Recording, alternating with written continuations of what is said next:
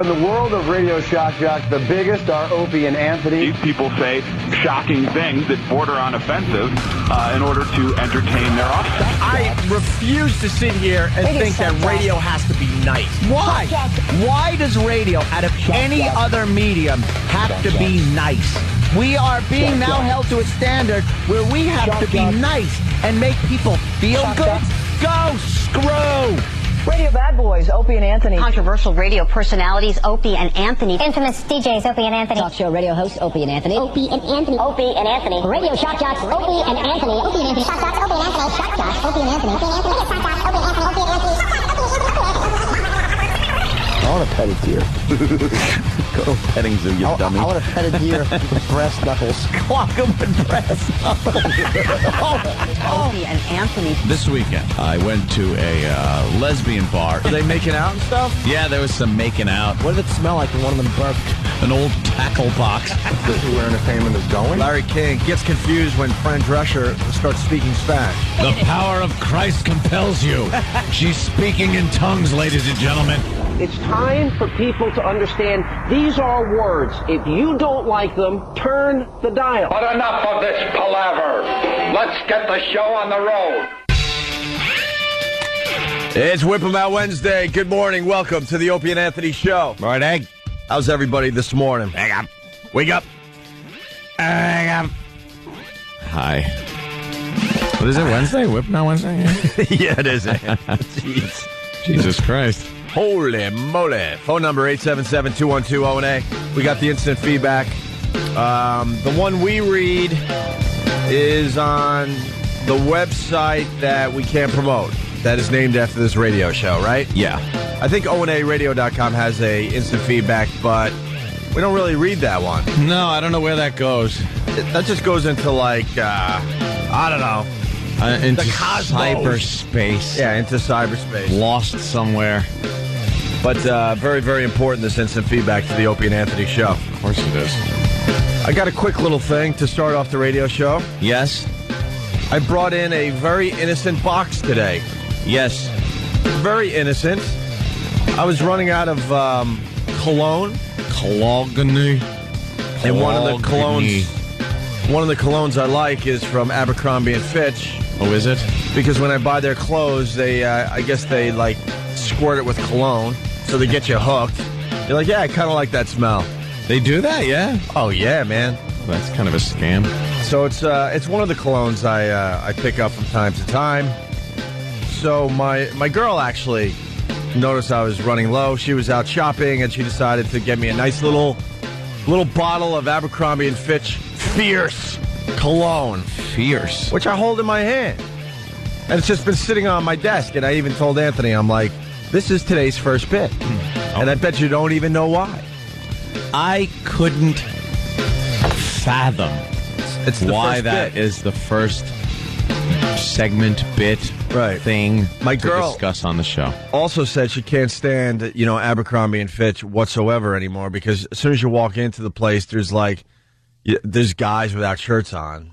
I mean, if you do that in any other establishment, they would call the authorities. But, for Abercrombie & Fitch, it's just normal to have, like, topless guys as little girls are walking around, like, trying to get a dumb little shirt or skirt for the summer.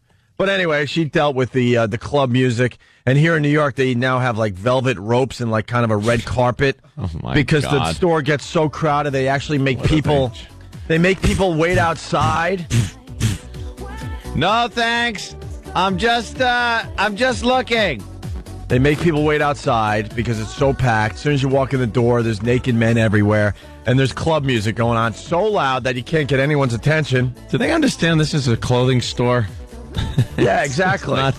It's not a club. Well, there is something going on out there in these clothing stores where they hire people not to help you, the shopper. They hire people to just hang out. It's a hang now. To make it look like it's the place to be. That's the place to be. I guess, because... Isn't this great? Yeah. Because some of these stores, if you attempt to ask one of these people for help, they get really annoyed. Because I guess that's not their job. Their job is to just hang. I don't know. Hey, this is great cologne. So, So my girl dealt with the homoerotic club atmosphere to get me a nice bottle of cologne. I brought it in today, and Anthony, I want you to open up the bottle. Why? To reveal the first bit of the Opie and Anthony show. Oh, no. Now, remember, this is Abercrombie & Fitch Fierce Cologne. It's a man's cologne.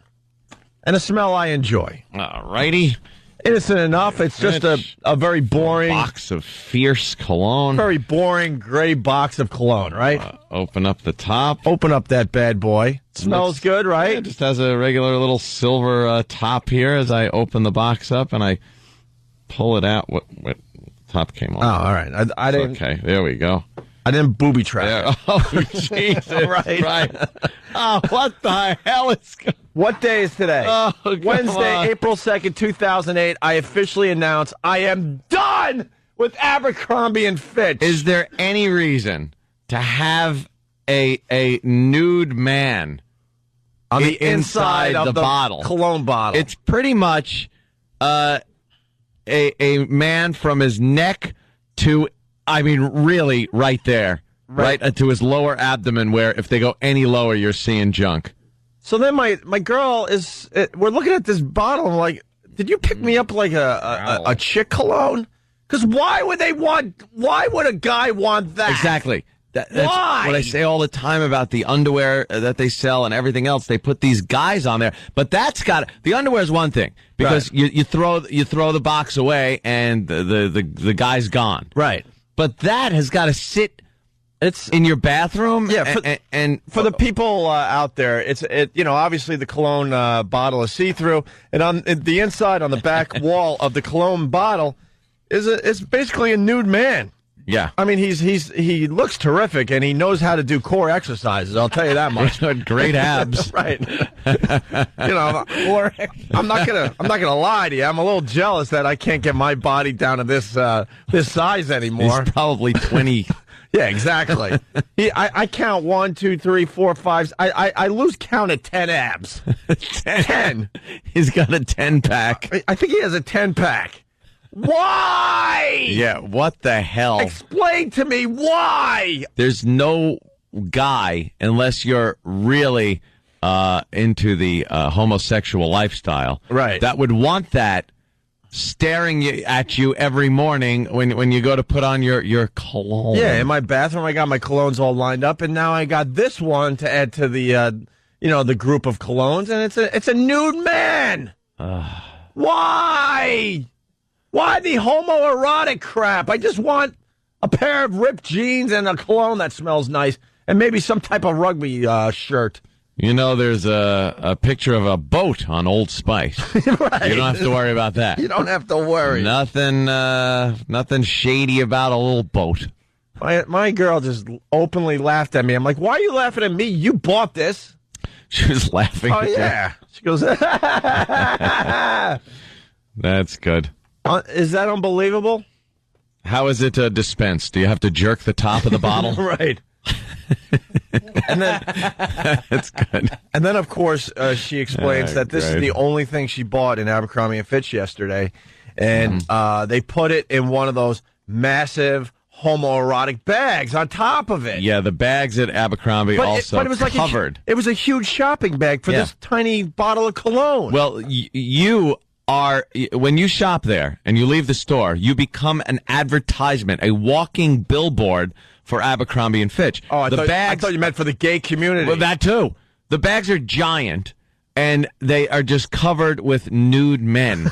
And you're walking around like, I'm in the mall, I'm hetero, and I'm just carrying around a giant, it's pretty much a 20 by 20 inch photo of a naked man that I'm now going to carry around. Yeah, this is porn.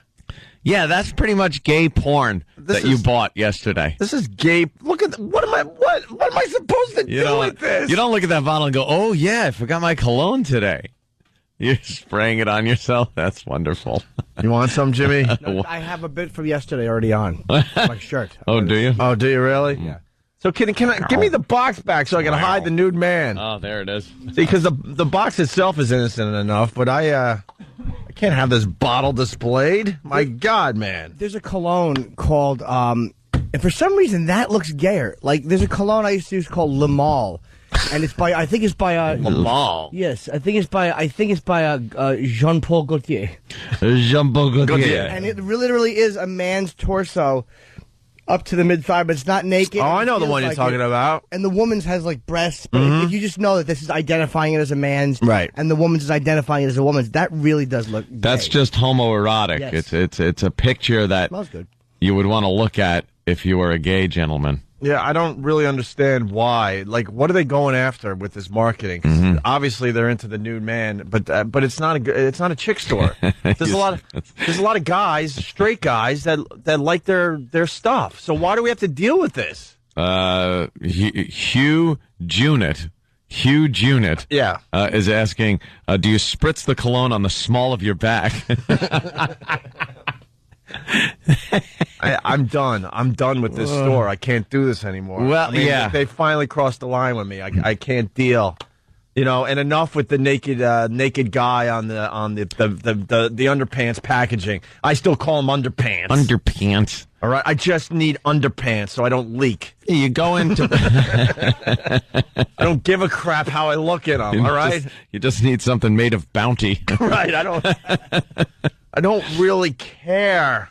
Yeah, because then you start studying the boxes, going, I think I'll look like this guy when I put them on. Because you do want your underpants to have the right cut, I guess. You want the right style, so you can't just grab it off the rack and know that you got the right one. Yeah, you got to look, and meanwhile you're looking at what amounts to a giant wall of gay porno. Because the boxes are covered with just men. Naked men. It's like I don't want to buy Fruit of the Looms like I did when I was 7 years old. I'd like, some a little better undergarment. I really don't even care. No, as long as it's just fresh cotton, and that's about it. I don't really care. I have Hanes on today. That's basically Hanes. But that's easy. But that's basically Fruit of the Loom. What are you talking about? I know. That's Hanes, what I said. Hanes is cheap. I'm not wearing expensive undies today. I got Hanes too because that's the only one I could find that didn't have a nude man on the packaging. I have Hugo Boss underwear. Yeah, and then I got another brand with the naked men on the box. Are they at least boxer briefs? I have some boxer briefs. I got some regular ones. I have an assortment now. All right. For any occasion.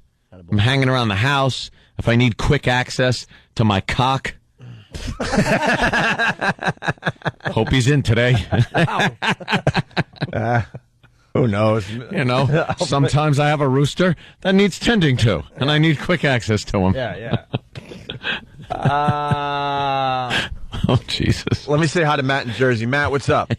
Hey, what's up, guys? Hey. I feel like a hypocrite because every time I listen to you guys forever, and I just started working there because I need a little part-time job, and there's hot girls there, but I have to stand in the front of the store and listen to that stupid dance music, and I feel like, Paul R. Nelson, linger longer. All right, Matt, thank you. There's hot girls in Abercrombie & Fitch, really. You wouldn't know with all the naked men around the place. They're not catering. I don't shop there. They're not catering to guys or straight guys. I go to the Gap. Just go to the Gap. Trust me, the Gap will do the same thing. Oh, I know. I think this is some kind of weird trend that's going to take off. It started with Abercrombie & Fitch, but I think other stores are going to get jealous, and you're going to see more and more nude men in clothing stores where guys shop. I don't understand. It's a creepy store to have to go into. Forever 21. Yeah, I've been in there a couple times. You just walk around and go like, I'm a creep. Let's say hi to Pat. What's up, Pat? Pat! Hey. Yes, sir. Speak. Always throws them. Yeah, you're on the air, sir. Oh, okay, the voice threw me. I just wanted to say, I used to work there, and they actually discriminate towards fat people, because for girls, anything that's above a size 8, it's out back, and you have to specially ask for it. Oh, really? So they embarrass the fat? as if they don't make you feel bad enough as you walk in with these pictures of muscly men. If you're a little bit fat, and for guys, it's anything that's above a 38 waist, you have to specially ask for it. Wait, Pat. Yeah, I know, right? Pat, what store do you work on? Like what town or city? I'm from Boston. I don't know if you've ever heard of it. There's a little town called Nashua, New Hampshire, right on the border. Yeah, of course. Of course. Where the duct tape comes from. And that's where the... Tax-free, man. And the booby clubs, right over the border. What do you think? We were born yesterday? Wait. No, they are pretty good. Anthony, why'd you say duct tape? Not as good as Montreal. Oh, they make duct tape there. Really? Yeah. How would you know that? I used duct tape for a long time in my sheet Sex metal life. work. Oh, yeah, my abductions. Hey, little Jimmy. You're hysterical. I'm here. Jimmy. Yes, sir. I just want to say, man, I'm a huge fan, and I love your stuff. Thank you very much, man. I've been listening for a long time. I think you guys are great. Thank you, Pat. Appreciate it. Thanks, guys. No, but what we get here in New York, because Pat's saying, they have the pictures of the nude guys. Most Abercrombie & Fitch stores, as soon as you walk in, they have the pictures of the nude guys. But here in New York, we're lucky enough to have real nude guys. How much of an outrage would there be if there was a store and there was pretty much scantily clad women that were just paid to be there, to stand there in, let's say, really revealing bikinis or something? You'd have this... Oh, this is an awful thing. It's degrading women. It's blah, blah, blah, blah, blah. But you could just parade these naked guys around a store, and it's no problem. Well, Hooters. No, you mean like? First of all, let me say those outfits at Hooters, and they have an advertiser. Then great, welcome, we love you, Hooters. Change your goddamn outfits on your girls.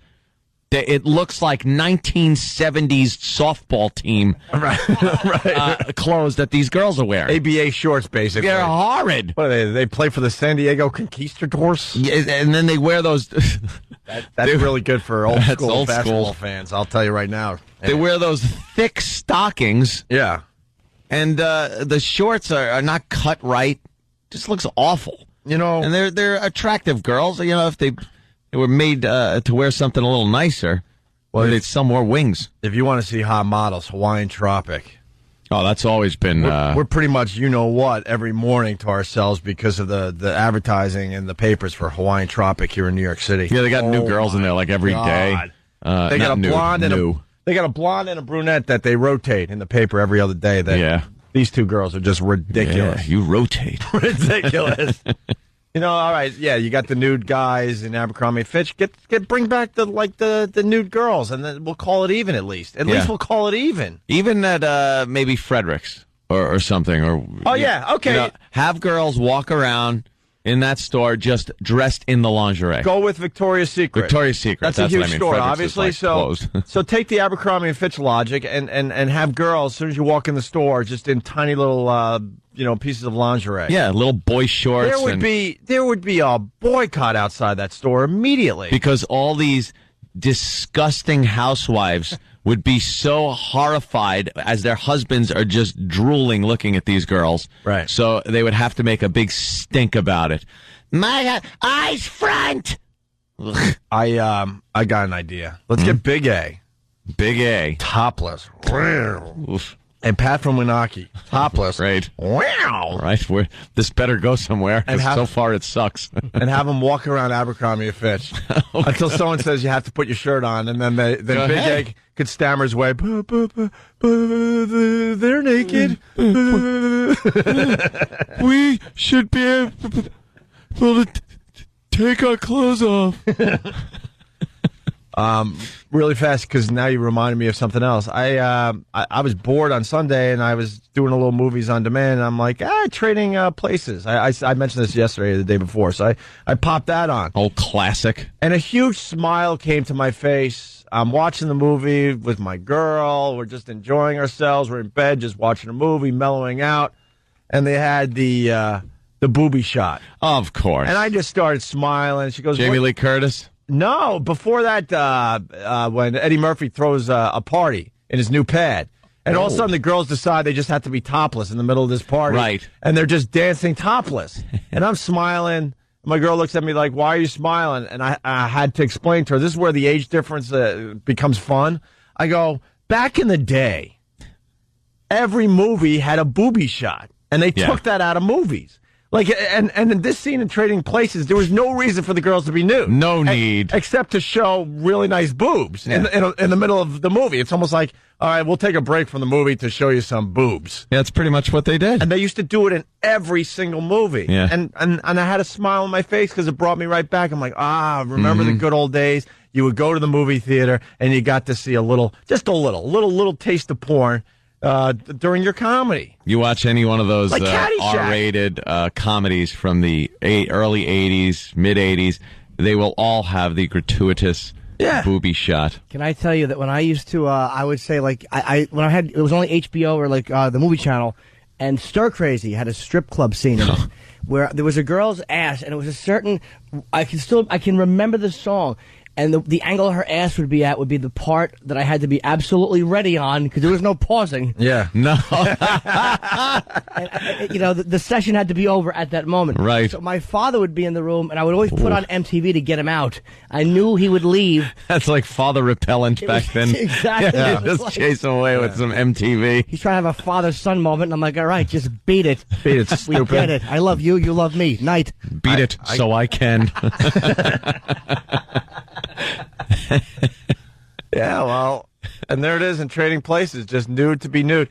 And remember Caddyshack, the pool scene? All of a sudden the girl has to take her top off. The girl's on some guy's shoulders, and she's just like topless. The scene, trust me, I'm not complaining at all, but the scene would have been just fine with the girl with the bikini on the guy's shoulders, no problem. Yeah. But all of a sudden she had to take her top off, because that's what you did in movies. Put your clothes on, dear. Yeah.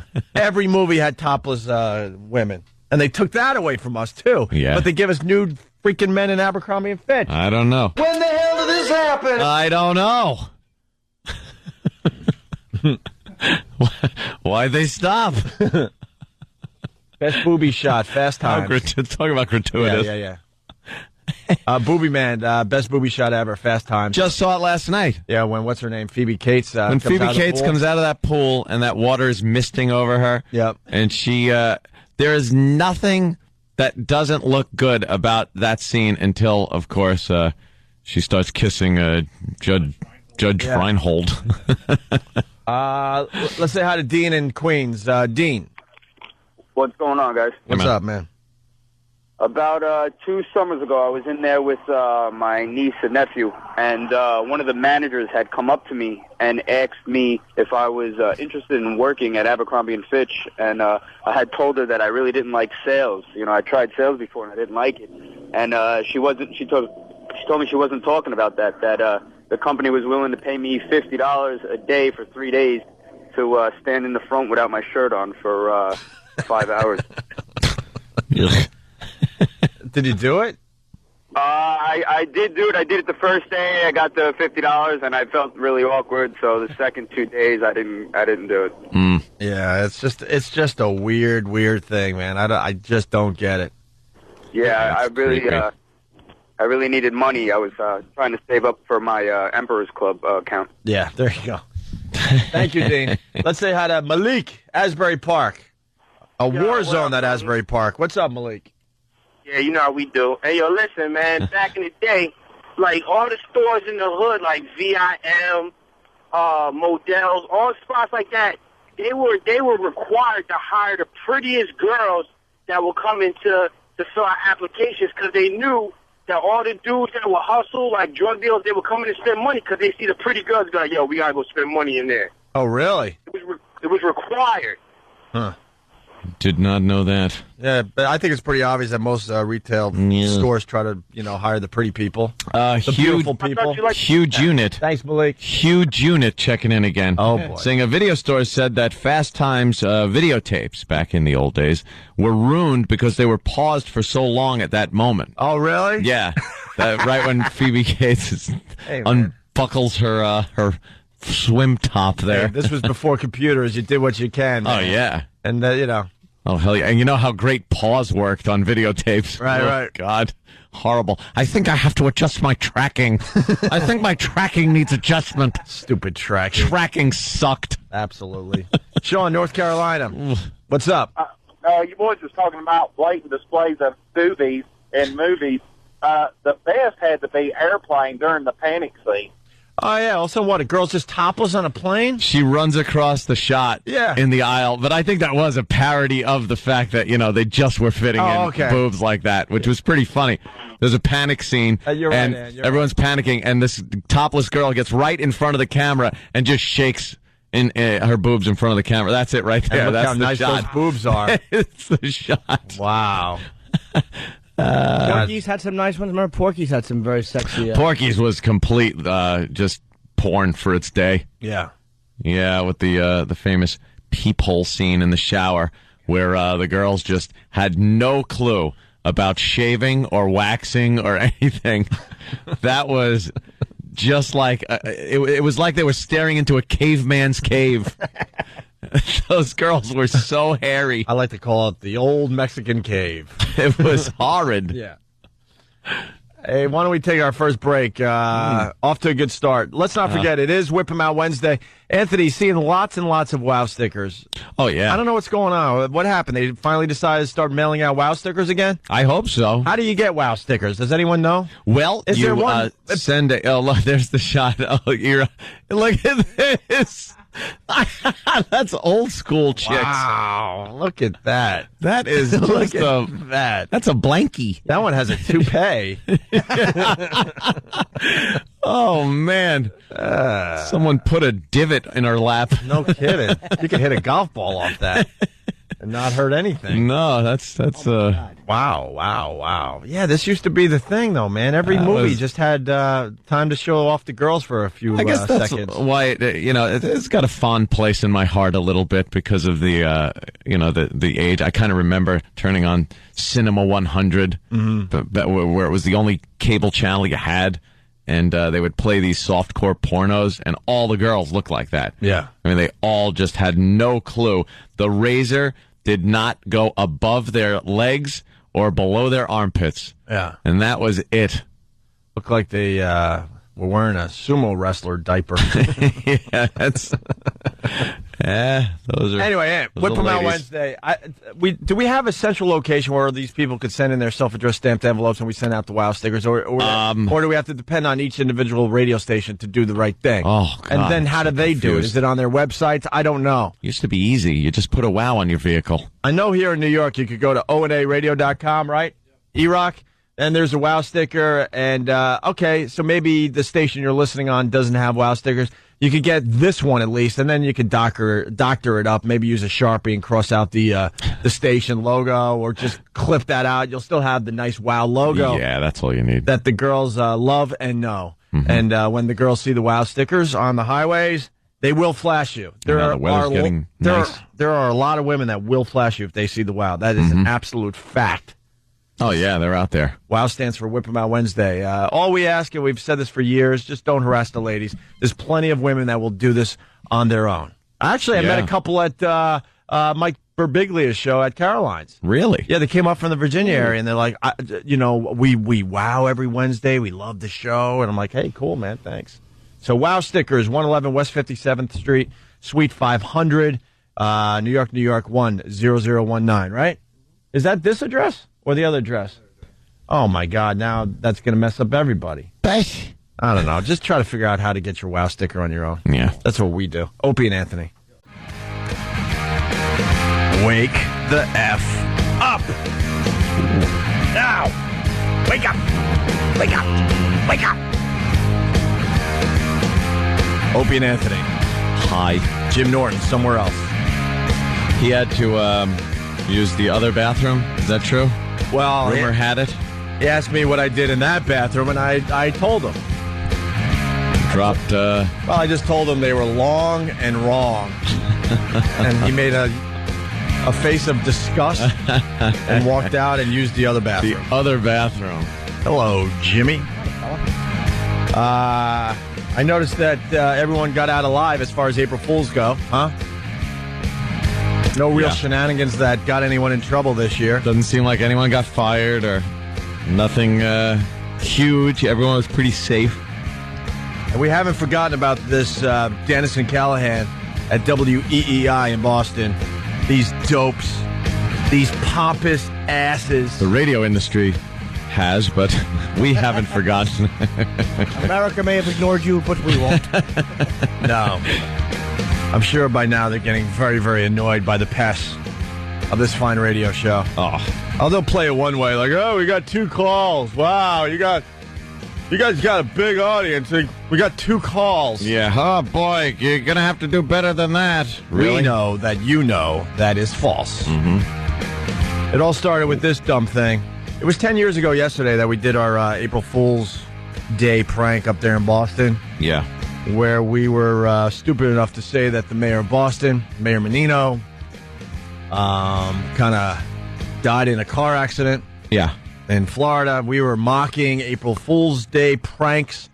And it was so out there. We pretty much got caught with our pants down. I'm amazed to this day that people actually bought into this bit we did up there. Because we don't even play the audio anymore because it's so hacky and awful. Yeah. It's kind of embarrassing to us. It's ridiculous. It really is. Ridiculous. And we listened to this like, who the hell would have... Who would have believed this? It's so obvious that it was fake and a joke. Especially on April Fool's. But whatever. Yeah. What happened, happened. It made us huge radio stars. That was the catalyst that led to everything else in our careers, by the way. It really. We were just kind of rotting away at that dumb station AAF in Worcester, being paid no money, just rotting and rotting and rotting. And this thing gave us an opportunity here in New York that led to syndication and satellite radio and TV shows and all sorts of crap. But Dennis and Callahan decided to take a little shot at us yesterday. Yeah. Make them believe they don't know who we are, which is just amazing to me. So we're out of time. We can't do our top 10 April Fool's jokes of all time. The mayor's dead. I'm just kidding. I'm just kidding. No, the mayor's alive, kicking. He's happy, healthy. Out riding his bike every morning. I'm not going to give you 10. I'm going to give you like 3 or 4 out of the top 10 April Fool's hoaxes of all time. Whatever happened to those idiots that said the mayor was dead? They're gone. They're like working at that McDonald's with the child molester. Yep. Yeah, that's where we are. Working at McDonald's, are we? That's where we are. Yeah, we're not broadcasting in Boston. Yeah. You know exactly what happened to us. You know, we downplay our success, but radio guys in general, we do. I mean, what I just said was a joke. I was just being an idiot. But for the most part, radio guys know exactly what we've done with our careers. If you're in the business. If you're in the business, you study the players and you understand who's doing what. Yeah. Especially guys that are syndicated. Yeah. All over America. So the pests are on it and getting some fine reports that they're getting very, very annoyed at WEEI. So keep it up, guys. We got that number there, E-Rock. See, this would have been perfect timing to have the phone number right there in front of me. Because then I could give the number out and then people could continue to call. But you were too busy doing who the F knows. As he types in EEI now. Way to be on the ball. E-Rock. We'll find. Maybe he was doing something. What were you doing, E-Rock? Productive. What were you doing there, E-Rock? Pull that mic over. I was looking to see if we had any more of the AAF news clips that we had from America.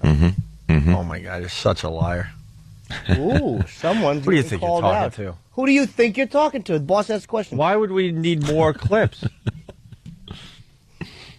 Oh, well, you were going to that thing there. You have those 2 discs next to you. I was trying to find more of the Which stuff we that pretty much decided not to play.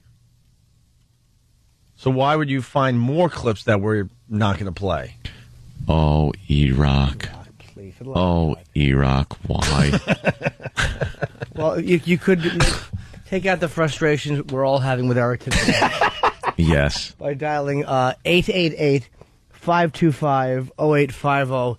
It's the Dennis Callahan show. They're just pompous asses. Just make sure you don't use profanity because that will really bother them. That'll ruin their show. Don't do that. Yeah. And if David Hinckley's listening, see, that's sarcasm, David. Jimmy used a little of that sarcasm right there. Oh. Something you don't understand, obviously. Yeah, isn't that great? We trashed our old producer on the radio yesterday, badly. He decided to do an interview with Stepping Out Magazine, which pretty much burns a lot more bridges in this business. He only had a few bridges left, and he pretty much burned the rest of them. Burn them all. By having this article out where he trashes Ant and I, mostly me, trashes the company that he's trying to get a job with a new type of radio show he's doing. And I talked to the big guys way upstairs, and like, we're not doing business with this guy, especially after the article he did for Stepping Out magazine. So we gave him a good trashing yesterday, and stupid David Hinckley. And I know I use the word stupid a lot, but in this case, I really mean it. David Hinckley, you are as dumb as they come. He doesn't understand sarcasm. You are really a dope. He just took literally everything that was said on this program yesterday when we read through the article. Right. Let me read this article really fast. Opie and Anthony morning team on K-Rock yesterday fired back at Rick Delgado, their former producer, for comments he made in the Stepping Out magazine that hits newsstands today. Delgado was O&A's producer at NEW when the Sex for Sam debacle went down. That got the boys kicked off the radio for 2 years. He's out of radio now and not happy about it. He tells Stepping Out, saying, "The medium has lost its guts and spark." As for O&A, he says Anthony has stayed friendly, but that Opie is basically a jerk. That's not what Anthony said. No. Anthony has not talked to Rick since the last time I talked to Rick, which was right outside on the sidewalk outside this radio station. Yeah, since you did. We were both outside, and he came up to us on the sidewalk, and that's when we talked. And once again, I'll say it, and that's why Rick is a complete phony. He had the opportunity to say whatever he wanted to my face, and chose not to. Chose to just be friendly and cordial. And that was the last time Anthony talked to him. David Hinckley didn't understand that yesterday. Anthony's not in touch with Rick. I was making light of the fact that he was bashing Opie horribly, and then giving Jimmy some jabs about Jimmy on the show, but he had nothing but kudos for me. Right. So I was saying, well, I kind of like that. I agree with that statement.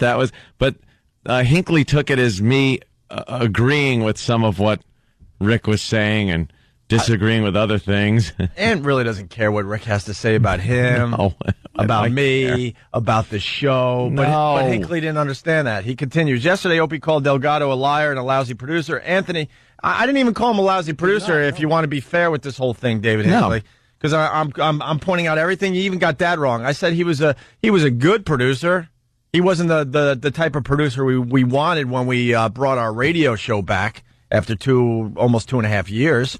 Well, I didn't say he was a lousy producer. I didn't say that. You have to rephrase that because you said he was a good producer. He wasn't the kind of producer we wanted when we bought our radio show. Right. we wanted the lousy producer. I understand who you wanted. Oh, yeah. Well, true. And then it says, Anthony said some of Delgado's charges are true and some are not. Anthony did not say that. I was goofing because I was getting such a... God, David. This David Hinckley is just stupid. Did I even, And then he writes, all this happened on April Fool's Day. No. Well, what happened? Nothing. I just missed an opportunity to use my favorite new clip.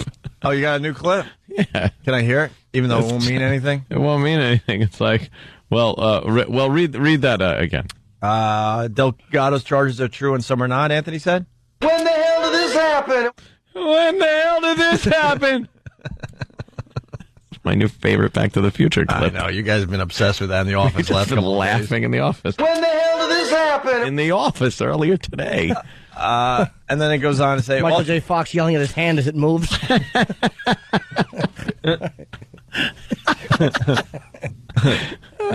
All this happened on April Fool's Day, of course, when O&A have a history of occasionally putting people on. What does that mean, David? I think he thought it was some kind of a gag. But it's not a gag. We're responding to an actual interview that is coming out. You think we all got together and came up with that wacky bit? Elsewhere yesterday, Tom Taylor's RadioInfo.com said CBS may be leaning toward re-upping O&A, whose deal expires this month. When the hell did this happen? Really?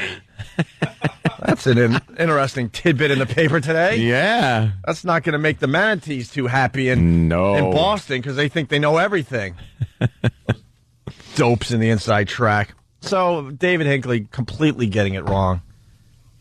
I just give up. I mean, people, why even try to sound intelligent and get your thoughts together if people don't understand what you're saying? Yeah, I would think he's a radio guy. If he's not understanding, he would understand that bit of sarcasm. But all right. Again, speaking of April Fools, did you guys hear what Hillary did?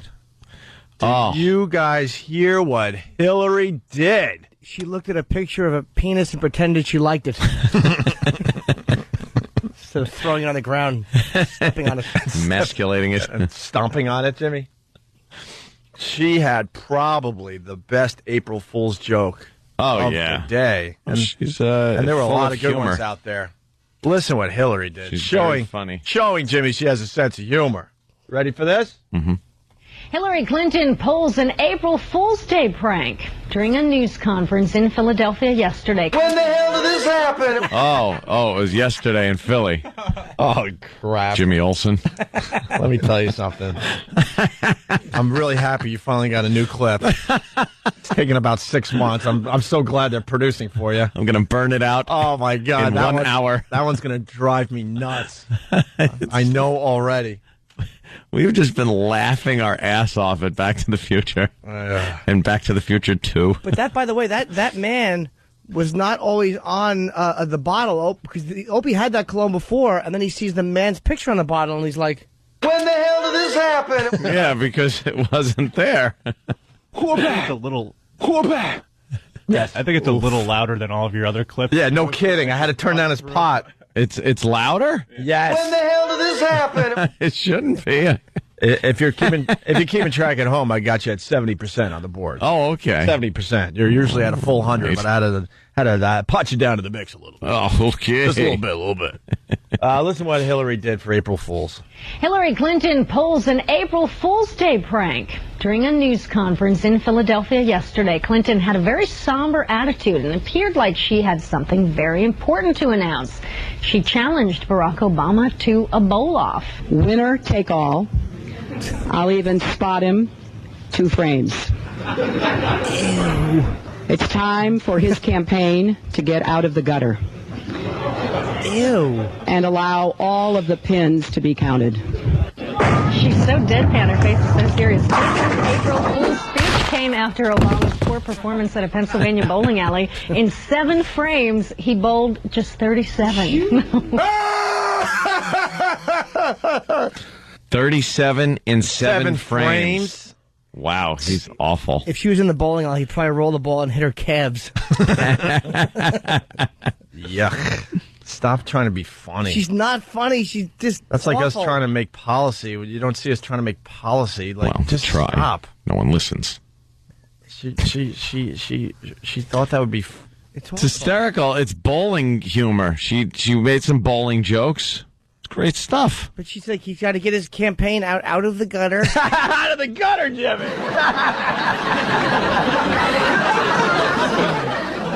How about this? Barack Obama should have some balls. I like that one. So... Oh, he was throwing gutter balls. It was really funny to watch. Yeah. Like, what made him go bowling badly? Like, who talked him into that?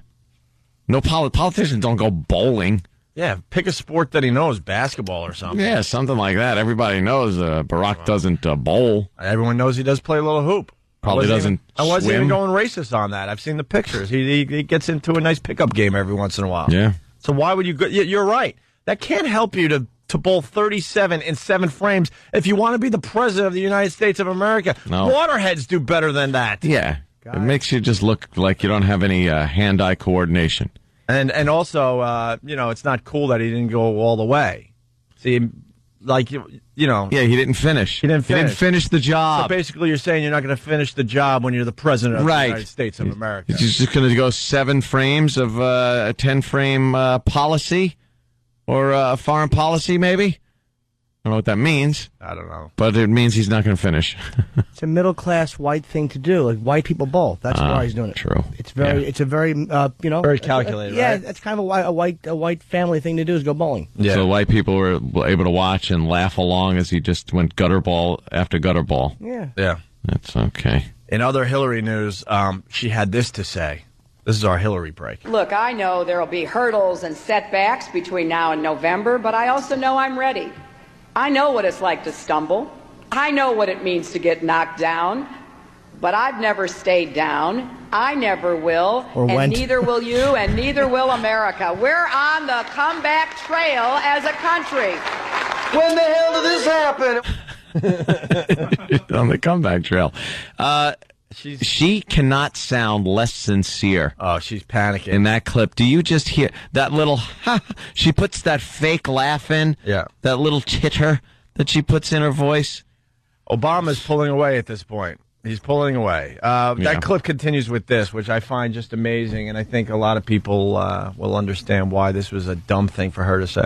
Senator Obama says he's getting tired of the campaign. His supporters say they want it to end. Well, could you imagine if Rocky Balboa had gotten halfway up those art museum stairs and said, well, I guess that's about far enough? That's not the way it works. Let me tell you something. When it comes to finishing the fight, Rocky and I have a lot in common. I never quit. Yeah, he used to hit your legs in the first one to warm up.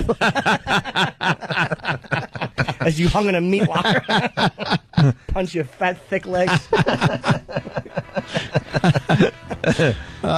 Rocky and her have a lot in common. Hold on. Did Adrian use a cigar on an intern?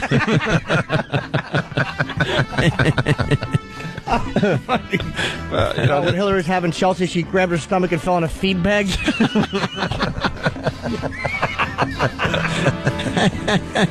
Did Bill have a hair lip when you met him? How does that work?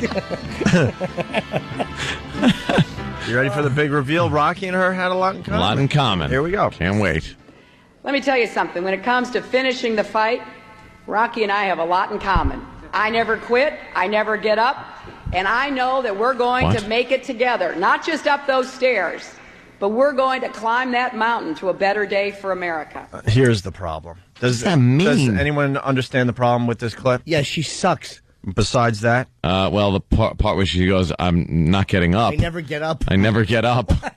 Yeah, first of all, that means you're going to be staying down on the canvas, but you shouldn't reference Rocky and the first movie because Rocky lost! You dope! You don't even know movies! Rocky did lose that one. How about Rocky and I have a lot in common? We both like being hit by muscular black men in the face.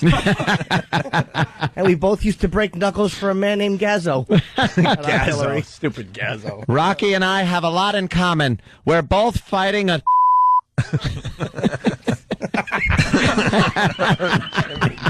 Jimmy. What the hell, man? That's hilarious. But but you can't reference the first Rocky movie. Rocky lost, you idiot. God. But let's I react to certain substances the way he reacted to those raw eggs. Hold my nose and gulp.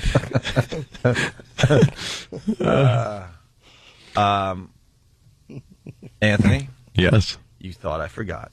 1, 2, 3, 4, 5, 6, 2000. Wisconsin, Ohio, Texas, and on to Penn State. She's gonna do it. Give her just a chance, she'll make it. Any glass ceiling, she'll break it. She's gonna be our president. When the hell did this happen? Hillary Clinton. Nothing's gonna turn her back now. Grr. Straight ahead and on the track. Grr, grr. With plans to make our dreams come true. Dear Lord Jesus, this ain't happening, man. This can't be happening, man. This ain't happening. Never heard the word impossible. That's my favorite part. There's no time for change. She's gonna do it. Is she? On your mark, get set and vote now. Vote now. Got a dream and God. Shut up. With plans to make our dreams come true. Working for us all day, yes, all day. Is she? Make all our dreams come true. Working for us all day, yes, all day. Make all our dreams come true. For me and you. Quarterback. Thanks for nothing. Oh. I wanted. Wrong. Try again, dumbass. That's about the size of it. And that concludes our Hillary Clinton segment of the program today. We're both fighting.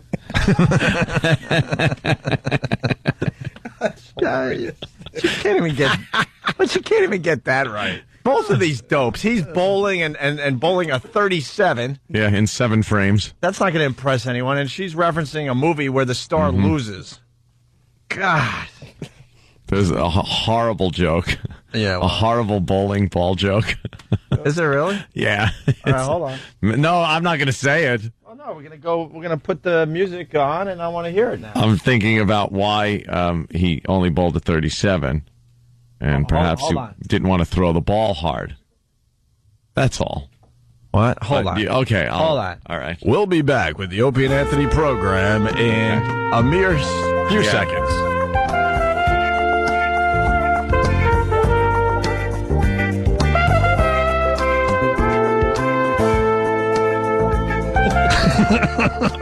What is wrong with you?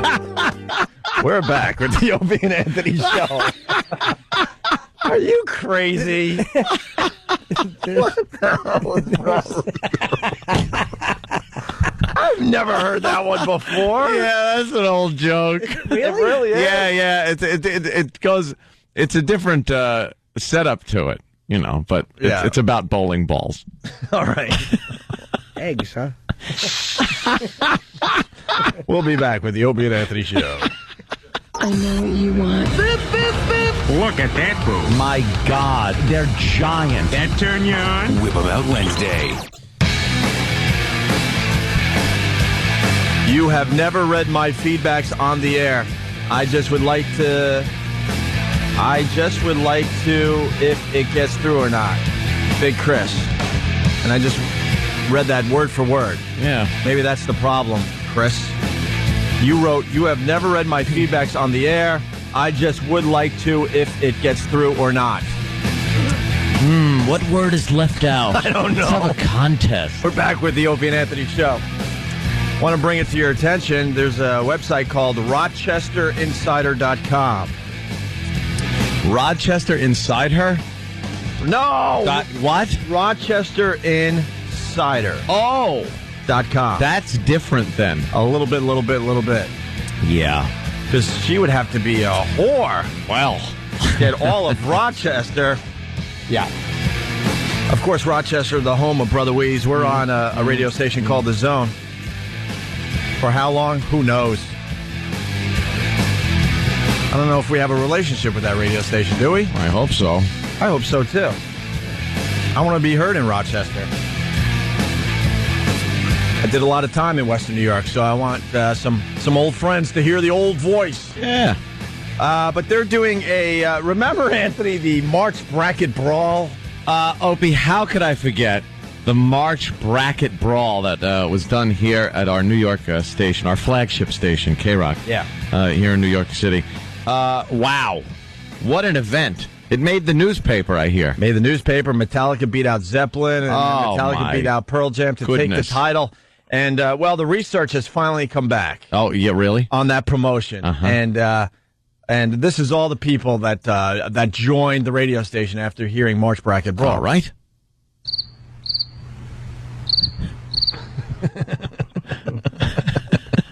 That's not a lot of people, Open. Well, Jesus Christ. Can we just be team players for once? Why? We're going to start now after 13 years? No. Why? I will say just this. for once in my dumb career, I want to work for a healthy radio station. Is that asking too much? And I'm not talking about the syndicated stations. I just want the flagship station that we're on to for once to be like the powerhouse. Like you just drive around the city and you can't avoid billboards and our faces and the logo. Huge.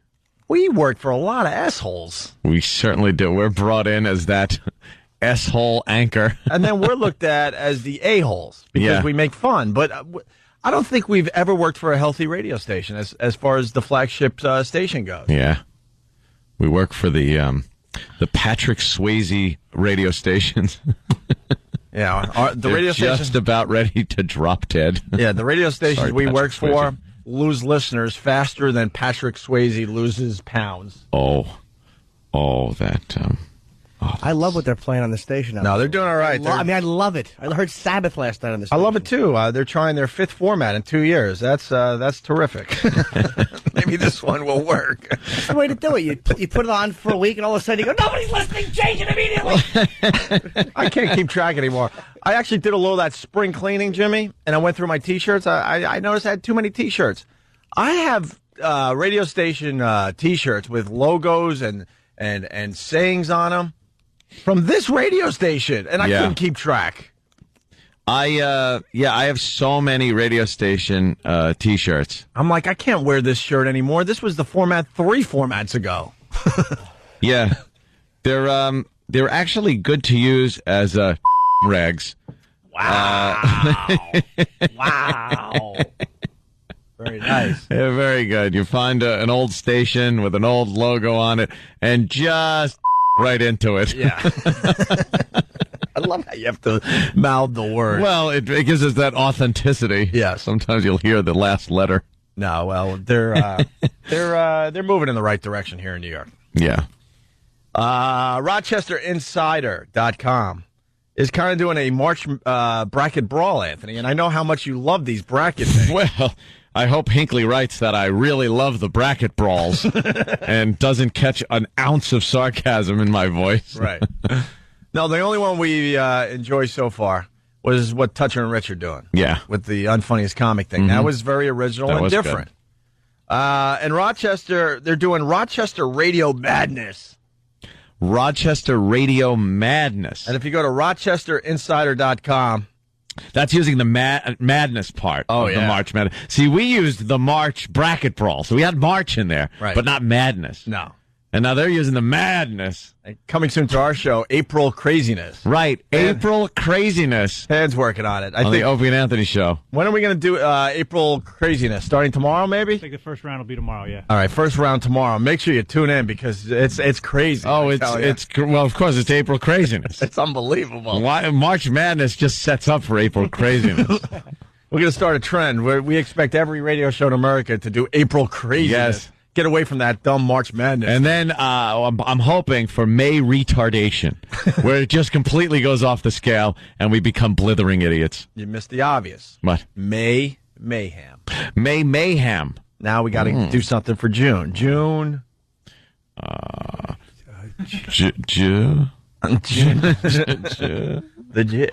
Jew. Very nice. June bug out. Oh, a June bug.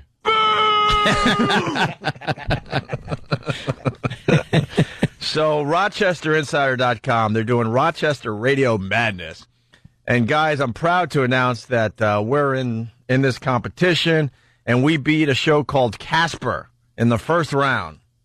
Casper. And we are right now taking on the Morning Coffee Club. What? The Morning Coffee Club. What is that? Look at the picture of the Morning Coffee Club. They are the 3 most killable people I've ever seen in my life. Look at that pig. Oh, here it is.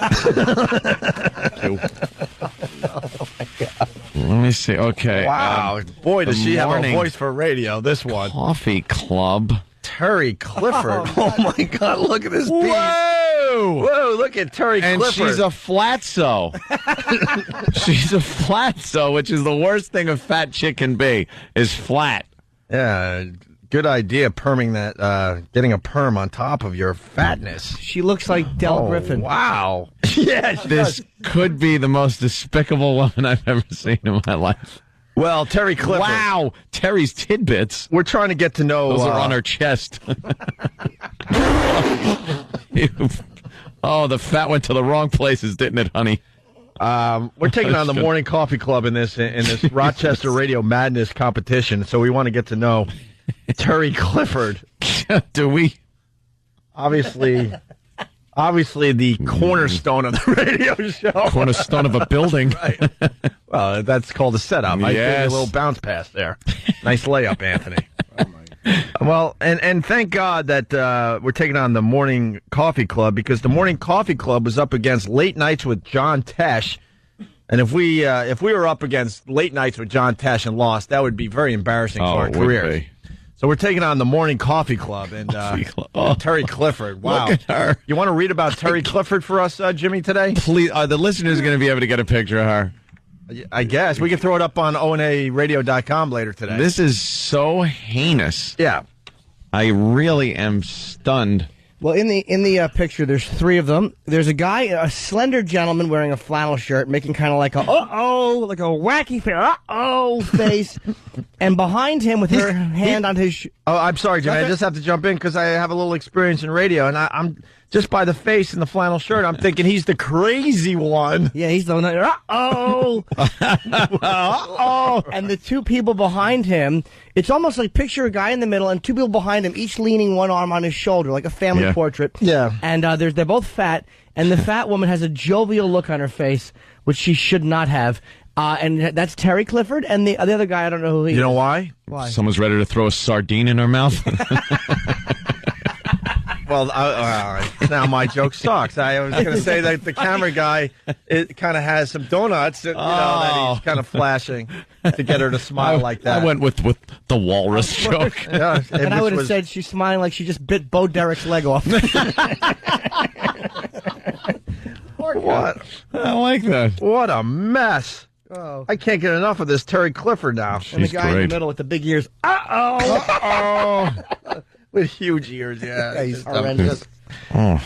Anyway, we're beating them right now, 46.2%, and we have 53.8%. That's it? Those numbers will change drastically in the next hour or so. Yeah, I think so. Terry Clifford. What do we know about Terry Clifford there? She's fat. Oh, she's awful. And she has what looks like a curly version of Gene Simmons' wig on. Terry Clifford is Zilcho #1. Working at WBEE is truly a labor of love for me. I was originally hired in October of 1984, 3 years out of college. One small market radio station under my belt. Jesus. You could fit 18 major markets under your belt. Yeah. She worked at 1240 AM WGVA in Geneva, New York. Little known fact, I got my radio start in Geneva, New York at a fine station called CQ102 Hit Music and More. Yeah. This bio, it's so awful you can't even be funny with it. No. Yeah. Like here's the one line she goes for a joke. Well, could you continue? Because I want to comment about the next line. Okay. She graduated college in 81. Her first gig was at WGVA in Geneva, New York, and then she was ready to conquer Rochester. Ready to conquer Rochester. 22 plus years later, I'm still working on that. Wow. Jesus, give it up. The only person that should be proud to be doing 20 plus years in Rochester radio would be Brother Weeze, because he is like a monster. He is a monster. So is Terry Clifford. Right. Well, she's the Cloverfield monster, but Jimmy, come on, man. She wants to conquer Rochester by knocking down buildings. Yeah, exactly. Anyone else that... Oh, that's the guy in the middle. Anyone else that has spent 22 years in Rochester radio, and I love Rochester, I go up there 2 or 3 times a year easily, should kill themselves. Kill themselves. Oh, boy. So she's still working on that, Jimmy. What else you got here? I don't know. There's nothing else. I have worked every air shift imaginable through the years, along with a number of other jobs around the station, but none that I love more than the B Morning Coffee Club. I have worked with and for some of the best people the business has to offer. Who cares? Who cares? For those of you who have listened for a while, should be for both of you, you'll remember the likes of K.B. Cooper, Coyote Collins, and, of course, the unforgettable Bill Coffey. Oh, Bill Coffey. Is that why the show's called Morning Coffee Club? Oh. It's like the drink, only spelled different. Well, the next line... Only the hijacker, only luckier because you don't have to listen to this fat pig. That was Cooper, I'm sorry. Whatever. The next line in this bio could go either way. It could get either a really big laugh, or it can make people very sad. I think that's up to you to decide. Yeah. Who are we to decide that for you? Bill Coffey. He was my coworker, my mentor, and one of my best friends. His sudden death. Ooh. His sudden death on Monday, December 6, 2004. When the hell did this happen? Oh, I it was just December told you. 6th, 2004. Sorry. Left a hole in our staff and my heart the size of the Grand Canyon. Okay. Start writing. All right.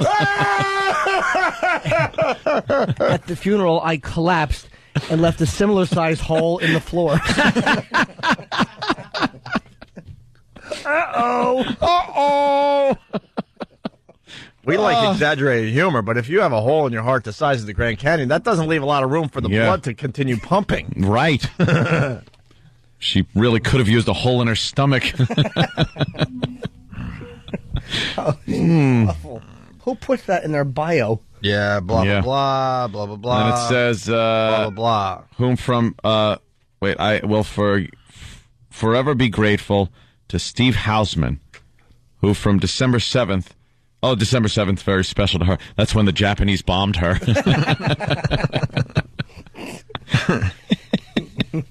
Whatever. So we're up against this show called The Morning Coffee Club. Go to RochesterInsider.com to check it out for yourself. All the great shows in there. Wow. Mike Danger. I am one lucky lady, she says. Yeah? Yeah. Are you? Really? Wow. Luck be an elephant. Tonight. All the shows we're going to have to take out to take the title. We're going to have to take out Mike Danger. We're going to have to take out the Wake Up Club. We're going to have to take out Morning Drive with Gately and Julie and Wesley's World, whatever the hell that is. What is that? I don't know. Wow. There you go. So we're in a bracket thing. Yeah. Rochester Radio Madness. Wow. Look at Terry Clifford. I'm obsessed with her. Oh, totally. She's all I want to think of today. She is horrible. Look at those arms. I can't get over this picture. I bet she's got double ass. You ever see fat women that have the ass in the middle of their ass? It's like a separate ass because the panties aren't that big. Yeah. So they kind of bunch up and squeeze part of the fat into a smaller, like Quato from Total Recall. Sure. It's like Quato ass. Hey, you got a little butt growing out of the big butt. Yeah, I bet Terry Clifford's got that. Her hair is. You know what it looks like? It looks like a wok with an afro. It's curly and completely bullish. It looks. I think it looks more like cotton candy myself. It's very hobbitish. I think I think she cuts her own hair in the mirror. She has hair like Herb Tarlick. Let's say hi to Jared in Boston. Jared. What's up, eat Jared? the sandwiches. Jared. What's up, Jared? Hey. Way to pick on those hard targets, you bunch of nudges. We're nudges. Oh, it's making you laugh, though. Let's be honest. Oh, she's what she is, you know? I mean, come on. Flatso. I love Flatso. Flatso. It's the curse of the fat woman. Being fat with no boobies. The Flatso. God bless. Rosie O'Donnell's the classic Flatso. The classic. Oh, yeah. Classic. Just huge with no breasts to speak of. Yeah. Let's go to Tanner in Fargo. Tanner? What? Boy. Herb Tarlick's picture. Yeah, what's up, Tanner?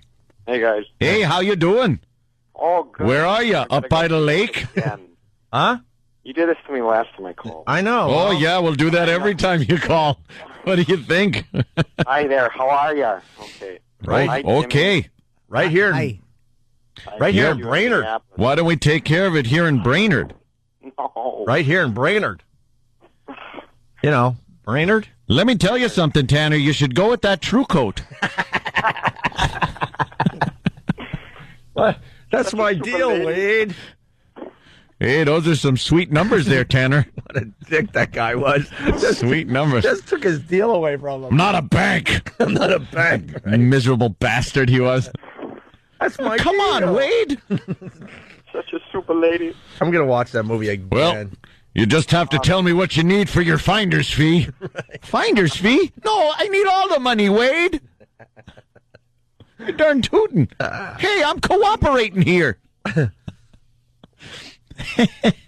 Yeah, okay. Someone is suggesting that this Terry Clifford looks a lot like Babe Ruth. If Babe would have grown his hair out a little bit. Go ahead, Tanner. Jimmy, I'm sorry I missed you in Minneapolis. Oh, thanks. Because I'm such a big stalker of you. But anyway, I was... Where were you, over the Radisson? No, but... Should have seen me on stage. I was funny looking. Dude, you guys see the color picture of Terry Clifford? Oh, God. Hold on, I'm sorry. Wow. Black and white makes her look... In a general kind of way. Wow. Yeah. Hold on, buddy. She's wearing Terry Clifford. We were looking at a photo of her in color, and she has on glasses, and she's with two guys, and she has white gloves on. She's wearing two white gloves. Why? Because she's holding an Oscar, and I guess it must be a real Oscar. That's why the white gloves, so you don't mess it up with all the greasy fingers that she has. Oh, I'm sure. All the fried chicken she's eating. Chicken and whatever the hell else she's eating. That's great, too. With the white little gloves, she looks like a panda. Oh, God. Wow. Whoa. Whoa. All right. That hairdo is wonderful. Atrocious. Yeah, she looks like the rental car lady in Planes, Trains, and Automobiles, but fatter. And John Candy. Could you move down to her white gloves? Yeah, let's see the white gloves. We got to get these pictures up. Why is she wearing white gloves? Oh, because she is holding an Oscar. No, You're she right. is, and I'm sure they don't want the grease on the damn thing. Yeah, put these gloves on. They probably make her do that, like whenever there's stuff around, so she can't be picking up little chocolate things. They'll look at her fingers and see if she's been eating. You've been eating, haven't you? The insurance company makes her do that. Checks on her and see if there's grease on her gloves. You got Morning Coffee Club audio, Danny? Oh, Danny. Danny's Thank God. Tanner, you better hurry up because we got Morning Coffee Club audio. This is the radio show we're up against in Rochester Radio. I forgot the name of the contest already. Brackets? Bracket madness. Craziness. Okay, thing. Insanity. I'll make it quick. Yeah, go ahead. Okay, with my job, I can only listen to the show at night, so I was just listening to yesterday's show, and around the end, when you were talking about Dennis and Callahan, I decided to call them up because they're on right now, and I played some of your audio for them, and they listened for 4 minutes, and then hung up, and then I rolled it back to when you boys were talking about how well you've done for yourselves, so I called back, and I played that for them. Well, cool, because they were the ones that took the shot yesterday and said they said, whatever happened to those guys? That's right, and then after you said XM, I paused it, and I said, does that tell you where they're at? And the young man, or whatever, on the screen caller said, dude, you're such an effing loser. Right. But yet you got through twice in a row immediately. Yeah. Yeah, they're... Hey, I got to tell you guys, Thanks, we man. really want this battle in Boston. We're definitely going to hit EEI hard. And one of these guys, I know a little bit about him. He will absolutely crack and say some horrific things, which will be just horrific. Oh, will he really? Oh, he will crack. Why? Is he? He's just a pompous ass that can't imagine anyone not liking him. Oh, he will crack. Ugh. Oh, we got Jim Jeffries here today. Awesome. I forgot that he was coming in. Great guy, man. Very funny guy. All right. Hey, Tanner, thank you. Yep. All right. Adios, boys. Bye. Oh, she's wonderful. Do we have time to play Coffee Club audio? We're confusing everyone. Please, Opie. We pretty much take on the whole radio industry every morning. Let's just be honest. And now we're in a bracket thing with against this coffee club, is that it? In Rochester. We made fun of Scott from Scott and Todd yesterday because he sounds like he's talking with loose teeth. Can we play that audio from yesterday again? That made me laugh all night. That was really good. We'll play it after the break. I don't know what happened to him. Oh, rock face. We're taking on EEI in Boston. We're all over the place, so just try to keep focused here. This is a show we're up against, I guess. Do they even... Oh, they're on in mornings, and we're on, like... We have a horrible time slot, by the way, in Rochester. I've been fighting that for a long time. 2 to 5, that's prime time. 2 to 5 stinks. You want to get people in their cars. It's all about getting people when they're in their cars. 2 to 5 rush hour. stinks. And I lived in Rochester. I mean, the commute is really short, and they're not commuting at 2 in the afternoon. No. Morning Coffee Club. Here's some audio of the show we're taking on. Rochester Radio Madness. Hold on to your hats. 712 and 92.5 WB. Wait, hold on. Why does she start off with her weight?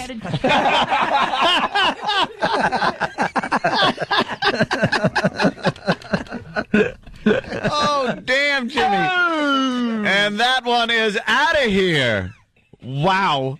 By the way, Just remember, you're listening to a fat pig. I mean, the voice sounds like, wow. Oh, look at everyone on Pal Talks going, swim walk. Swim walk.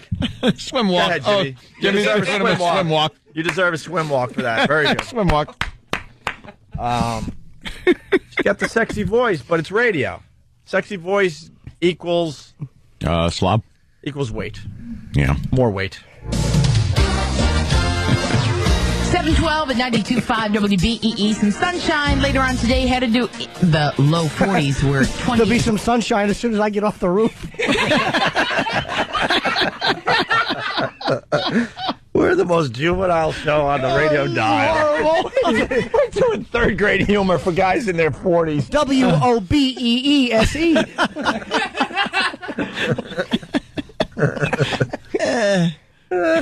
Rochester's the only city in America that has more eclipses than everywhere else because of this Terry Clifford. Oh, she's wonderful. Oh, she's a gem.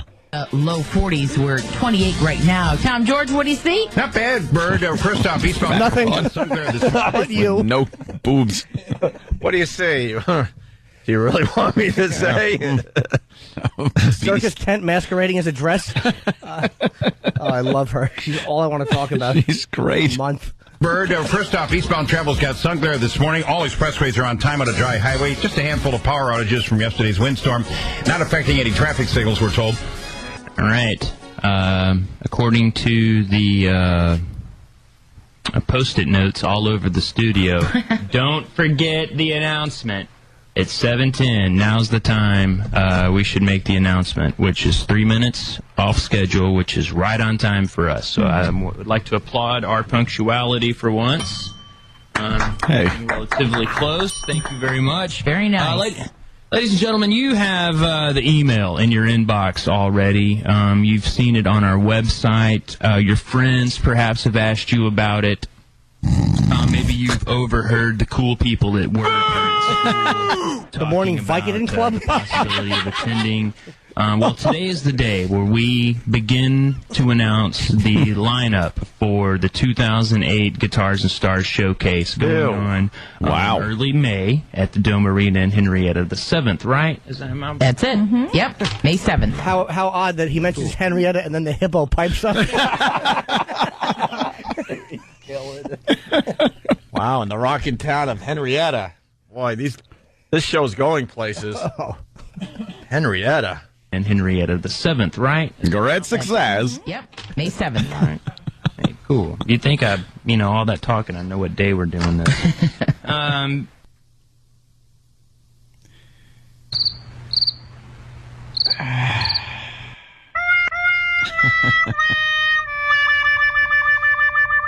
Oh, my God. Now I need to know who's playing at their great concert. Oh, my God. I think it's in that. WBEE.com is the web address. Just go there. It's so easy. It's so fast, and you're still in plenty of time. Is it? To sign up for the I Love My Country Club. Not easy for her. WBEE.com. She hits 5 keys with each fat little chubby finger. I can't get to a website. Who's playing at the... What is this show called? The... Guitars and Stars. All right, who are the guitars and who are the stars of this big concert? Country Club, WBEE.com. All right, which, by the way, is where James Otto will be joining us relatively soon. Am I right? Who? He's supposed to call us actually on the phone. On the phone as opposed to actually, he was supposed to call us a few minutes ago, but I think I might have given him the wrong number. I was hoping you wouldn't bring that up and we could be like, hey, what do you look who called? James Otto. But now, Terry's picked the string off of my broadcasting, so there you go. Just jolly laugh there, Santa. All right. Cell phone, keep us on there. Hang on. All right, you just do the news. Oh, nice. All right, stay tuned. James Otto will call us here in just a sec. Oh! You want to call? You know how many times he's been told you have such a great laugh? So. Yeah. Terry Stephen Newman. Yeah. Why don't we have our voice guys sound like that? Opie Anthony and Jim Norton. I could not imagine having a show like that. I hate this business. That does that whole, hey, blah, blah, blah, blah. Blah, blah, puke, puke, blah, blah, blah. This is the greatest thing you're going to hear. And it's the guys, and the hole is there, and it's just the same formula. She just laughed over crap. She just laughed over a concert announcement. Whoa, hey, slow down a little bit. Oh, good gravy. Concert announcement. There's kids listening. Whoa, slow down a little bit. Well, imagine what a chair smells like. Oh, Jesus. I like the inside of her wig. It's a lot of New Year's Eves alone. Like ground zero right in the middle of that chair. Just has to be. I just want to put my nose right there and go and just see what that is. See what's going on there. Oh, hey, they got a big one though for this stars and guitars. They got Zamfir, so that's very good. That's a biggie for them. Just roids hanging down like a spaghetti maker. You just know she's forcing things. Yeah. Awful. All right, we got to take a break. Think it stinks? Oh, it's got to just stink. Ugh. Yeah. Just that musty, rank, dank, hasn't cleaned up very well in years. Kind of. Little arms don't reach. Yeah. Look at Terry Clifford getting an award from breezing the crap out of that seat. Getting an award from Barbara Walters for what? Should be a blue ribbon tied on her. Yeah, 4-H. What is that? Broadcasters Award. New York State Broadcasters Award. She's playing the part of the state.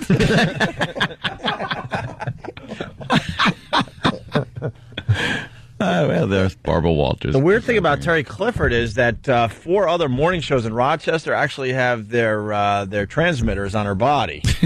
She is one of the highest mountains in Rochester. Oh, yeah. You think they had a little contest, smell Terry's chair? Oh, I'm fixated now on the chair. I want to smell her chair because it's probably so disgusting. Steal her chair, please. Yeah. All right, we got to take a break, and we got Jim Jefferies coming in next. He's great. He is great. Love this guy. I saw him at the Dennis Leary and Friends show that Dennis did, and we had him on, and he killed, and he's here today again. Very cool. So we'll do that next. Opie and Anthony. Right back at you. Opie and Anthony. Hello. In studio, Jim Jefferies. Jim came in, 4 or 6 months ago and just killed for us. And I was telling him off mic that the listeners of this show just have taken to you. They love you, Jim. Oh, thank you. It's very nice. They talked about you for a long time after you left on all the message boards and stuff. And Jim Jefferies will be playing Caroline's here in New York City Thursday through Sunday. Tickets available by calling 212-757-4100. And you got the MySpace / Jim Jefferies to get Jim. Just / Jim Jefferies, and then that's it, I guess. There's not much to say, really. Well, Jim is a very, very edgy. Yeah. Very honest. I wouldn't say that honest. Honest, pretty honest. Some of the stories you tell on that stage. You admit to a lot of horrific things that you have done. Well, yeah, I do. Well, it's the truth, the whole truth, and nothing like the truth. You know, it's 80% true, and then I just put a few C words in the middle to make it more meaty. Yeah. Try to meet it up. I was just so excited to get in here and actually see a picture of Terry Clifford. Yeah, because I was listening in the other room and I was thinking what she actually looks like. And the first thing I said when I came in, she actually does look like my mum.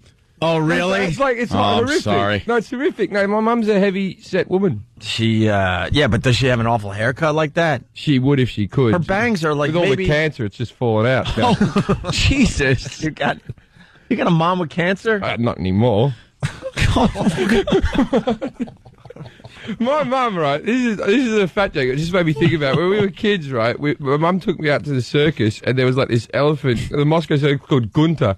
And from that moment on, like me and my brothers would refer to my mum as Gunter, like, never to her face, but with sentences like, "When's Gunter getting home? What's Gunter making for dinner? Don't do that. Gunter will catch you." And the circus master used to get in front of the elephant and go, "Up, Gunther, up!" like this, right? And one time my brother was yelled at by my mum, and she was in a chair, and she couldn't get out because she's, a big girl, and she was rocking from side to side, and her head / neck was getting all red, and we were just laughing at her. And my brother actually stood in front of her and went, "Up, Gunther, up!" And still to this day, that's the funniest thing I've ever seen. That's terrible. She used to make us get her underwear off the clothing line. She used to stand up and just swear at us from like the window. And we lived in the same valley where they filmed Skippy, so it was a bit of a hike down to the clothesline. And whenever we got her underwear, you know how you fold a flag? Yeah. Like me and my brother would do that thing where you get apart and you walk together and you go, and you put them together and then flip them over.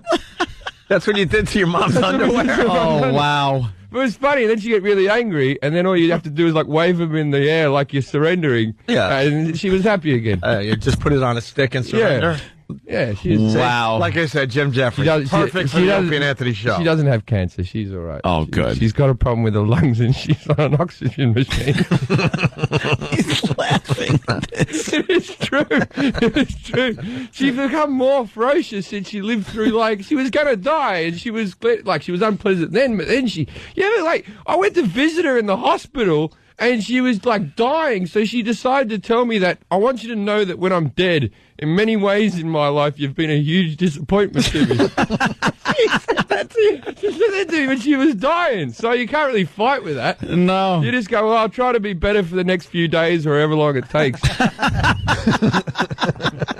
But she lived through, so I told her off about that months later. Yeah, but she can't really yell now with the oxygen thing. She's so fat because she never left that block of land without a vehicle. She never walked off it. Why did she think you were a disappointment in your life? I mean, you travel the world doing your comedy. Yeah, but she wanted you to be a doctor or something? I've got one of my brothers is like a multi-millionaire, and the other one's a cop, so I can't keep up with that. Yeah, and I'm sure in the whole, of his life from infanthood into, I wasn't born a traveling comic. Yeah, that's a small portion, so I'm sure there was many disappointments growing up. And plus, you've seen my comedy. I'm a huge disappointment. There's only so long you can go on stage going, I take a lot of coke, until eventually she believes it. You can't just go, it's a mate of mine. Yeah, good point. Good point. Yeah, right? You can't go down that road if you're going to be an honest comic. Oh, that is funny, Jim.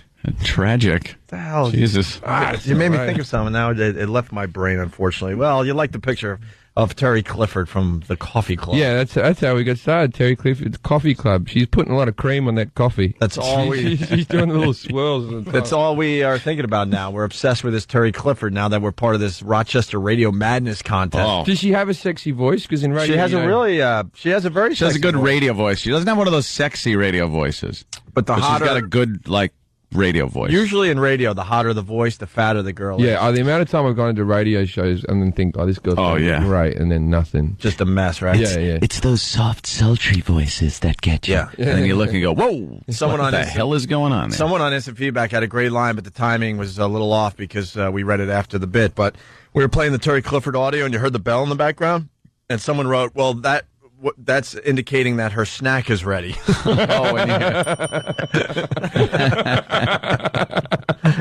Hey, Jim was telling us just before he got on that he was trying to figure out what he could say on our show because he got kicked off Good Morning Missouri. Good Morning. I was playing Kansas in Missouri, right? I'm just trying to make sure I was on the right show that I got kicked off on, right? I went to do Good Morning Missouri, and it was like Halloween, like the day after Halloween. There was just some girl going, so you enjoy Halloween? You never had Halloween before? And I just went, well, it was all right. I didn't get scared. I thought I was going to see scary outfits. I saw a lot of slutty outfits. I got aroused, but I didn't get scared. And then as soon as I said the word slutty, they took me off, and I got a big speech being told that you could have said trampy, and everything would have been all right. Trampy? Yeah, trampy, honey. What is that? Slutty? Slutty, yeah. It's not a dirty word. They go, what if kids hear it? I go, well, it's not a swear word, is it? No. Is slutty a swear They call word? each other sluts in junior high. And Completely. Yeah, and what kids? I do. What kids are watching Good Morning Missouri? None. None. None kids. What adults are watching Good Morning Missouri? Yeah, no one's watching that goddamn show. I'm banned off the show. I don't care. Good Morning Missouri's terrible show. They got nothing good. It's run by the Nazis, people. The Nazis run it. Yeah. Well, I might have to tune in. I kind of like that. How do you say sushi? Sushi. Oh, okay. Yeah. Well, no, he was talking about the English. The English? And wasabi. And the sushi.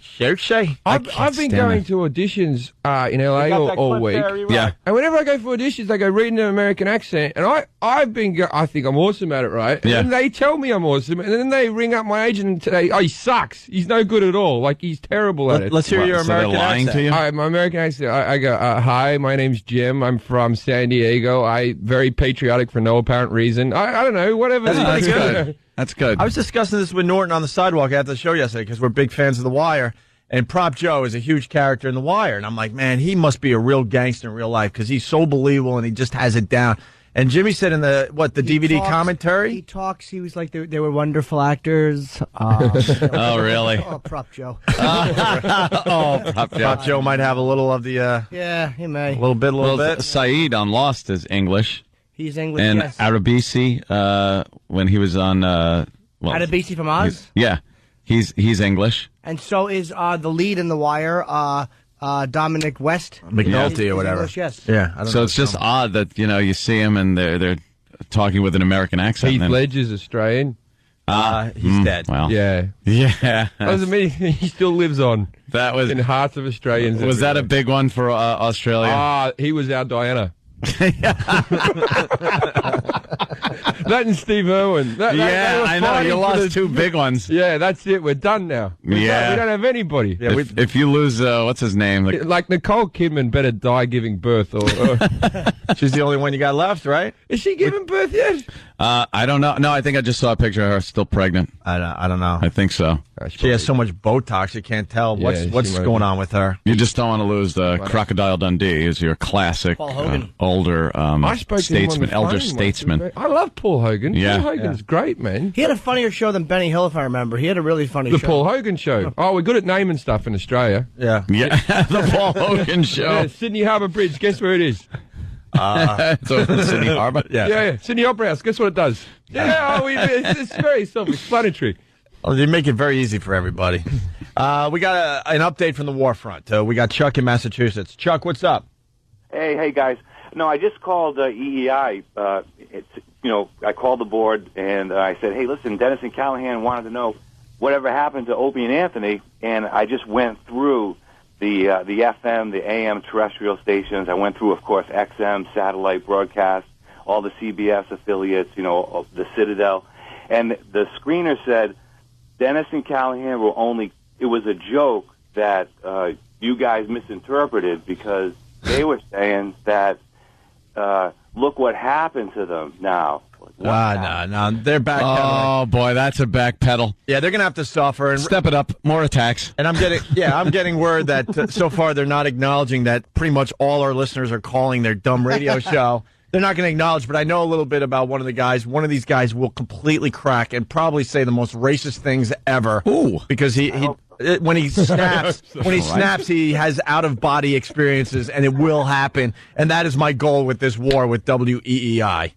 So keep the phone calls coming. I would love to give the number out, but I don't think E-Rock's working today. I didn't hear any irony or sarcasm. Not at all. No, because he said. What are those idiots? They're at McDonald's with the pedophile. He wasn't saying like, I guess they went away forever. Yeah. Did you just say we never heard their name again? Of the pedophiles? It was a quote from some radio guy. I would love to. Yeah. What does he mean by that anyway? Like, does he mean the Predator special where the guy showed up twice at a McDonald's? Yeah. Oh, okay. Hey, biggest band in Australia. Who is it right now? I haven't lived in Australia for 7 years, but Silverchair. No, Silverchair's still all right. Probably Wolf Mother or something like that. Wolf Mother's from love Wolf Mother. It's good. I really like Jet, but they've broken up. Jet, they're broken up? I read that somewhere. Yeah, they performed on our show. They were really cool. The number is thanks, Jimmy. Sure. 1-888-525-0850, or on your Verizon phone, it's pound WEEI. Yeah, it's easy. And I'm obsessed. I was doing this all night long. We're just taking on all these radio shows, Jim. Jim Jeffries, bear with us. Jim Jeffries at Caroline's this week. Scott and Todd. Oh, yeah. Scott from the Scott and Todd Show, I guess, is a legend in this business. I don't really know why. Mm-hmm. Scott Shannon. And we haven't heard his voice in a long time. And I guess he talked about our April Fool's prank yesterday, and we couldn't believe what he sounds like now. He doesn't sound like him anymore. And I was trying to do this voice all night long around my apartment. This, in case you our new listener, a brand new listener here on our show, we don't do April Fool's Day. Not anymore. The guy, I don't know for sure, but it's pretty obvious that he may have had a lot of face work done, and I think it's gotten to the point where he can't keep. Can't talk. I can't open my mouth to pronounce this. It's affected my speech. It's the Botox and the stretchy. I got stretchy face. And my dentures. The dentures. It sounds like it's dribble, doesn't This it? guy is doing morning radio in New York City, and there's guys in small markets just waiting for the opportunity. But you got to wait for this guy. I don't know, for the lower part of his jaw to fall off. Here on our show, we don't do April Fool's Day. Not anymore. No. Is it against your religion? Is that why you don't do it? I don't believe it's a question of religiosity. It's just bored with it? Well, it's just a little corny. It's dumb. Corny. Passe. You know, it's more of a third grade sort of thing. I just know you guys did a good prank. Why would they be upset? I don't know what the prank was. know. I just know it was good. I know someone's got one leg now. Yeah. There's people who try to do it in radio, and sometimes you'll read about them in the news. Hey, let's tell you about these guys at Omaha, what they did. They said the mayor was killed in a car accident today. Oops. Yeah, see, the problem is a lot of those things... the problem is there is no problem. Yeah. It worked out very well for our careers, you idiot. Problem is that you're 75 trying to talk to 15-year-old girls. And you want to talk about April Fool's Day pranks? These guys did the hackiest ones out there. The dumb ones, like, starting today, there's going to be a tax on your pet. Starting today, the $1 bill is going to be taken out of circulation. When the hell did this happen? They did the hackiest of the hack. Hacky hack. The mayor was killed in a car accident today. When the hell did this happen? Those things, not so funny. No, right. But he didn't say which. It really doesn't take a lot of skill to go on the radio and tell you that the Lincoln Tunnel has been blown up or shut down or whatever people ride. Okay, you need to stop saying that in case someone just tunes in. And what is she's got to put the fire out. Oh, you got to stop saying that. Oh, let somebody actually have a moment where they're interested in anything you're saying for a split second as they're driving. The radio hole. I listen to these shows now just to listen to the hole, and it's hilarious. But they pipe in with their nonsense. Oh, trying to keep it all safe. Keep it safe. Keep it safe. This bunch of wet blankets in the mouth. What's Scott? He's got this guy. Yes. Can't open my mouth. Yeah, Can't pronounce what I'm trying to say. Can't talk over my dentures. What is his skill? Wow, look at that jaw. Does anyone know his skill? Is that a picture of that guy there? Yeah. Wow, he looks like Rocky Dennis. He should be pulling pins out of a map. He does. Crying, pulling pins out of a map, and sleeping with his head up on a pillow. Stupid. Yeah, like the Elephant Man trying to comb his hair with the shaving kit. Yeah, the shaving kit. Gave him, dabbing cologne on his giant neck before the hooker had to kiss him and cry. I always hated the Elephant Man. I always feel guilty at the end of it because I'm so pretty. I did, like just a little bit better, but you know. Yeah. Wait, what do you got, E-Rock? Fan goes, I sent you another photo of Scott Shannon. Oh, that's the Rock Man out of Never Ending Story. Right. Well. Or you could actually also punch up any Easter Island statue. Yeah. What is going on with his lower jaw? Is it just starting to get ready to fall off or something? It's stretching out before the big separation? Yeah, he's done something. Let's go to Chicago, Kevin. Hey, guys, I just wanted to tell you I called EIE yesterday at about 6 o'clock on my way EIE? EIE? What? I called that EIEIO radio show? No, EEI, yes, sorry. Go ahead, Kev. Yeah, and he's like, at first it was busy. And it took me about 5 times to get through, and then when I got through, the guy goes, that was the morning show, that had nothing to do with us. What are you, 12? And I said, no, I'm 46. And he goes, well, you're acting 12. He goes, somebody's doing your wife while you're doing this. And I said, It came the laugh. See, these guys don't know how to handle us. Like, if you go to one of our listeners, one of our pests that is calling your show, and say, what are you, 12? That just makes them happy. Exactly. You're giving them more maturity than they deserve. Right. It makes them happy. And I just want to start the pests residing in Chicago and suburbs. Figure out the acronym for yourself. Wait, the pests residing in Chicago and suburb. Precus? And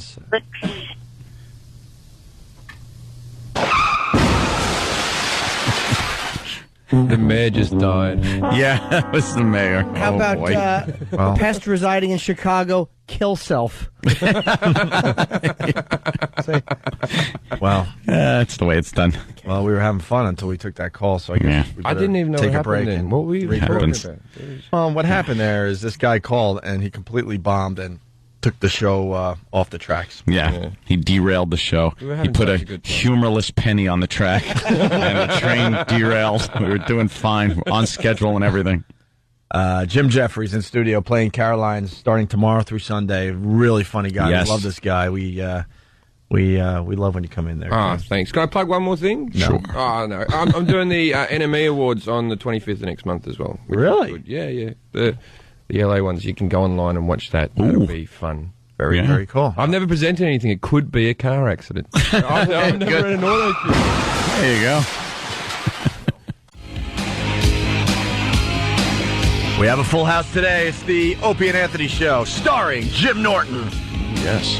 Featuring today Jim Jeffries, who will be at Caroline's here in New York City starting tomorrow night. And now we got Jeff Ross as well joining the program. Hi. What's up, Jeff? Feeling really good. And There he these guys were both talking about how they're going to be in Cleveland soon. Jeff Ross for the locals will be at Governor's on Long Island tonight. Yeah. And then you're going to Cleveland this weekend? Seattle this weekend and then Cleveland the weekend after that. Oh, very good. Because we are I'm doing my live. own O&A tour. Well, we have a big following in Seattle. What I love about Jim doing his tour right now, we get reports back. Yeah. And Seattle's a hotbed of activity for this radio show, Yeah, it which was is good to know. It was really good, and Cleveland is fantastic. Cleveland's huge for us. Yeah. There's a great show out there, BJ Shea. Have you done BJ show? No, I'm going to get up there for the first time. Yeah, it's great. He would love you. He would absolutely I love did you. your boys in Boston this past weekend. Toucher and Rich? It was fun, man. They played clips of you their whole show. They have no show without you guys.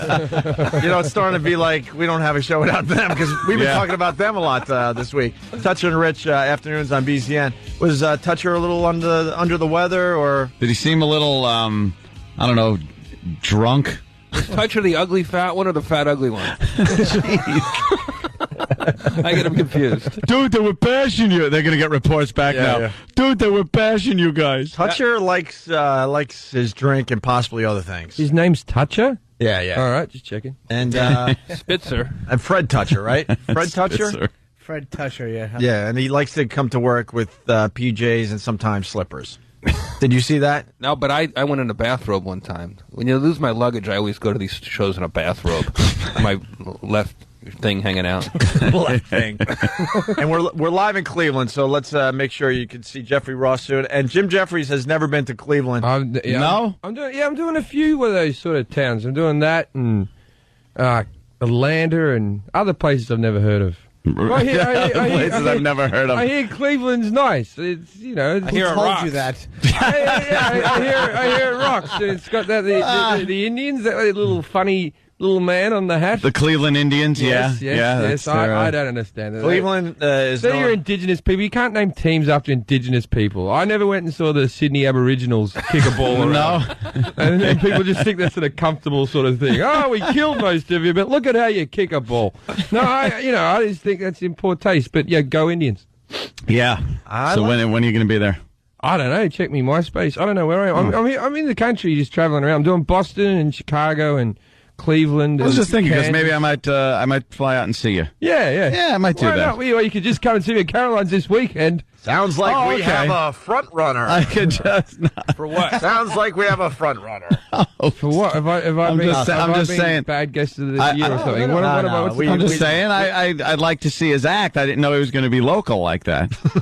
So that's all. All right. Anthony has taken a liking to Cleveland. What? Just say it. He The won't- city? You do talk about Cleveland a lot off air. Yeah. He did it before he was going, you're going to love Cleveland. So MySpace. Did I say that? Yes, you did. And you really did. You touched yourself and you said you're going to love Cleveland. MySpace / Jim Jeffries to find out where he's going to be as well. All right. Right. We got What some. happened to MySpace? It's like nobody needs websites anymore. No. No, websites are useless, man. I have 12,000 friends and 4,000 viruses. Yeah, I know. Yeah, That's pretty good. You're right. That damn MySpace. Don't click on anything because it is a virus. I got. Did you get your Macy's card? Your free Macy's card? I'll tell you about Macy's cards. If you go into Macy's and you have an accent, you get 11% off. I get 11% off the whole time I'm here. What do you mean? They think you're foreign. Well, I am foreign, but they're happy to have you in there while you're on holidays. I'll give you one at the end. I'll get about 4 of them. I'll just keep going back today. 11% off. Why 11 as well? Not because 10. we think you guys are suckers. But the thing is, it's because they know you're on holidays, but you can buy a bed with it. Or like a television or something. Like, how big's this holiday going to be? It's the value of the dollar. It sucks right now. Yeah, it really does. So why give me more off? I'm already ahead. Yeah, you win. Why are you bitching? No, I love it. It's a good deal, man. But it's like they don't even check my ID or anything. They just go, oh, yeah, he's got an accent. There you go. Yeah. Wow, I wonder if that'll work. Yeah. Go in there and do the sushi guy.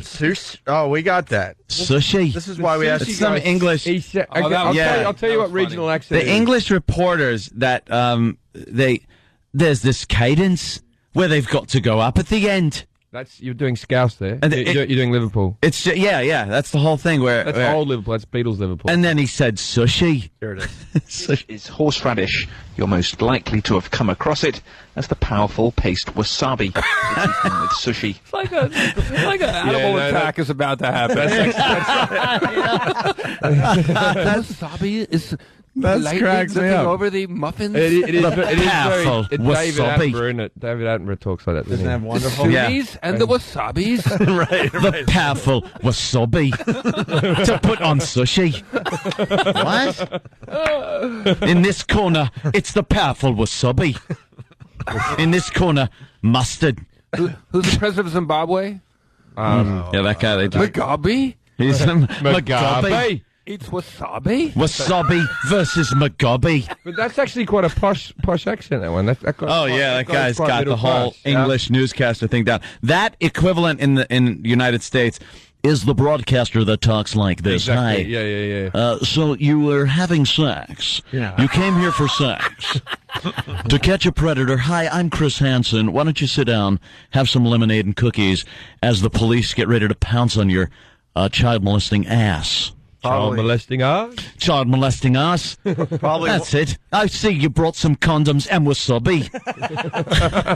I had a good idea for a Kids reality love show. that wasabi. Love don't they? wasabi. You want to entice a child into your van, have wasabi. Rub it in their eyes. It'll take away the pain of other areas. What, the pain in their soul? Or? Yes. What do you got, I Jeff? was just saying, maybe you just gave me a good idea for a reality show. You think this will work? I want to do a cross between To Catch a Predator and Are You Smarter Than a Fifth Grader? First prize, you get to keep the fifth grader. Who wouldn't watch that? And if you narrated with that voice. Oh, that'd be great. I'm in. One of the low moments for our radio show, one of our guys got caught in the house. Yep. What? That was. And it was made that the a low broadcast. moment? It made the happened? High broadcast and point. everything. We got that clip. One of Haven't the played in a while. pedos walked into the pedophile house that Chris Hansen is staked out with the cameras and everything. Oh, no. And he sits down and Chris Hansen comes out and gives him the spiel, and then the guy goes, I loved you on O&A. We're just sitting there like, Oh my God. this isn't good. That's when you hear, like, all press is good press, that is not good press. That's not good. No, that one doesn't fall into that A category. rare exception to the rule. That should be in the morning promotion. That should be in the opening. It really should. clip in I the morning. have to hear it now. I mean, we'll that get is it. a good one. We'll get wherever you're at. They're finding it right now. To catch a listener. Yeah, Bill in Indiana. What's up, Bill? Oh, Bill. Hey, what's going on, guys? Hey. Hey, I was watching the news yesterday, and I just want to tell you guys how you've completely made me an ass in front of my family. I'm sitting there watching the news, and it comes on, says that an 80-year-old man got hit by a tow truck. And When the hell did this happen? and my entire family looks at me like, what are you laughing at? And I'm just like, yeah. Well, yeah. Well, did he live? Is he okay? Yeah, he was okay. He was in his car. All right, thank you, sir. We got the clip that we were just referring to. Chris Hansen. All right, we'll start with this, I guess. We'll start from the beginning. You want some brownies? I made some. Did you dose them? What? Did you dose them? No. You gotta have them before. Did you bring a smoke? Can you roll it up wherever? Yeah. Let's check it out. Let's check it out. He wants the decoy to smell the marijuana he brought. Smells good. Alright, I'm just gonna go get something to drink. Okay, hold on a minute. I just got it. It gets me every time. If that girl walks away and says, I gotta go get something, what is happening in your mind? You're just like, oh no. Oh, here it comes. This isn't going to be Alan Funt. Is this a TV show over here? Or is this something that you guys set up? TV show. It's a TV show here where Chris Hansen TV show. is a reporter. And it's called Catch a Pedo. Yeah, to catch a predator. And they set up a house with cameras all over the place. And they get on the web with this decoy that is acting like a 15-year-old girl or a 14-year-old girl. And they get invited to this house. They show up. And there's this decoy girl who's actually over 21, but she looks really young. Yeah. And she never gets close enough to the guy. She's always like, okay, come on in. And then the guy walks in and he's a little, tentative there at the door. And she goes, okay, just sit down right here. I'm going to go and change and I'll be right back. And that just lets you know, oh no, this is bad. I've been caught. I'm going to have to change my ways in this country. I didn't know that show existed. Oh, Jesus, yeah. I've been living in Britain. I've been fine. Yeah, isn't it weird, Jeff? It's a very popular show. This is what it would be like hanging out with someone that just woke up from a coma. Yeah. I can't believe you just described that show to somebody. How to describe To Catch a Predator. Oh, it's a huge show it's here. Massive. Oh, people love watching pedophiles get caught. Yeah. But you got to know, and the show's popular enough now where these guys spin-offs or anything. They know, yeah. Well, Down syndrome people, how to catch a frisbee or something. Jim Norton does all the casting of the young girl. If she has to leave the room, follow that bitch. I don't care where I'm going to get a drink. I'm going with you. Coming with you.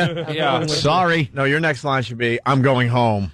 Well, they try, but the cops are waiting outside also. Yeah. So they come in, they talk to Chris Hansen. Well, they used to let him get away, right? They used to let him run. the first season, I think they let him go because they didn't know how it was going to turn out. But after that, they got involved with the cops. So Chris Hansen goes, okay, well, you're free to go. And the guy goes like, gets up, walks out the door thinking, I could leave. And he's just tackled by the cops. They come out of the bushes. So one was dressed like a tree once. Yeah.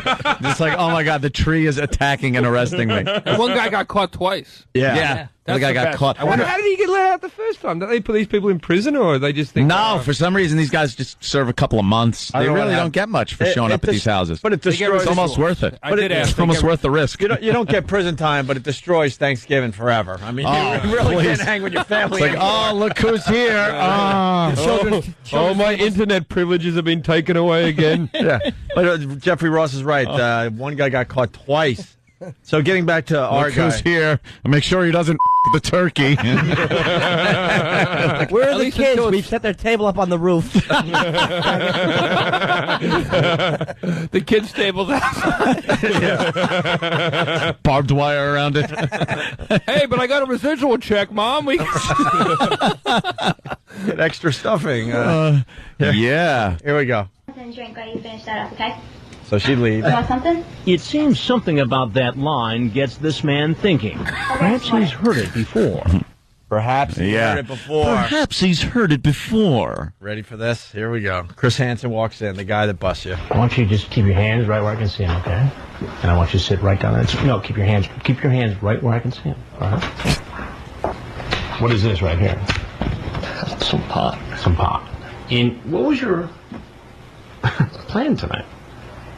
Come down, talk to her. Talk to her. Talk to her. You're Chris Hansen? I am.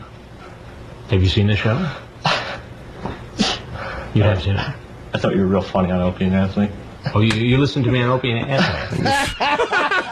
Wow. That's a plug you don't really want. Unbelievable. Wait, what is going through your mind when you think, I'm just being caught as a pedophile? Hey, I loved you on Opie and Anthony. I loved you on Opie and Anthony. I think we finally have made it there, Jeffrey Ross, right? That is This is the sign of making it. That is the most mainstream plug I've ever heard. That beats any slip in the news when people prank the news. I mean, that is a part of America, the fabric of America. Yeah. Great, isn't it? He's kissing so Chris proud. Hansen's butt by plugging your show. Hey, you were great. Can I go, please? Here, hear that again. You have seen it? I thought you were real funny on Opie and Anthony. Oh, you listened to me on Opie and Anthony? Something? Yeah, I almost think in the back of my mind that I almost wanted this to happen.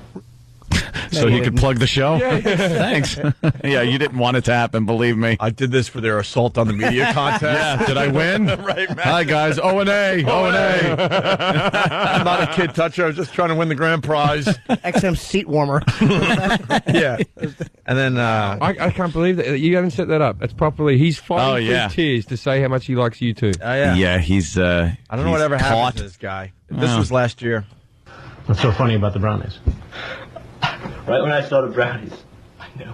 Because we goof on it all the time. Yeah. Like on this show, we goof on the brownies constantly, how he's got the brownies and the lemonade out there. Why don't you have a brownie? One of the better moments of this show, Jeffrey Rawson last year, Chris Hansen comes in, and we had brownies and lemonade set up for the guy. And like then Santa. And then, oh, yeah, we had Chris Hansen on. And then he comes in, and Anthony does Chris Hansen and wouldn't break character. Yeah, I was like, why don't you take a seat over here? and then we took clips of him reading the transcripts of these pedophiles and played it like he was saying. So it's like Chris Hansen, did you say this? And it's like, I want to have sex with you. I know you're a little young, but I'm into that. And it's Chris Hansen saying it, but he's reading the transcript like, now, Chris, that was you, and he's just laughing. He was very uncomfortable. Yeah, but went along with it. He must have a thing. He must have some weird I mean, you think? Do that for a living to bust people out like that. It's like no different than Ashton Kutcher or Punked, and he's got a weird. He asked for our. thing. Yeah, I think there's something going on with him. Absolutely. He asked for our emails, and I'm like, I have nothing to hide. I'm like, no way am I giving you an email. Yeah, he's like Secret Service, Right. CIA. Because I think he really wanted our emails to just kind of do a little searching to see if he could find anything. Yeah. I looked into a name Wannabe Nazi 101. It's like Spitzer, he goes after hooker rings. Yeah. He's got some weird thing inside him. So maybe Chris Hansen's got You always think that if somebody's really into something, like stopping something, that they are kind of into it. And they want access to the materials, too. Yeah, Like, yeah. Justifiable access to the It's like, materials. can I see some of those police files? Remember Pete let Townsend said he I might was have to doing take this home with me. I always found the Pete Townsend thing when he was there, the research. Yeah, he was doing research. And where's this book that he was going to put out? Or this film or something? It's been years. Scientists writing books. What do we care about Yeah. a guitar guy? Pete Townsend. It worked, though. The guy never did any time or anything. That thing went away with that excuse. He's picking up young boys like guitars and windmilling them. Didn't go away. Their arms and legs being untouched.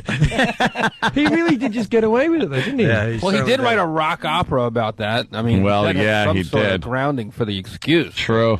Well, then Yeah. he had to come up with something like, oh, crap, I got to do something with this. I'm doing research for a book that'll never see the light of day. Now I got to It's make a called crappy Beyond- CD. Beyond Blue Balls. Here's the Blue Ball Wizard. Here's the rest of the brownie. Here's the rest of the brownie clip. Who are you? I knew I was going to be running into you. I think this is the first time we've had brownies. I'm kind of chuckling about it just because, I shouldn't have. So you think it's funny? No, I don't think it's funny. I mean, it's funny how dumb I'm really turning into. That's great.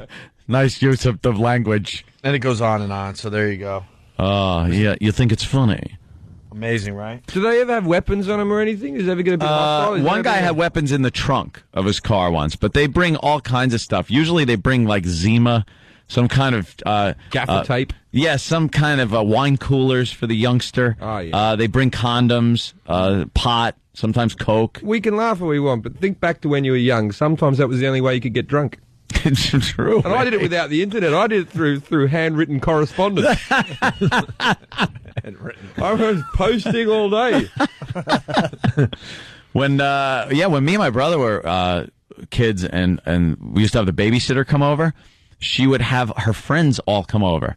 And they were, guys, girls, and they'd be effing and drinking my father's booze, and they wouldn't care. We'd be drinking. It's like 7 years old, drunk, looking at naked chicks getting banged on the couch. Wow. Rocked. That has to rock. Yeah. I once Good stuff. masturbated while babysitting at someone's house, and the parents came back. That was pretty horrific. Like, the kids were asleep. Oh, okay. The kids were You asleep. scared me. You weren't standing against the crib, were you? You were hovering. Got some on the little mobile over the. Oh, God. I was on the couch downstairs. I didn't get a lot of alone time in my house. Gunter was very vigilant. Gunther. One time, the first time I was 16, I don't know what words we use. What word do you use?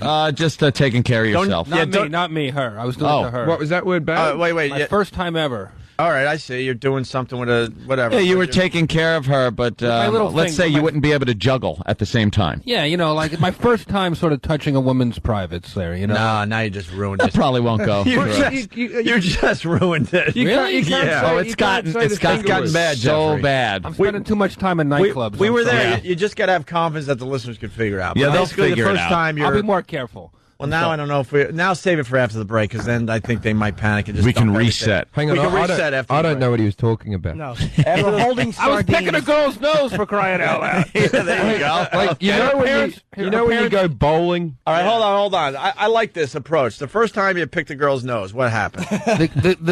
Her parents come home, so we break it all up. In the middle of the picking of the nose. In the middle of the picking a nose. Yeah. My first time ever. So it's like picking her nose. It's mind blowing, exciting. It's very very cool. Sure. Her parents come home. We're both sitting on the couch, just polite, and the dog runs over, who I've never met, and he's just licking my finger. And they're like, "Oh, Ralphie loves you. He doesn't like anybody." Oh, that's funny. Ralphie loves you. Hey, then he went over to the father's hand and started licking that. And he licked his hand all the way up to the elbow. And now I'm dating the father. It's crazy. When you were picking this girl's nose, did you blow your nose? No, it's just very innocent. 15, 16-year-old. All right, gotcha. That's very innocent. Jeffrey Ross, the governor, is on Long Island tonight. Yeah, baby. And where do we go to find out other tour dates? MySpace.com, Jeffrey Ross Live. I'm hitting all your cities. Yeah, because we're live in Cleveland, and they'd have to see Jeffrey Ross. Cleveland and Seattle next week. All right, and Jim Jeffries playing Caroline's Thursday through Sunday. And then on tour, but yeah. Best club in town. Awesome. Yeah, I was just there on Saturday night. you. And, Greg took care of me big time. It's a lot of fun there. A lot of fun. It's always great to see you guys in the crowd there. We're going to wrap up after the break. We got kids plotting against their teacher. They wanted to stab her, and they're in third grade. We got a guy talking about UFOs, and we got a guy, it looks like he's acting out a video game, because he's a crazy guy attacking someone with a machete, then he starts throwing firebombs off the roof. Sounds like this guy wanted to live. When the hell did this happen? We're going to find out after the break. Oh, okay. Sounds like he was living Grand Theft Auto or something. We'll get into those stories in a few. Opie and Anthony. We haven't done this in a while. We're going to do a speed round. Still lots to do. Opie and Anthony, Jim Jeffries, Jeffrey Ross. And Jeffrey Ross is doing what? The Reality Awards or something tonight on MTV? I host with Miss USA the Real World 19 seasons worth of reunion. 19 seasons worth of morons all got together in one house up in the hills, and it was. I never quit a show in the middle. And at one point, Trishelle threw a drink at me, and when security wouldn't throw her out, I left. I got thrown in the pool. You'll all see it tonight. Wow. Why I'm plugging this, I'm not sure. I still don't understand.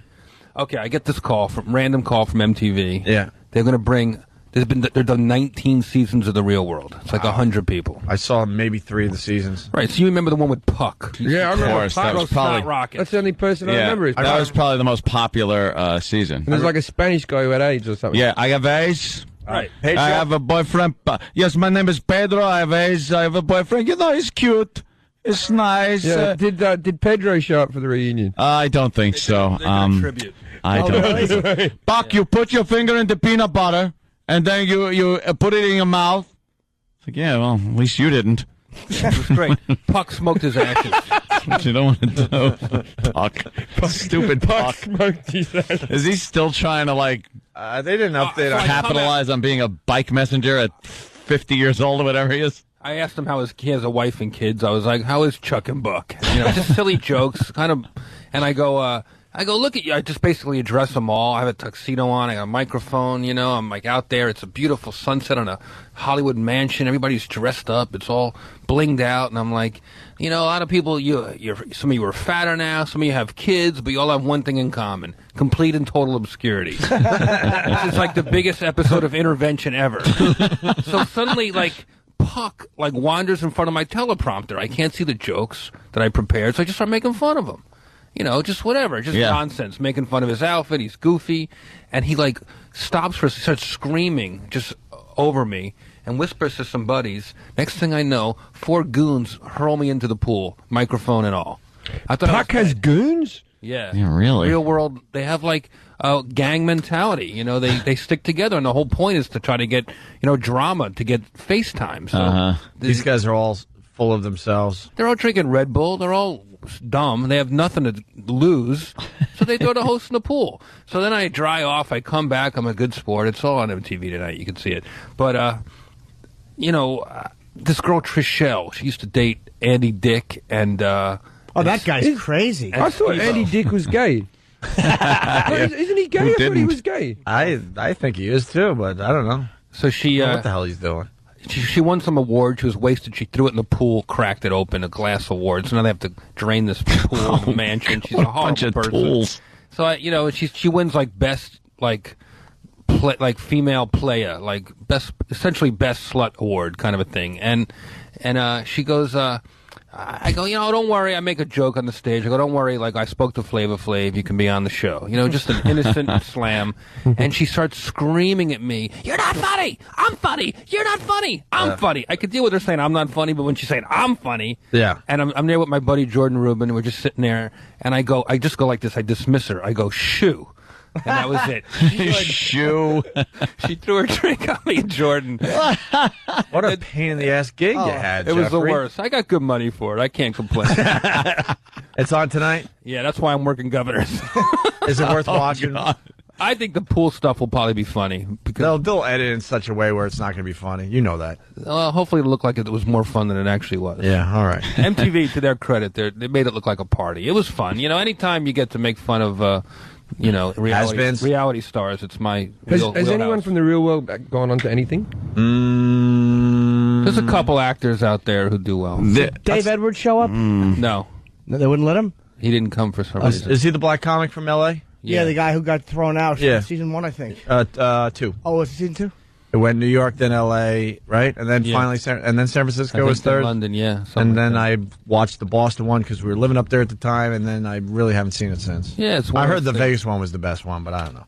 Real, I know. I think I'm just the trying to Puck one relate is to the your most popular dumb one. gig, Jeffrey. I know, I'm trying. Have jokes will travel, and Opie, that's how it goes. All right, hey, speed round here. We got a great story. A bunch of third graders up to no good here. In Georgia, 2 third graders are arrested, and a third one is expected to be for allegedly plotting an attack on their teacher.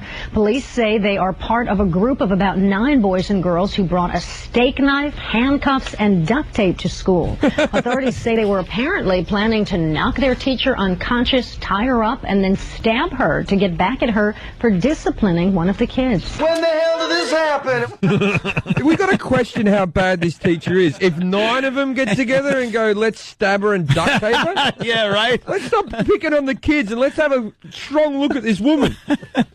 Hey, you make a really good point. There's always one crazy wacko, but 9, they might be onto something. Yeah, like you remember at school there was some sadistic. They had the cane. Do you call it the cane where you used to get hit? Or the cane. In Australia, we call it the cane, like where you could be hit with like a cane. No, they'd arrest you. And we had this teacher. They actually put it on the news. They said, as of Monday, the cane will be outlawed in Sydney. Right? They said this on the Thursday. Oh, wow. There was one teacher that's like, it's caning days. And he just walked around the school going, Jeffries, your shirt's undone. Come with me. It was a big mark of respect if you could get the cane on the last day. So everyone was like really working for it at about 2 o'clock. Caning day. Caning day. Yeah, unbelievable. Hey, J.D. Collins from Maine, going backwards. Thank you, J.D. The Miz, who's done our show many, many times from the real world. The second time they did New York, I think.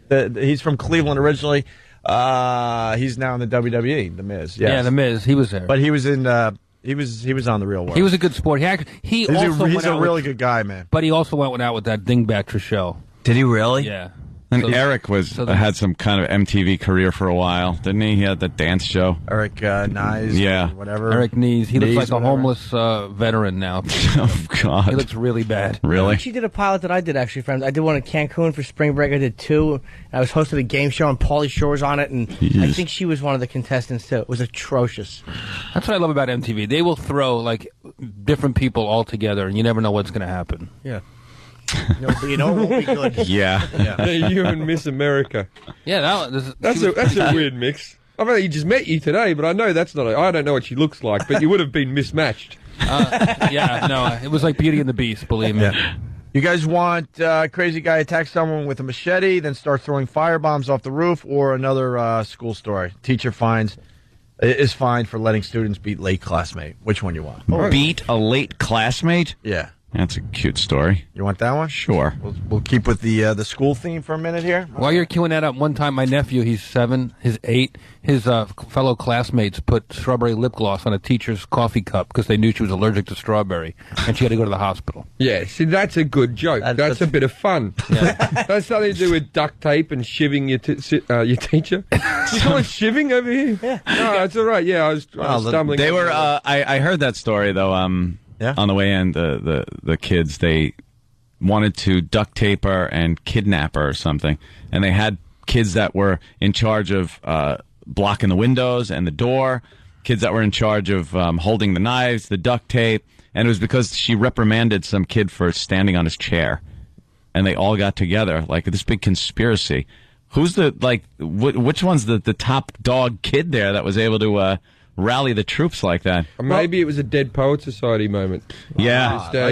He was inspiring the other kids. Right. But so you got kids looking at the windows, kids duct taping, another kid that's going to kidnap.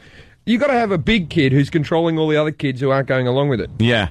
Well, it's logistics. We're really. leaving out a big part of the story. It's coming in a lot. Justin B. from PA, he writes, the story. You guys are leaving out the fact that the third graders were in the special ed class. Oh. How good at plotting could they possibly See, no, be? but that's maybe why they were so angry. Maybe he couldn't stand on the chair, and she made him. Yeah, with that some big head type of his, sadistic type of. It got him off balance. Being resourceful.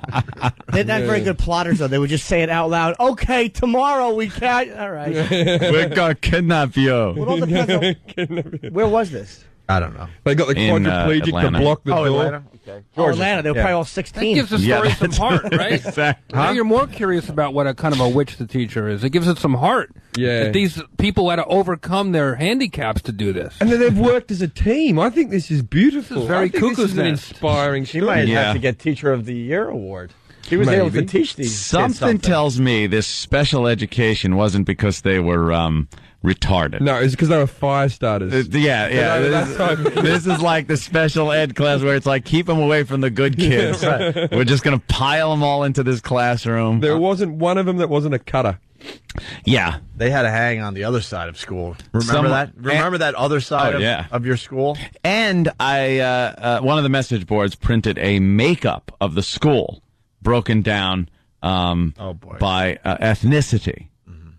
And it was very high concentration of African American students. You never miss an opportunity, do you? I was just saying that because a lot of people were probably wondering that, because I know I was when I first heard the story. I was curious. Sure. Well, are you saying they're more likely to be special needs? I don't understand. Yeah, I'm just stating facts of the story. I'm not speculating as to why or how, who, that. Just laying it out there. All right. And also, they were higher than the normal school. A lot of tall kids. Tall kids, yes. I'm saying they were tall. There was a lot of people who were burning things, but their basketball team, awesome. Here's another school story. A man who used to teach at this high school in Delta, Colorado, is facing abuse charges because of how he decided to handle a tardy student. For his disciplinary actions in this were to have the student do so many sit-ups or push-ups in an allotted amount of time. Apparently, the late student either couldn't or wouldn't do the sit-ups and push-ups, so 22-year-old teacher Brian Havel told the other students to hit their classmate. The student reported this or told his parents about it, who, again, they're the ones who initiated it. That's how we found out about it. The parents approached the high school and got us involved. The school district says parents won't have to worry about the teacher anymore. Mr. Havel is no longer at Delta High School, and we have received a letter of resignation. Havel is now facing child abuse charges. Don't have to worry about him anymore. They got all the other teachers to punch him. I don't think that's what the army does. Yeah. You know what I mean? That's Remember where Private Pile getting the old bars of soap in the socks? Oh, yeah. Ow! Sad Sack. Is there still a Sad Sack comic book? I liked him. Sad Sack? Yeah, there is. Oh. It's pretty amazing that physical punishment is no longer allowed. You can't even hug a kid now. It's like, my whole life You was, can't hug was a kid anymore. threats and afraid of the belt and the hitting, and now Yeah. kids can say and do whatever they want without fear. You had those teachers that were the teachers Nice that hugged teachers. you when you were having a tough time in school. You're not allowed to do that anymore. But then there was an outrage over that. Then they decide, well, you could hug a kid, but it can't be for more than 2 seconds, because then they try to bring the hug back. It's just a mess. But yeah, the school you have system in this to, country you have is a to mess. put your own Band-Aids on and stuff as a kid. They're not allowed to help you with your wounds Nope. or anything like that. So No touching. yeah, so all my tears were. Yeah. You have to teach yourself math and English now, too. They can't talk. The teachers can't talk. All right, we got to get out of here. This was fun. Jeffrey Ross, the Reality World Awards on MTV tonight. I got confused. I thought you meant the Reality Awards. Like This is the all real world- reality shows, right? I know, just the Real World Awards. bash. Okay. Yeah, it's like a made-up reality show. It's fun. But come to Governors. That'll be much cooler. Governors tonight on Long Island. Yeah. Jim Jeffries, Caroline's later on this week, Thursday through Friday. Thursday through Sunday, excuse me. And I got dates in Detroit and Chicago coming up, as well as New York. Just check my MySpace. Jim Norton on MySpace. All right, we're out of here. We got to get to XM. Have a good day.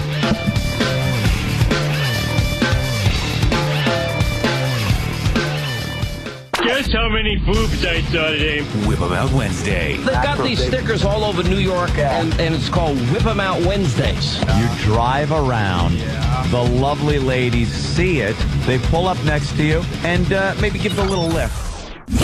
It's the Opie and Anthony Show. XM 202.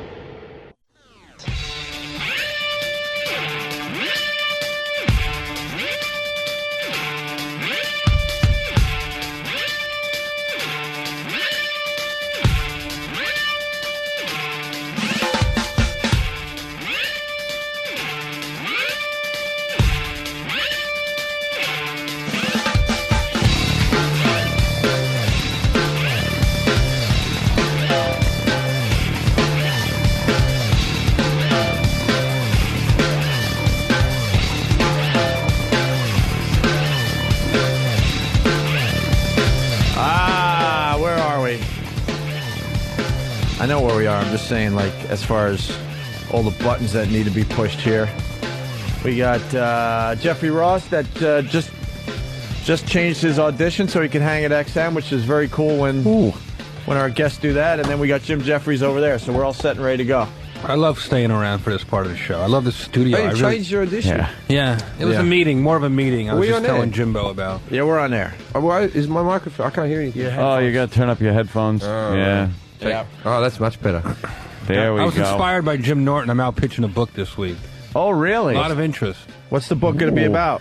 How to roast your friends. Really? The way of the roast master. How to bust balls without burning bridges. We talked about this last time. That's This year. good. Roast means something completely different in Britain. Yeah. Yeah. Wait, what is it again in Britain? If you spit roast, it's two guys fucking a chick. It's Yeah, like see, when you put a 'cause, like, pig on a on the spit. rotisserie. Oh, okay. On the rotisserie. We call it on the rotisserie, So yeah. if you go, we roasted some chick, that means... It's kind of similar. Yeah, you're fucking somebody. Yeah. And friends are involved. Yeah. So it Do you sort know of is like a roast. statistically 9 out of 10 people enjoy gang rape? 9 out of 10. Well. We got a couple great things for this side of the show. Sam is being a wise ass. Oh, really? That should never happen. I know we're getting away from April Fool's Day and pranks and stuff, but Sam handed this to me and said, you might want to play this and then make fun of Steve. Oh, here comes Sam. No. Ask Jim about flying to Australia where he can't go. Oh, yes. I can't. I'm not allowed in Dubai anymore. Why? I made a joke. You know, remember when the teddy bear was called Muhammad? Yeah, I got on stage on television the next time, and I said, all this about this teddy bear. I go, so if there's any Muslim fundamentalists in the room, you see this microphone, I'm calling it Muhammad, and it's gay. And all I want to do is roll the Quran up and fuck itself up the ass, right?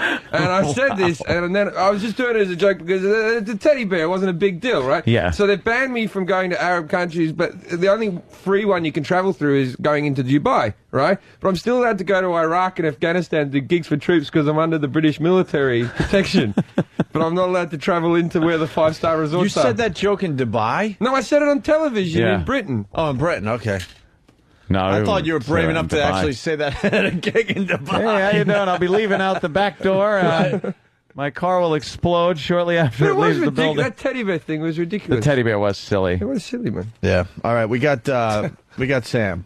Sam. Yeah, no. Speaking of teddy bears, he's our own little Sammy bear. By the way, Sam is still growing his afro. I know, he He's won't not stop happy. doing it. Why are you still growing it? I thought we won Afro Wars. I did too, but Dave keeps saying he didn't lose. All right, but we. I think he's waiting for the year anniversary of the Imus controversy so he can actually have the hairstyle Imus was commenting on. Because it really is getting a little...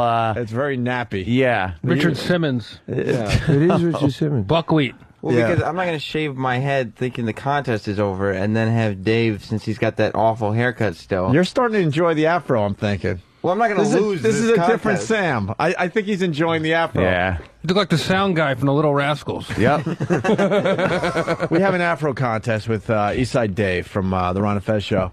And we finally said enough. We came back from vacation, we pinned him down, and we shaved him a reverse mohawk. We're like, end of contest, Sam wins. Of course. Not fair, but we like wrestling angles on our show and their show, so we're like, it's fair as far as that goes. Yeah. Dave decided that he's not going to lose this contest, so he took what we did and made an old man horseshoe where it's really bushy on the sides. It's horrific. Get a picture of what Eastside Dave looks like now. And he said, contest is still on. I'm not shaving. So he looks completely ridiculous, and now young Sam here feels like I can't back out of this contest. He right? also, yeah, I can't, because he also said he definitely won't admit defeat until you give him the $500 that he thinks he is owed for winning the biggest gator contest. I gave him 100 so far. 100 is good. I gave him 100 so That's far. it.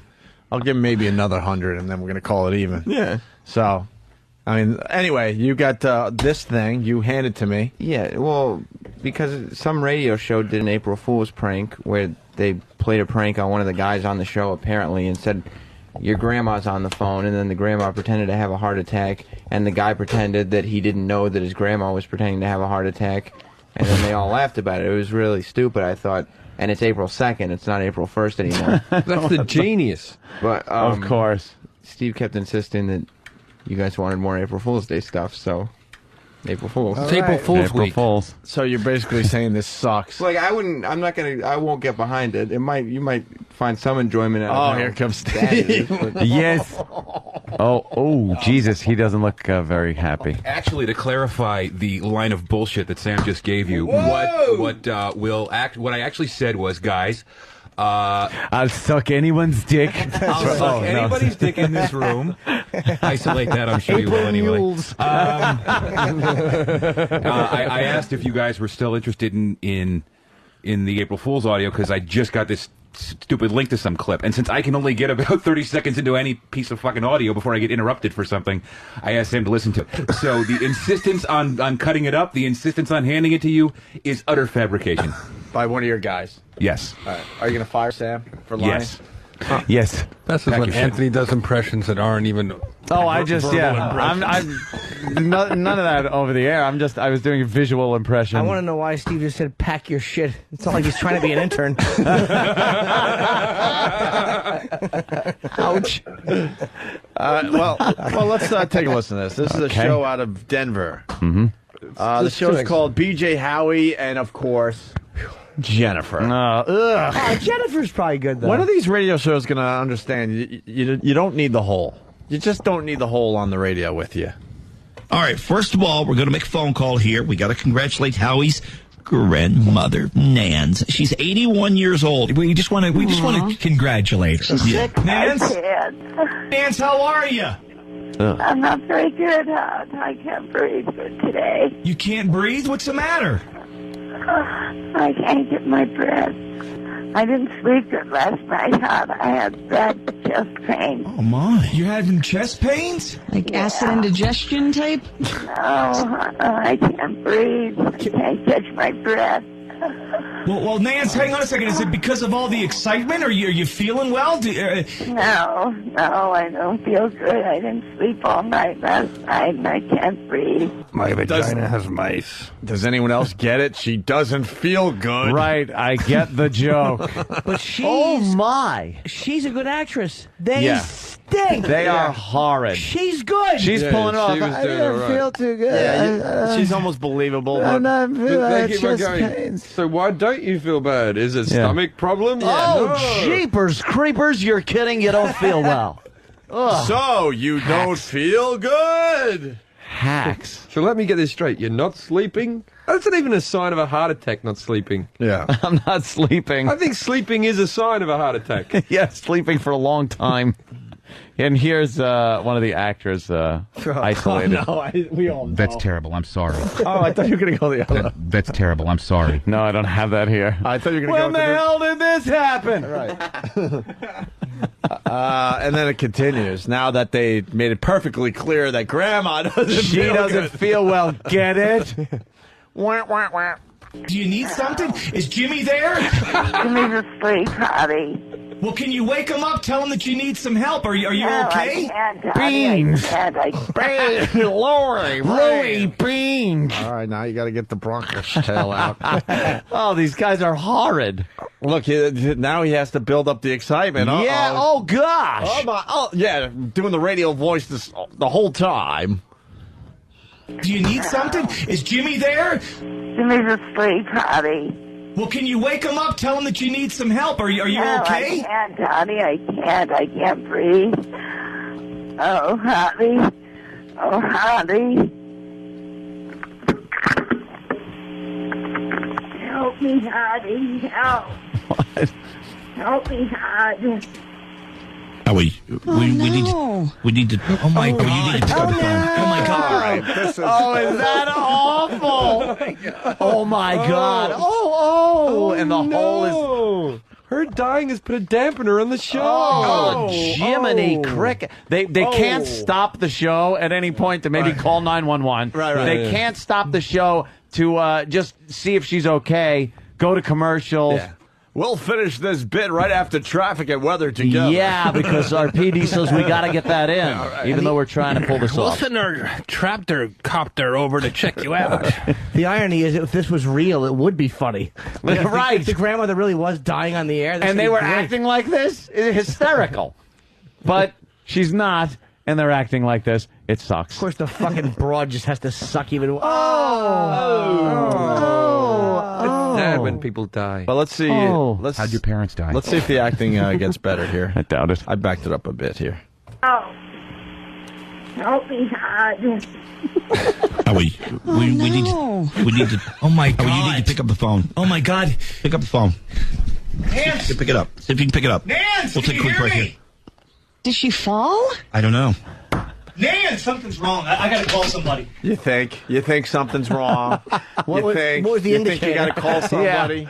Yeah. Maybe the phone dropping, the fact that she said she had chest pains and didn't feel good. You got to do some honeymooners did they because even the acting is just like that. Mr. Faversham! There's something wrong Something here. wrong. No, Rachel, it's her heart. What was the indicator there was a problem? When you said, "How are you?" and she said, "My left arm is numb and I can't see anything and I smell oranges." Fucking assholes. Murgatroyd, your What was their left arm reasoning is for numb. calling her to begin with? What was their reasoning? I don't know. To set up the April Fool's Yeah, joke. to set up the We're gag. going to ring an old lady for no apparent reason. Well, the old lady's the grandma, one of the hosts. Oh, no! The one that's really distressed. Smokezilla from Kentucky writes, April douche. And then they give you the big reveal here, everybody. Because they can't, might as well give away one of our secrets today. What? If you can do something like this, you leave everyone fucking hanging. But they're too scared to leave everyone hanging. Oh, gosh. We got to wrap this up. Howie, what do you want me to do here? Can't believe it. Put her back on.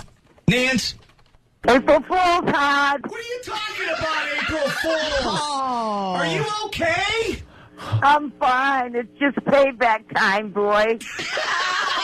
That is so Payback time. I can't even believe that. Nance, you Yeah, scared got us. that right. I got you, Can't Hop. even believe it. She hung up. Yeah.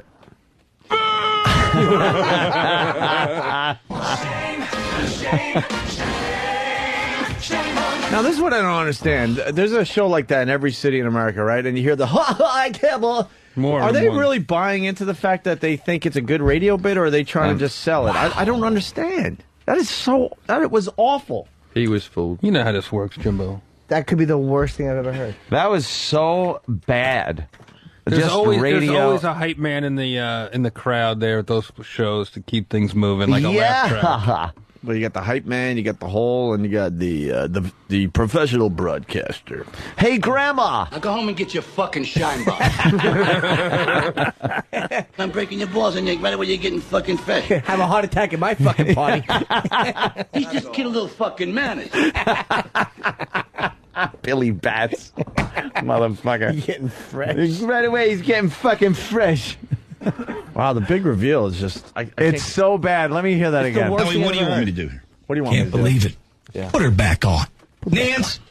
April Fool's, Todd. What are you talking about, April? What are you talking about? What are you talking about? When the heck did this happen? This would be the appropriate reaction. Could you play her for a second? Sure. Howie, what do you want me to do? Can't believe it. Put her back on. Nance? April Fool's, Todd. What are you talking You got me, you cunt. Yuck. April Fool's, Todd. What are you talking about, April Fools? Are you okay? Oh, the hole. I'm fine. It's just payback time, boy. Wouldn't it be great if she slipped right then and there and broke her hip? Yeah. Payback time. Fucking right down those steps and paralyze yourself. I got you, Hop. Her fucking Doritos hip just breaks. Fucking old bag. They don't believe it. A dog starts eating her face. Yeah, they're just laughing at her. And she's sitting there with shattered graham crackers in her fucking pelvis. And fucking liquidy shit all the way down the steps. You old hag. Thank you. What's the matter? I don't know. There's a man tying me up with a cord to my wheelchair. Throwing me down the stairs. Fido down. That's my ear. God. Fuck them. The old lady was fine until she gave the reveal. And Yeah. I fucking hate her guts too. April Fools. It's payback time, boy. Owen, it's payback time. But people understand that everybody was in on the gag. Everybody. It wasn't like the grandma was pulling a gag on just one of the guys and two out of the... They all knew. Yeah. Oh, they had to rehearse it. That and really everything. fucking makes me angry. I think the when I ultimate just heard. April Fool's joke would be to make April Fool's Day on a different day. Yeah, should just move like it. kill a person on April 5th. Yeah. That's a good joke. April Fool. Yeah. You didn't see that coming, did you cunt? I'm Chris Hansen. People are picking out their favorite part. Or get that show that you said where they get the paedophiles and just let him get away with it. That's a good April Fool's Day joke. Yeah. Don't bust him. Chester's Liver writes, the "Are you okay?" is quite possibly the biggest douche chill giving sentence ever. Are you okay? Could we please hear the reveal again? The reveal? You like the reveal, huh? I bet when he first I already heard threw this, that out. Steve was Can you wiping get it out of his the garbage. Steve was wiping his tears away. Thank God she's okay. Nothing. Wow, that was an April Fool's bomb. All right, here we go again. The big reveal. Howie, what do you want me to do? Can't believe it. Put her back on. Nance? April Fool's, Todd. What are you talking about, April Fools? Are you okay? I'm fine. It's just payback time, boy. That is so Payback I time. can't even believe that. Nance, you scared us. I got you, Hop. Well, she hung up. Well, people are going with the it's payback time line. We can have a little fun with this. I want to thank Steve for bringing a fine bit to the Opie and Anthony show today. We were doubtful, but it was good. Yeah, Tim H. from Columbus writes, it's payback time. This is what you get for marrying that colored girl. Oh, God. We can play It's Payback Time if you like. It's payback time. This is what you get for not aborting that thing with Down syndrome. And I have to bounce on my knee. You have to bounce on your knee. I think Down syndrome by the way, is the one disease, like not disease, The what? disability that hasn't been used in stand-up. Which like one? all the other ones, Down syndrome. Everything else, you got midgets, you got people with cerebral palsy, you got no Down syndrome comics. Well, it's just by nature they're walking around. They don't realize they're comics. You've never heard of insulting someone. I reckon we could get together. You never heard of Rich Voss? God damn it! I'm glad you're here. Oh, that's good. How did we all miss that? How did we miss that First thing one? I said in 20 minutes. I was waiting for that. I just think it's an untapped market. Yeah. There's a lot of jokes about having a dick and being able to lift heavy things that people can make. We have another comment about that bit, because now the listeners are calling in here. Of all the dramatic things I've ever seen, goodness gracious. And I love the people that get the inside shit we talk about. Matt Lamb from New York City writes, it's amazing that this old bitch probably called at exactly 7:15 a.m. when the most people are listening. Yeah. What show is that? Can we see pictures of these guys? That's fucking That's horrendous. Can we see pictures of the grandma? Sounds like she's a regular. Eh? Yeah, where's she? Nance. Yeah. Let's see how close to death she actually is. I'm not feeling too well. Well, you want to play It's Payback Time? A little more of that? Sure. Thomas Overbeck from Dallas. It's payback time. That's what you get for kicking my dog in the liver. And then Sam's Camera from Albany. It's payback time. This is for sending me to the home where my bippy gets violated each night. What's a bippy? It's a puss. It's her cunt. And Blue Healer from Kentucky suggesting isolate the grandma having a heart attack and play porn behind it. You got that good porn clip, Ant? No, I don't have that one. Not porn music, the good coming clips. Oh, where are those? Let's try to make this bit funny for these assholes. We'll punch it up for him. Ah, there it is. By the way, Down syndrome, someone's saying it's obvious you don't listen to the show a lot because one of our best bits ever was those Down syndrome kids doing knock-knock jokes. Remember that? We went on for like 45 minutes. Knock-knock, who's there? Oh, yeah. Remember that bit? Fuck, man. Holy shit, was that I'd brutal. like to hear that. It's like 45 Oh, God, minutes. we went off. We took a lousy 10-second clip and probably did 45 Was minutes it on knock, knock? The one guy told Yeah. a retarded joke or And some then it's shit? who's there, and then we would stop the tape over and over, and we would tell the little fella who's there. Oh, it was never anything good, was it? No. I've written a sexual thriller with two Down syndrome people called Eyes Wide Apart. All Access reports the passing of Darian O'Toole. That's got to be a fucking joke. Do we have our last interview? Yeah. We do? Well, I don't know if that's actually no. All Access reports the passing of Darian O'Toole. She was, well, if she's dead, she was. If she's not, she is. I really don't know. When she called last time? It could be a little April 2nd joke that's being played on us. Right. Okay. Is she okay? Oh, my God. Let's get her on the phone. We'll find out. Anyway, you got the porn clip, the really nasty one? All right, here we go. Of course I do. Grandma having a heart attack. All right, first of all, we're going to make a phone call here. We got to congratulate Howie's grand. Oh, thank you. It was Olive who? Yes. That's the bit. Olive. Knock, knock. Who's there? Olive. Olive who? And then And then it was, yeah. I'll live, but I shouldn't. I should have a hanger in my head. All right, first of all, we're going to make a phone call here. We got to congratulate Howie's grandmother, Nance. She's 81 years old. We just want to congratulate her. She's sick. Nance? Nance, how are you? I'm not very good. I can't breathe good today. You can't breathe? What's the matter? When do you want the porn? I can't get my breath.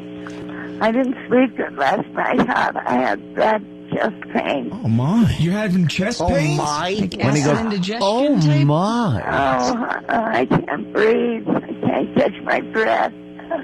Well, Nance, hang on a second. Is it because of all the excitement? Are you feeling well? Is it because of all the excitement of what, that show? I didn't sleep all night last night and I can't breathe. Maybe it's just the next. Can't breathe. Is it the fucking male nurse with the pillow over your face? I can't breathe. fucking angel of death is squishing a pillow in my face. Is it the lawyer with the pen in your hand? Florida Steed. The angel of death. Florida Steve writes, Oh, bat. Olive to an average of 34 years old. It went on. I don't remember any You don't of remember? If No, we had that, there was so many. yeah. Try to find a little clip of that. Olive who cut and It's brutal, Jim. Do you need something? Is Jimmy there? Jimmy's asleep, Honey. Well, can you wake him up? Tell him that you need some help. Are you No, okay? I can't, honey. I can't breathe. Oh, honey. Oh, honey.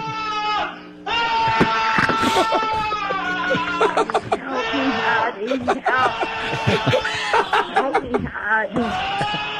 Help me, honey. We need to. Oh my God! You need to pick up the phone. Oh my God! Pick up the phone.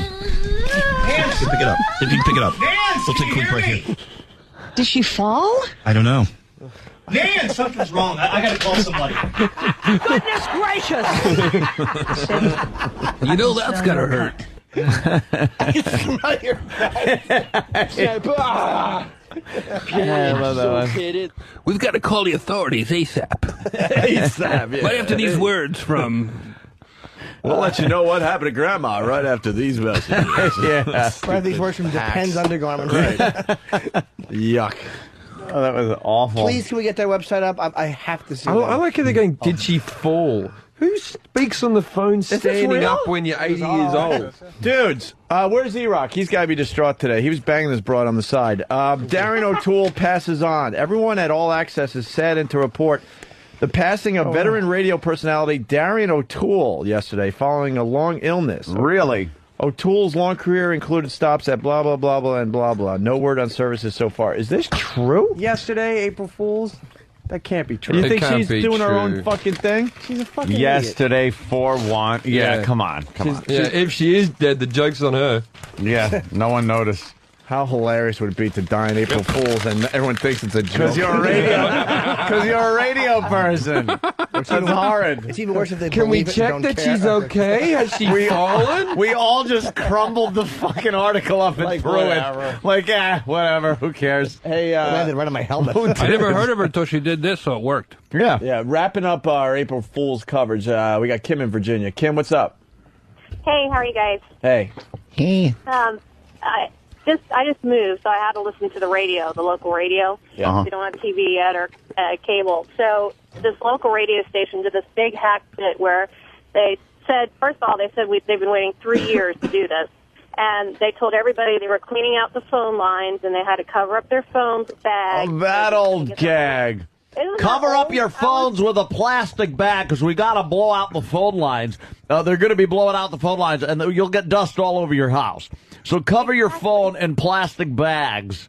It was so hack and so awful. It And what, made are people me sick. dropping their phones in fucking their cell phones in little plastic baggies now? Because how many people really have They phones? were like covering their studio phones and talking about how they had to do that, and then they had some lady call in and said, "Is this for real? Because I've got to call my aunt and tell her she's got to cover up her phone because her whole house will get dirty." We better get audio of this one. This one sounds terrific. People should then go around and look for bags on phones and blow the person's head off with a shotgun if there's a bag on their fucking phone. Just kill them. It just made me sick to listen to. Thank you, Kim. We appreciate that. Unbelievable. That's I have a better gag. We're blowing out Granny. Put a bag over her fucking head. We're going to blow out her ass and see the dust that comes out her mouth. Puddle of AIDS. I'll live till Puddle of AIDS? Well, he's just one that's of his our name. regulars. Yeah, The famous Puddle of AIDS. Yes, He writes, I'll live till I choke to death on my tongue. I think that was one, wasn't it? Yeah, that does sound familiar. Rings a bell. Matt LaFar from Queensbury. He hasn't checked in a while. He writes, Olive, who?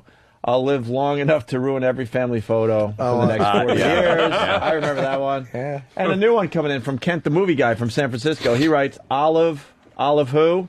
I'll live longer than Darren O'Toole. That's sweet. You worked it in with clever. A recent death. She doesn't say that she's dead. She just passed on. Yeah, where'd she go? What does that mean? That doesn't mean anything. No because, word on because I don't want to upset the Christians, but there is no heaven. And if you've got any dead relatives, you never seeing them again. That's just my theory. That's wonderful, Jim. Thank you. Some of us like to feel like there's something, a little hope out there. No, you want to go on forever, do you? Let it end at some stage. Bloody hell. You want to exist forever and ever? Bloody hell. That seems to be the thing everybody wants. I don't want to be thinking for the rest of my life. You just want to I don't rest. like thinking as it is. Where's me passport? Can't punch women in the street. You just wanted at some point to just stop. I would like an ending. I would like an ending. Yeah. I don't want to go to heaven. Do you really want to? Hey. Not in the traditional sense. I want to walk around on a cloud with wings and all that happy I horse want to put shit. my face in the 16-year-old girl's ass. That's heaven. Yeah, but even then, after a while, you'd get used to it, wouldn't you? Like, there would become a stage where you go, I could fucking lick balls now. I've been doing this for so long. That's what happened to Chuck Berry. Anybody who gets too much puss goes crazy like that. You're right. They got shit and pissed on. You should know. You betcha. You betcha. You betcha. All right, hey. We started this little war with WEEI in Boston. It's going very well, by the way. Too They busy started to take all the phone calls that are coming in, but we appreciate the job you're doing so far. And we got the, this is very famous, actually, a voicemail. John Dennis leaves an angry voicemail for, like, a listener. This is really good shit. And we'll play it after the break, because I got to take a tease. I didn't mean to tease, because we already have you. You're already paying for this crap, so. But I do have to take a leak. Plug our dates, will you? You do that while I go. Can I? Yeah, do whatever you want. Do you want to plug? You plug mine, I'll plug yours. I don't know yours. JJ over here is going to be at Caroline's this week. He's doing a lot of stuff in Cleveland. I'm going to be in Cleveland, Seattle, and tonight at Governor's for the first time ever on Long Island. What is Governor's? First time ever? Yeah, I've never been there. Hey, Governor! Yeah, is it just like that? Just a whole lot of people who think they own the place. Yeah, they just go, hey, Governor. That's Governor. a place in Levittown. Then Hilarities in Cleveland and the Giggles in Seattle. The Giggles? Or Classy just names. Giggles? I don't know. I never. Never Sounds like been a there. stripper. Giggles? Hey, Giggles. Ugh. Stripper. Yuck. They don't even strip right anymore. Just stand there, a little bit of weaving of the hips, and then they come down to extort money from you. I like the old days where you had some dollar bills, you'd drinking a beer, she'd walk on the bar, you'd toss her some bucks, and she'd stand there in front of you for a little while, go to the next guy. Not try to extort $20 out of you for a lap dance every fucking lap around the bar. It's crazy. Enough already. When the hell did this happen? You gotta hit When the Tampa. hell did this happen? Tampa. That's where. That's where I the strip like clubs are. old school stripping. Girls with balloons and a cigarette. Oh, wow. That is old school. They still have that in Australia. Do they? No, they don't. Oh, okay. I love the old-fashioned strippers, the burlesque. Oh, you're talking way back. Yeah. What, like a feather fan dance or something? I'm friends with the burlesque girl who, what is that America's Got Talent, the one who did the strip thing on Knight Rider car. Ugh. Which one was that? David Hasselhoff? Michelle Lamore. I'm friends with her. She's like a burlesque thing. Is she? Yeah, it's Never good. heard Feathers of her. and shit, you know. The feather dancing? Yeah, all the I don't feathers want and art stuff. in my stripping either. I want a completely nude local girl Yes. that is just in some shit fucking bar that could just be, if it wasn't for girls dancing naked, it would just look like a regular bar. I want them to be desperate for cash. Yeah, and be desperate for cash. Yeah. Not have Low self-esteem. Yeah. Yeah, that's sexy. I like walking into local strip clubs that you never know if you're going to see some destitute former classmate or something. That's great. A nice little burlesque. I like it old school. You have that on your iPod. That's what I get introduced to at comedy clubs. Oh, okay. Do you really? You pull your tits out? Yeah. I get people to Feeling come them up on stage and shake it. I actually think strippers are very easy to pick up in strip clubs. They're not. You think? It's not difficult. You just tell them I you're think a they're too comic or something, jaded. and you slap the accent on a bit, and you can. Well, say yeah, you're a you with stripper. that fucking accent, I'm sure. Yeah, chicks like the accent. They really do. But Which is the weird thing when Americans go, because like I don't want to tell you about America, but you hate it across the world. Oh, right? no, It's nothing no, personal. we know that. You know what I Nothing mean? personal. There's nothing personal. You just are, right? And now we can't even pull out the almighty dollar and try to spend it because it ain't worth it. It's not worth a shit Right, anywhere. So you go after Britain with your accent and try to pick up. People hate it. People hate Ain't your gonna accent. work. Yeah, in Australia, That's it why still I pulls won't a work bit. there. I've been offered to work there. I have no fucking desire to stand Yeah. there. No, because guys that like fucking trash Bush Americans are like, yeah, Americans are stupid. Those are the guys that the fucking British crowds like. Yeah. Chris No Rock's desire been over to there do that selling shit. big tickets. Chris They love. Rock's gonna break a record. Chris They is love fucking- him over Chris is- there. Chris is Chris. So they would love you there. They love brash Americans. No, over well, there. Doug Stanhope. I love black guys, I Doug think. Stanhope sells through the roof over there. He sells big theatre tours. Doug Stanhope. over Does he? there. Yeah, Doug Stanhope's is huge over Mitch there. Hedberg is still selling out over there. Yeah, Mitch Hedberg was very popular over there. Yeah, yeah. I hear English chicks can't fuck. English chicks are the best fucks ever. Are really? 'Cause Oh! I hear tell they can't fuck. No, like 50% of them fuck take out the ass. 50%. Easy. Wow. Easy, It's right? cleaner than a pussy. Yeah. The pussy's and it like the tastes Thames. chips. No, I find American women. I was in LA for a week last week. Right? Uh-huh. I got like 5 or 6 phone numbers of girls who wanted to date me before they fucked me. I'm there for like a week. I can't Yeah. build up a relationship. I'm gone on Monday. So you just want to fuck? Yeah, and then this whole thing that like an American girl wants to hold your hand or something like that on the first date, and then she'll decide whether she's going to date you. We're like, British girl will fuck you and then decide if she's going to date you. Oh, Off that. really? Yeah, they're easy. Makes a lot more sense. No, I'm not. I'm saying, but are they any good at it? No, they're good at it. They're good at it. Yeah, and of course they are. They're better than yeah. Australian birds. Australian birds, it's all a lot of sun. You know something? doesn't taste right. Australian chicks, it's a weird thing. I've been to a lot of once these had a girl say- websites that have Australian girls on there. Yeah. Not very attractive, a lot of them. What the fuck is that? It's too much sun. Is that what it It is? is. It's too much. They're like wallets. They're all freckly and their skin's all. I had this one Australian bird I was fucking, and this is what she said to me. She goes, "You can put your goo on me face if you want." Like, how sexy is that? You can put your goo on me face. You can put your goo on me face. Cuckoo-ca-choo. That's fantastic. Like I did it, but you know. She's rubbing That's it like- in as lotion. That's like David Tell's joke. He's like, if God didn't want you to put it on our face, we wouldn't have made eyelids. That's a good one. Wow. No, Australian birds, and they're just a bit blokey as well. They're all into sport. Yeah, like a little manly and stuff. Oh, yeah, they're big. yeah. Well, they're I dated, tough. I dated a cop. My brother's a cop, right? And he fucking set me up with some bird from his work. Oh, and a she was cop like, bitch? yeah, she was sexy, right? Was she like the road when, warrior? You know when you're like, like when you're laying in bed with a chick and you're like sort of like a play fight, just a little bit of a slap or a, like, Oh, fuck. like you're tickling someone or Yeah. something. You give her a bit of a tickle or something. And then she had me fucking pinned on the floor with pulling my hair back and mashing my face, going. And I was going, this isn't fun. I don't want to be in this relationship. Fucking pistol whipping you like Leota. I don't want any bitch that can fucking slap me to bits. I like that. I like a woman who can protect me. Yeah. Beat the shit out of you, though? Yeah. You know, he wouldn't have to hire a bodyguard. I've dated a couple cops that are fucking submissive sexually. The female cops I've dated, Really? they like to be fucking spanked. You ever put a gun in her mouth? No, I didn't act out anything like a role. I don't really do role play, but I just fucking they like. No, to be he spanked. said he put a gun in your mouth, and you said, I don't do role play. That's just how he fucks. Oh, you mean you did? That's not role Yeah. play. It's like, keep doing it or I'll blow your fucking head off.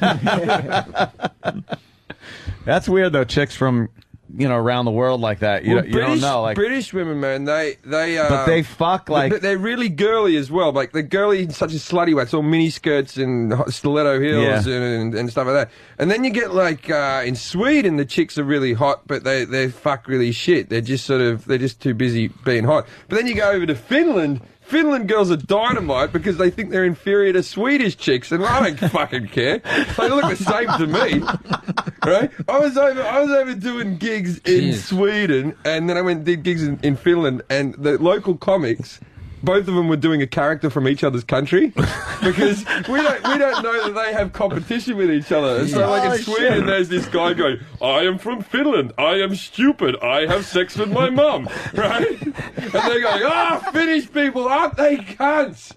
And then you go over to fucking Finland and they go, I am sensible Swedish man, look at my loafers, I have sex with my mum. Aren't Swedish people cunts?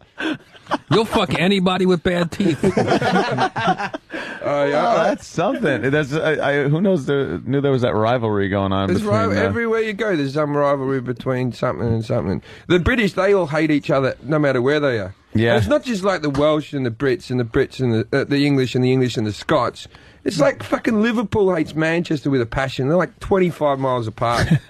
And they fucking hate each other. Like they just want to, you know. Well, it's probably like New York and Boston. Yep. They fucking hate each other. Well, what's the big deal? They just The live Red over Sox there. and the Yankees. It's that whole thing that you grow Pretty up much in it. this world, and it's like when you grow up in a city, you go, what part of town are you from? And you go, oh, they're fucking rednecks. But then when you go overseas, it's like, what country are you from? Oh, you're Australian. We know what they're like. You know, there's further in it's like if you live in one street, you hate the fucking street next. Yeah, to you. yeah. There's no divvying it up. I guess when we think of other countries. Yeah. Like, because here in the States we make fun of the South, and you know, if you're from the North, if you're from the South, you make fun of who do you make fun of? I think you're at the bottom of the totem pole. Black people. Okay. Could always go to black people. But my dad was a comedian in Baghdad going, these Shiite chicks, they want to date before they fuck. I gotta date a Sunni chick or a Kurd. Kurds love it in the ass. Half of them love it in the ass. 50%. I love that. 50%. Like they're arguing about economics. 50% of British women take it up the ass. In fact, if you're a British woman, right, phone in right now. Well, I'd I bet you imagine- 50% of them will say they do. I'd imagine Something to do with the coal. You wouldn't want to put your dick in their mouths with all that. The bad plaque, the bad teeth and shit. Get a plaque job. do they still have the fucking Bad effects teeth? of scurvy or something? What the fuck? They don't have fluoride in their water. They think it's evil. And they Is don't that have what it fluoride. is? And they don't have ice in their drinks. They always scoop the ice out because they're worried because their teeth are so sensitive. Oh, sensitive to the And so cold. that's why all the drinks are really warm. Why are the drinks really warm? We like it that way. No, they I don't. put in a little wasabi. They love it. If they get a cold drink, they go, "Oh, my sore teeth!" And you go into a petrol station, right? And the fridges don't have fucking doors on them. They're serving you a Coke and a Dr Pepper out of a meat tray. And it's like the bane of my existence. It's true. Oh, shit. Their teeth are sensitive. Oh, who knew? No, that really is the reason. Before the smoking ban came in, the ashtrays used to just be filled with ice because you could see cunts scooping it out with their hand and going, "What are these people, mental? I can't drink that." My teeth hurt. Yeah. Oh, no, they don't like it. And they've got those rotten, Oh, you can tell British teeth from a mile away. In Britain, I haven't got great teeth, but in Britain, I'm like a fucking dentist commercial. And over here, I'm starting to think I might get them whitened or something. What the fuck? It's like, I guess, the effects of It's the effects generations of war and living underground and some of them the tube. They just don't brush. Well, the tube will fuck you up, mate. Yeah. You go on the tube, you assimilate to it very quickly, but the first couple of days your bogies go black, and you just go, "Well, that's not good."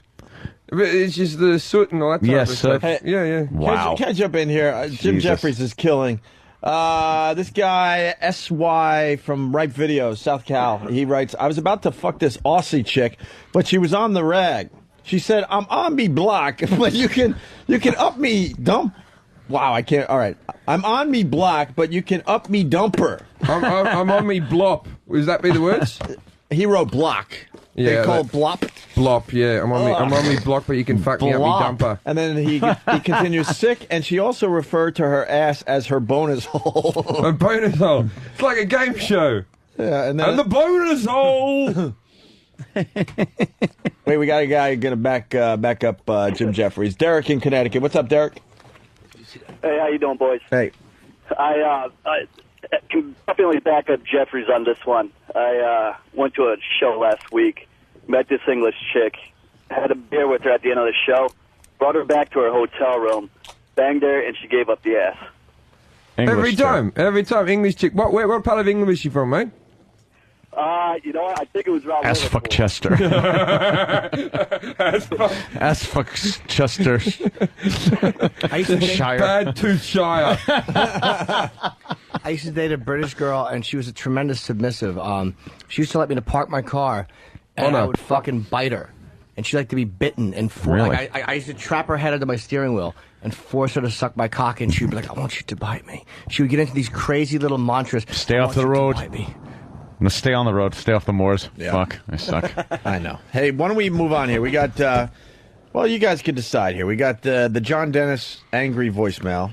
We're doing that war with WEEI. We got the crazy guy attacking someone with a machete and then starts throwing firebombs off the roof. Yeah, I heard about him. We got a guess the sound, and we got a guy talking about UFOs. I like UFOs. I like UFOs. UFOs are fun shit. I believe in UFOs. It's one of the things. I enjoy talking about all this fucking. It's kind of interesting. It is yeah, too. but there's going to be some alien. There's going to be some probing. Fucking. There's going to be some anal probing. You know there always is with UFOs because that's all they care about. Aliens is shoving a stick up your ass. And you know how some people like to fuck animals? Yeah. You know, wouldn't there be like a couple of aliens that would come here considering us animals and just want to fuck us in the ass? Yeah, and then how degraded you'd feel. Just And there's that famous case in the 60s where they kidnapped Betty and Barney Hill, and the aliens just said to Betty, "Why?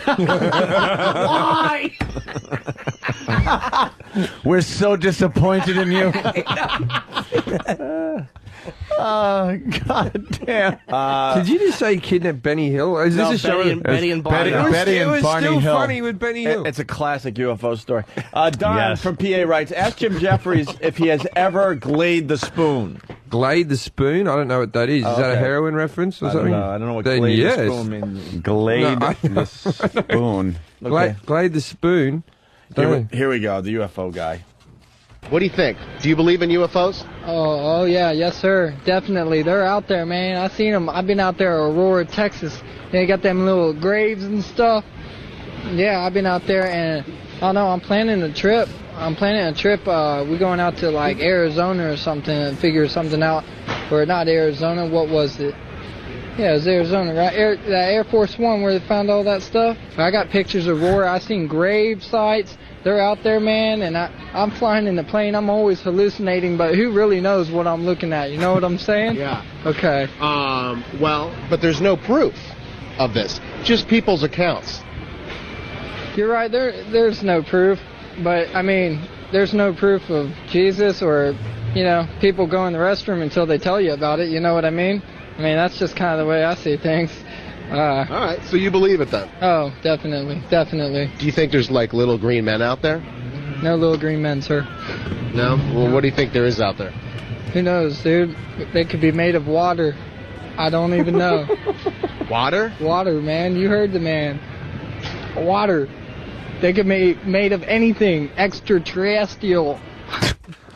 Extraterrestrial. They could be made of water and other extraterrestrial stuff. That guy's just an ass. Although I tell you one thing, he's coming up better than that fucking dopey interviewer. Like the little green Mendy. What do you think's out there? Little green men. What year is this? Complete asshole. All right, people are begging for the John Dennis thing. Do we know the backstory Begging. on this? Does anyone know the backstory on this? I think... Who's John Dennis? Sam! Dennis and Callahan, this radio show, they took a shot at us yesterday. Are you guys unliked in the industry? Oh, yeah. All right. just checking. Pretty innocent shot, but we decided to go balls out because of that. Let's be honest. We've done far worse to everyone else. Hey, what happened to that big guy that used to drive the taxi that used to sit in the corner? And Big A. Big A? Big A, yeah. He doesn't come in every day. Oh, I like We're it. going to scrape his... next time he comes occasionally. in, we're going to scrape his tongue, though. Did you ever get the Glory Hole Challenge thing up and running? No, he didn't want to do that. But we're going to have him... We're going to scrape his tongue because he has really bad breath. And then we're going to have someone probably swallow it. Oh, ugh. Just as I take a bite. That's disgusting. Yeah. Sam, what do you know on this Dennis and Callahan voicemail thing? Oh, that's apparently, from what I gathered, he had some kind of feud with a lesser-known radio DJ or somebody from The Edge, I think is what he said. And this guy went up to his daughter in a bar or something and told his daughter that he wanted to sleep with her for the scandal. And then his daughter went home and told him. And Oh, so he's calling because his daughter was approached. Yes. Okay. And so he got super pissed. All right. How old's his daughter? He didn't say. I don't know. Well, she's in a bar, right? So Yeah, I mean, she's that Okay. age. Yeah, you're allowed to sleep with your Fair daughter. game. So Sure. this is If Dennis. there's grass on the wicket. This is Dennis from the. It's time to play cricket. They got their own version of the. I know. Yeah, they Unbelievable. got grass on the infield. If the grass on the wicket, it's time to play cricket. At least ours rhymes. Yeah. You nicked it off us, you cunts.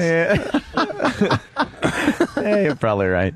It's like a cultural awakening when you're here. This is good. Yeah. So here's John Dennis leaving an angry voicemail to this guy that approached his daughter in a bar. Is this Rotillo or Rotillo or Rodillo or Rosillo or whoever your name is? John Dennis calling. Rotillo. 2 points you need to understand. Number one, I don't know who the fuck you are or what it is you do. I guess you're on the zone, and I guess you're a radio wannabe. Beyond that, I've never heard a word out of your mouth. I don't know who the hell you are, and I don't even know what you do. I'm wondering if you're still hungover, or were you so drunk and thrown up last night that you even remember any of these conversations. So let me tell you a couple things. I don't know who the hell you are. I don't give a shit who you are. But I guess you're hitting on my daughter and saying, I want to be with you and create a scandal. I'll tell you what, you want to create a scandal, why don't you, as like half my age, what are you, late 20s? I'm early 50s. You want to create a scandal? Why don't you come and find me, and I'll rip your fucking ears off and your nose off, and I'll shove them up your ass and kick your balls up around your head. That would create a scandal. You want to be in the eye column? Wow, obviously shown his age. Wow. No, it's not even rip your head off. I'm going to rip Why your ears. you? Why? And, you know. You darn kid. By the time I'm done, you won't be able to wear glasses. What I'm going to do to you. Let's go. Why, Let's go to Rusty in Boston. You whippersnapper? Hey, boys, how you doing? Jimmy, you're great. Loved you last time you were in town. Thank you. Hey, guys, actually, that guy that John Dennis went after was working for the Patriots. He had just signed on to do the Patriots pregame and postgame, and when this scandal broke, John Dennis was such big, like so into the Patriots that he got him fired before he even started. What? Yeah, that's what happened. It was a big story here about 2 years ago. Right. And it was just all over the place, and this guy, you can't even hear from him again. He just fell off the face of the earth. He's that powerful. Well, at the time. Yeah, we'll see how powerful he is. Yeah. Good luck. Thank you, Rusty. I appreciate it. Thank you. More of the backstory. Rip your fucking ears off and your nose off, and I'll shove them up your ass and kick your balls up around your head. And shit That down would your create a mother's throat. scandal. You want to be in the eye column? You want to create a scandal? You want to be something other than some jag-off on the zone? Jag-off. Why don't you come see me face to face? I drive a Give me 10 Jag-off. seconds. Tell me I'm Ryan Rotello or whatever the fuck your name is. I'll kick your balls up around your ass. You can go to a hospital. Then we'll create a scandal. Do you remember any of this from last night? Do you remember any of this from last night? Give me a call. Go ahead and give me a call. All right, I don't get it. I don't get why a guy in his late 20s texts a girl in her early 20s and says, I'd like to be with you, I'd like to cause a scandal. I send worse texts than that on a daily basis. Right. Like, what's so bad about that? That's not like, I want to fist you until I lose me watch. You know what I mean? Now that would upset the father. Yeah, but just, I want to cause a scandal. It's almost romantic. Yeah. Almost. Well, it continues, right? The voicemail goes on forever? No, that's the long track, and then I cut it up for you. Oh, okay. Short track. So that's it. Yeah. All right, good. Thank God. So there you go.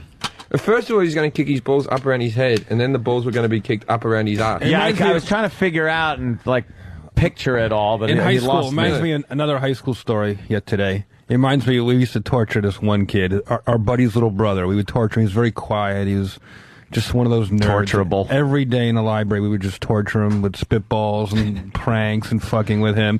And one day in the middle of the library, he just couldn't take it anymore. Big fat guy. He put his hand on his hips and he screamed up to the balcony. He's like, "Why don't you go home and piss up your mother's ass?" That's a good one. Gotta give him that. Yeah, original. Piss up your mother's ass. And what happened to that guy? Did he have a good life, or did he kill himself? I'm sure he killed himself. Yeah. That sounds like a father who,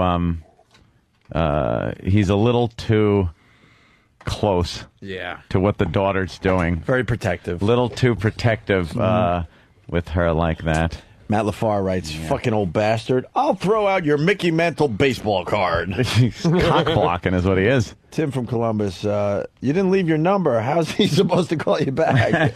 It's also the thing, I don't know who you are. How do you know he's not a nice guy? This guy might be a good guy. Yeah. And Blue Healer from Kentucky, new O&A t-shirt. We're always looking for that next O&A t-shirt, Jim Jeffries. And this guy writes, I want to fist you until I lose me watch. Should be the next Opie and Anthony t-shirt.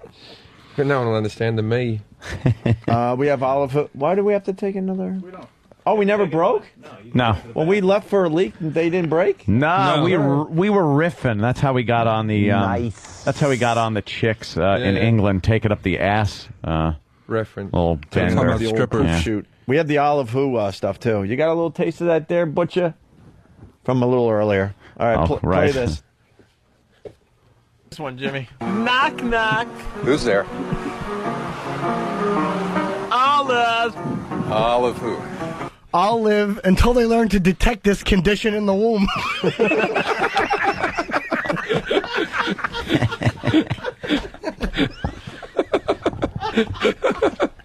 I didn't even see your lips move.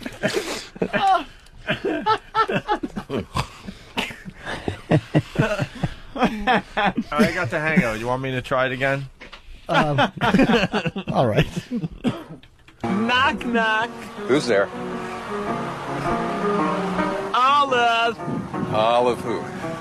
I'll live for as long as my family doesn't get sick of me spoiling every photograph. Oh, gosh.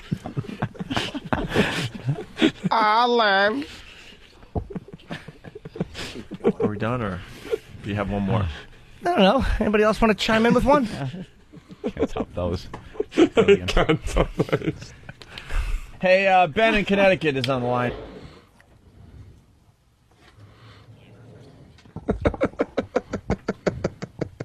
Is that it? Butcher? Caught up the mic. Okay, for now. That was a little taste. All right, very good. All right, we'll take your break there, Stan. Okay. We'll continue with Jim Jeffries, who's going to be at Caroline's in New York City starting tomorrow night through the weekend. And Jeffrey Ross is going to be at Governor's on Long Island. Tonight. One. Just tonight. Then I go to Seattle. And then what? You fly out? Yeah, I go to L.A. for a couple of days in look at Seattle. you. Look at you. Look at you. I'm on my own tour for you guys. The O&A Jeff Ross solo tour. All your big cities. Nice. Yep, great fans, by the way. If you guys say go, they go. Of course they do. It's crazy. They're very supportive of what we do. We like that. It's the stamp of approval. Yeah. We should acknowledge that more, that they really do support all of us. There's a certain amount of loyalty. Fuck them. I haven't got some...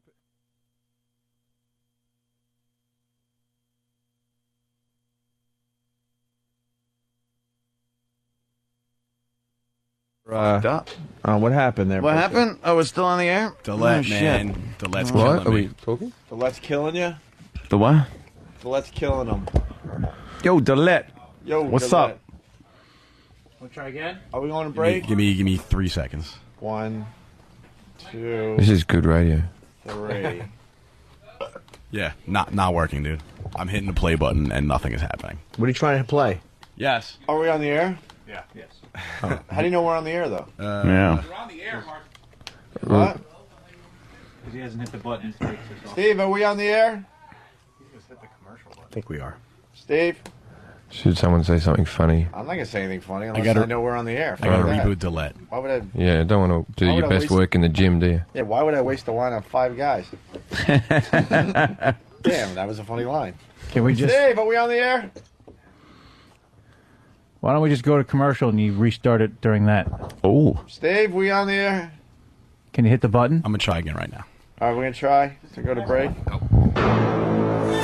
Every knee must bend, every head must bow, every tongue must confess thou art the greatest of all time. Ella, A. Yeah, we suck. Opie and Anthony, y'all.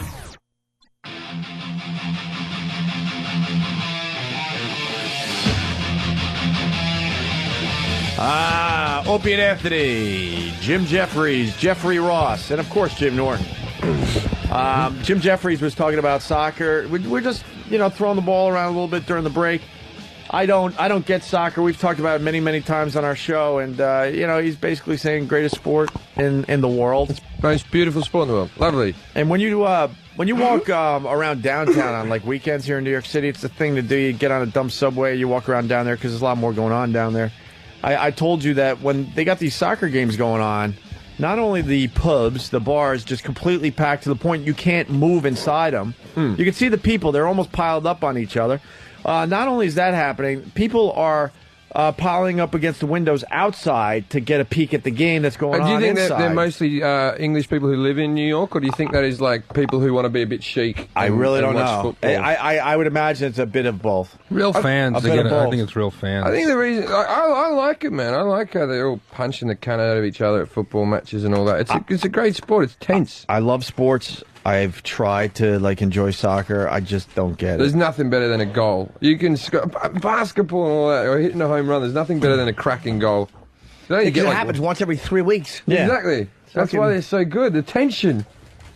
What, the build-up? Yeah, that's why there's fights, because a goal means so much that they just, you mightn't score the whole game. People get very tense and they just want to punch each other. I just think it's a great place because there's like 80,000 of them. It's just brutal. They're fucking brutal. They talk about Americans being fucking pigs and all that stuff. Everywhere in the world. Oh yeah, no. There's if you go to the games, it's home and away seating, so you can't sit next. If you're say if your mate's a Manchester fan and you're an Arsenal fan, you can't sit next to each other. That's not allowed.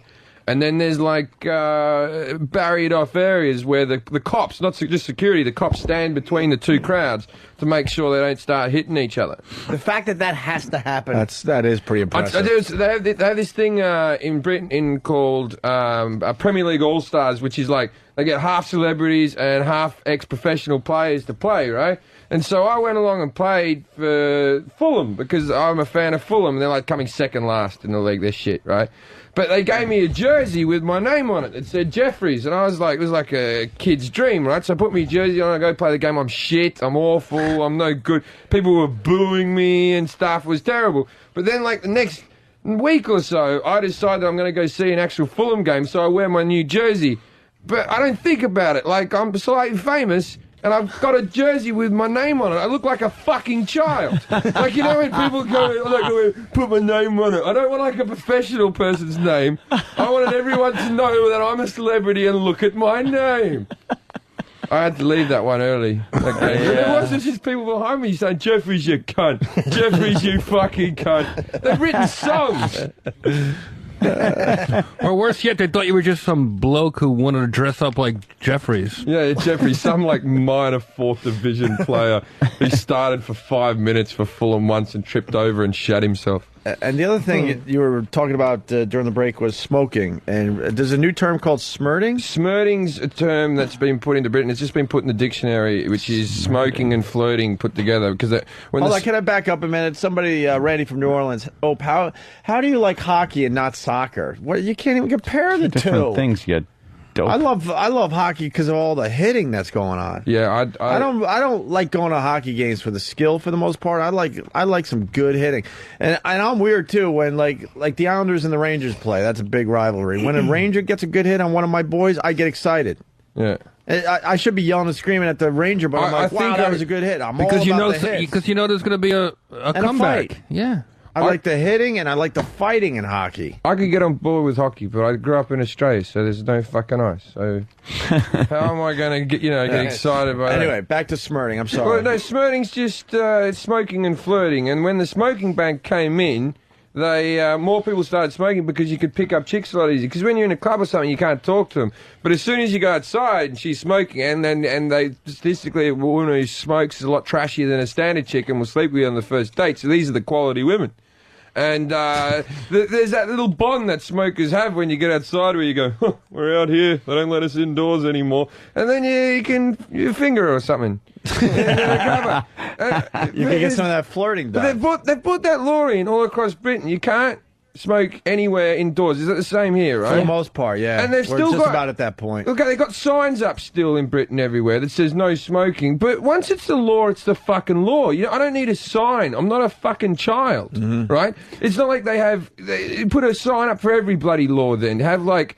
No smoking, and then and no rape in here. Don't rape people. That's frowned upon in our establishment. You know how insane they got with the smoking ban here in New York City? I could speak for New York City. There was a place we went. It was a cigar bar. Yeah. My old boss loved going in there for a cigar and a drink. It was a good social thing. They had the big comfy couches. We would go in there once in a while, have some wine, just mellow out or whatever. They banned cigar smoking in a cigar bar. What? When people are going out of their way to Yeah. smoke in these things, You know what you're getting into That's pretty when you much go to the the cigar reason bar. you're going to a cigar bar, and they even were able to shut down most of those. You could go into a smoke shop that sells cigars and still smoke, but Is there what's anywhere? the fun Is in there that? anywhere indoors in New York? You can... I think that's Friars Club. Friars Club, you can still smoke inside. Certain rooms, certain times.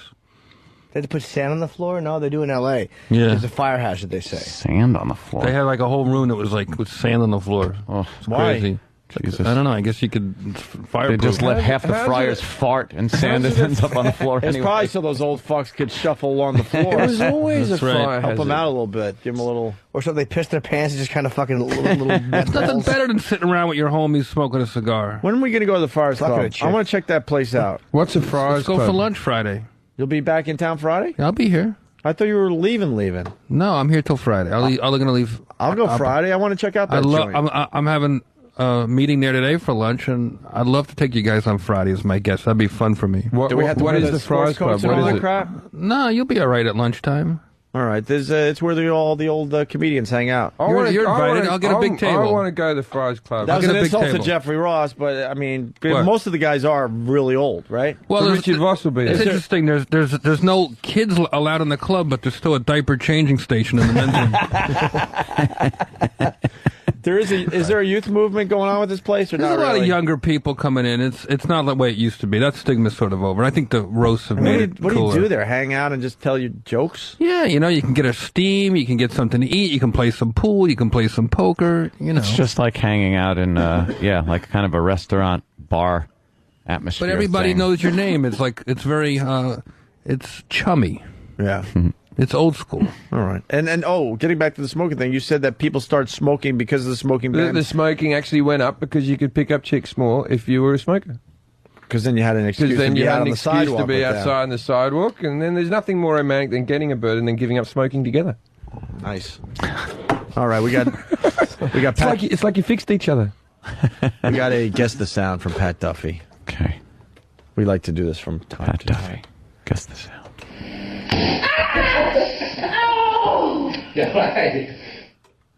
There you go. What is that? Sounded like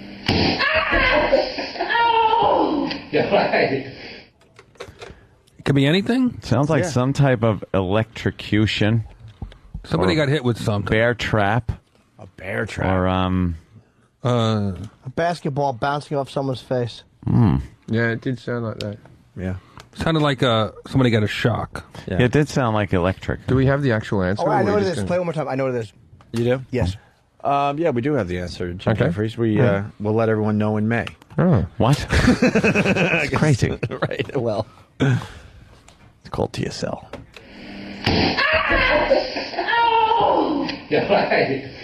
A woman reading. Somebody just got spooged on her. What was it? Goo on her poo? Goo on her face? I think it sounds like she's given birth and the baby's hung itself on the umbilical cord. I want to go back to a woman reading. It means nothing. It's completely the opposite sound of what you heard. That was completely the opposite response of what was hoped for. That was Jim Norton pulling his. Oh, that was I generous. thought it was all right. Thank you, Jim. I thought it was all right. One comic sees another comic fucking hear falling off a cliff. Tries to help me. All right, finally, crazy guy. Are we talking about it in the Friars Club? Yeah, we got the crazy guy that decided to, I don't know, live Grand Theft Auto. Oh, That's yeah. what it sounds like Yep. here. Just sounds like this guy likes Grand Theft.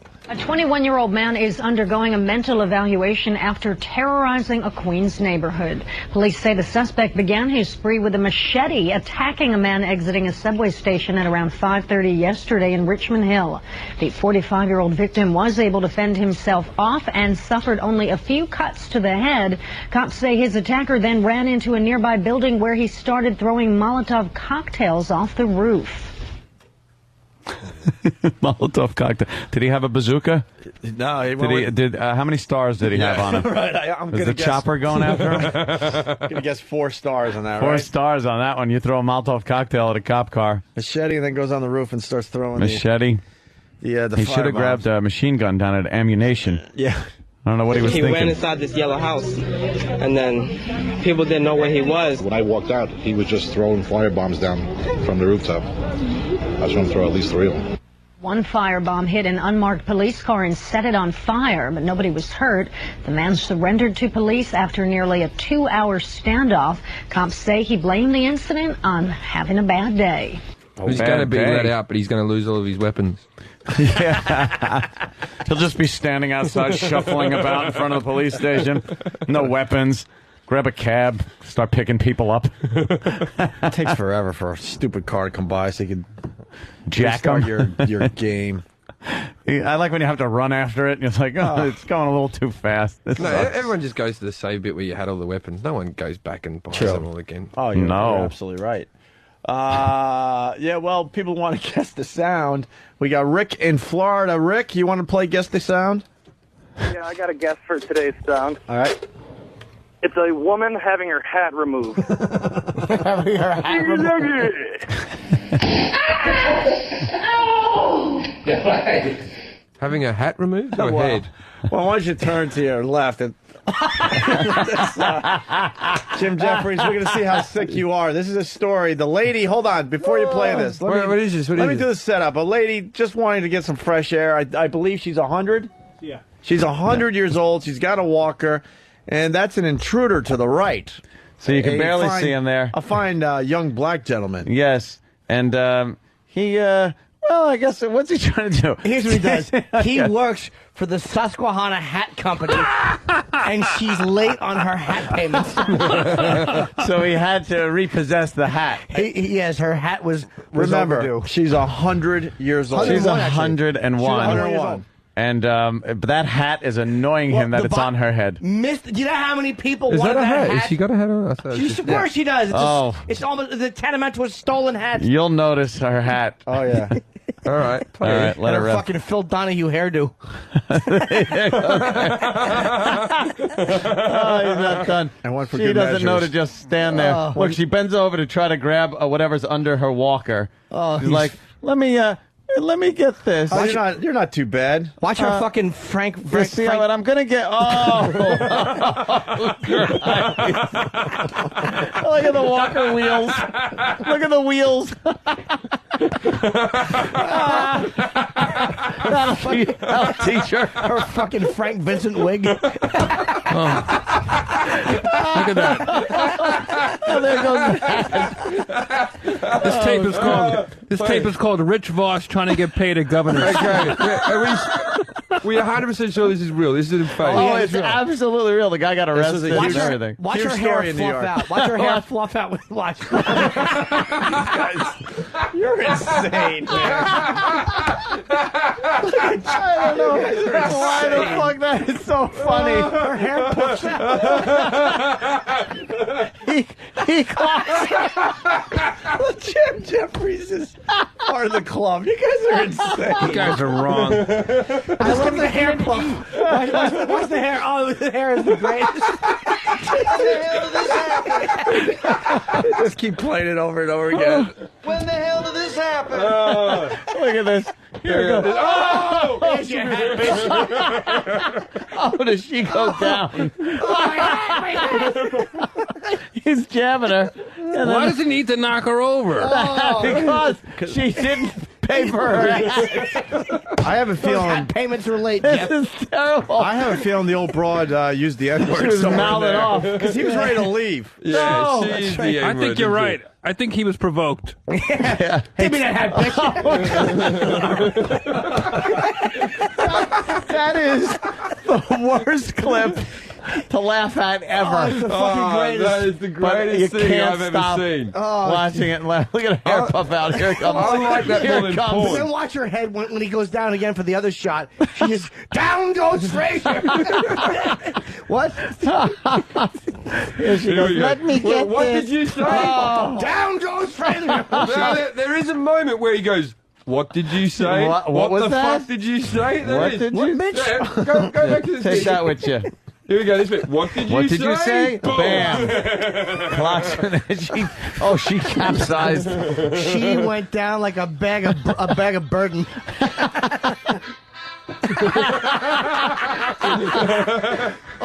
Stay down, Rock. Oh, He's a crushing machine. he'll knock your hat off. Your walker wheels will be spinning into tomorrow. Now switch back to southpaw, old lady. That fucking hairdo. Oh, it's How it wonderful. just oh, there goes the hat. Her hat is off. But stop the fight. Someone stop the fight. This is horrible. Wait, what's in her pocket? What could she possibly have? Let's go to the tail of the tape, ladies and gentlemen. Her reach is 26 inches. His 85. There's a little bit after he punches her where he tries to hold her still up. Like he tries to. I don't fall. Oh, fuck it. She's down. Yeah. I didn't want to hit you that hard. I just wanted to punch a 100-year-old woman in the face. Her head as she's going down is fucking. It shouldn't be funny. But there's something about her head. Watch her head. As she's going Ross, help me over here, will you? I instigated him. torso. Come on, help me over here. She goes sideways. It's the She greatest. falls sideways. It's the greatest example. Guys, this is somebody's great grandmother. Pay for that, bitch. It's the greatest. Hey! It's the greatest example of somebody falling ever. There's never been a better fall. It's because the Zimmer frame makes her fall even slower. That's what's great about it. That's great. She even looks like. We have now seen it easily 100 more times. How much time do you guys need to see You know what it this? is? She looks like Mickey from the top. Look, hey, Rock, get off my ass. Can I see the interview? Rock of Clubber how Lang bad is it- hitting me. What? After the clip, there's footage on YouTube of her being interviewed afterwards. Have we seen this? I don't know if we ever played the interview on the show. Hey, really fast, we got a guy. I just want to see her gotta face. see her, yeah. I just want to see what she Oh, looks. she has a few Leave bruises. it to the end. You can see her face. Oh, is that funny? I got something from Columbus here. Tim H. from Columbus writes, what the black guy said to the 101-year-old woman in the hat was, that's what you get for faking a heart attack on the radio, you old bag. Wow. There was a picture of her all bruised up and everything. It yeah. takes a bit of the charm away. It's nice in black and white. Yeah. Seems like it's like an old black and white film. Yeah, Like it's you should very have anonymous. that piano playing in the background. What's that? You called me a what? He leans into it like he's going to tell her a secret. Here you go. I got something for you. Yeah, I yeah. got 5 secrets, and they're all shaped like knuckles. Oh, is he just bashing her? Her fucking hair. What a full head of hair she has. Oh, I know. Look at her hold her cheek. God Well, damn it. I'll just She's take, like, I'll oh, just take that hurts. out of your pocket. Well, let there me you go. take I'm taking that. this. What do you got, a necklace? I'll What did take you that. call me? And when?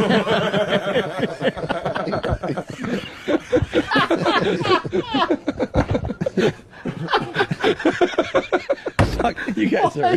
Why does that make me laugh? That should be its own TV channel. That should be its own TV channel. Yeah. Just over and over. It's so heinous. And at 9 o'clock, And it down she goes. 9:15, down she goes.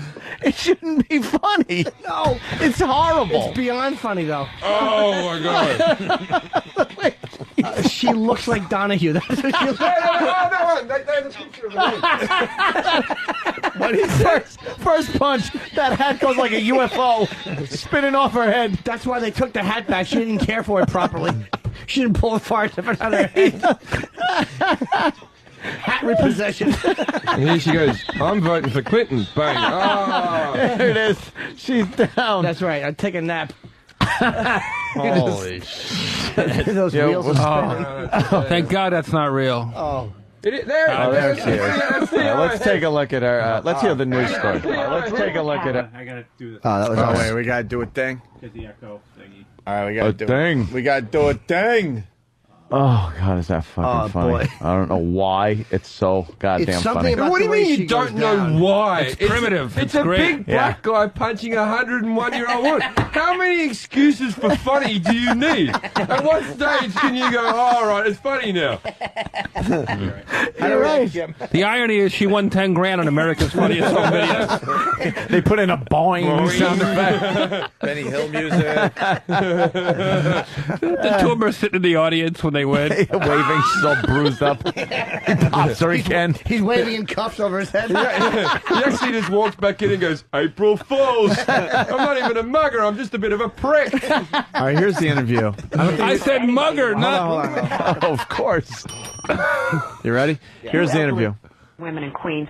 One of the victims, if you can believe it, is more than 100 years old. CBS 2's McGee Hickey is live in Jamaica Estates this morning with the story. McGee, what kind of guy does this?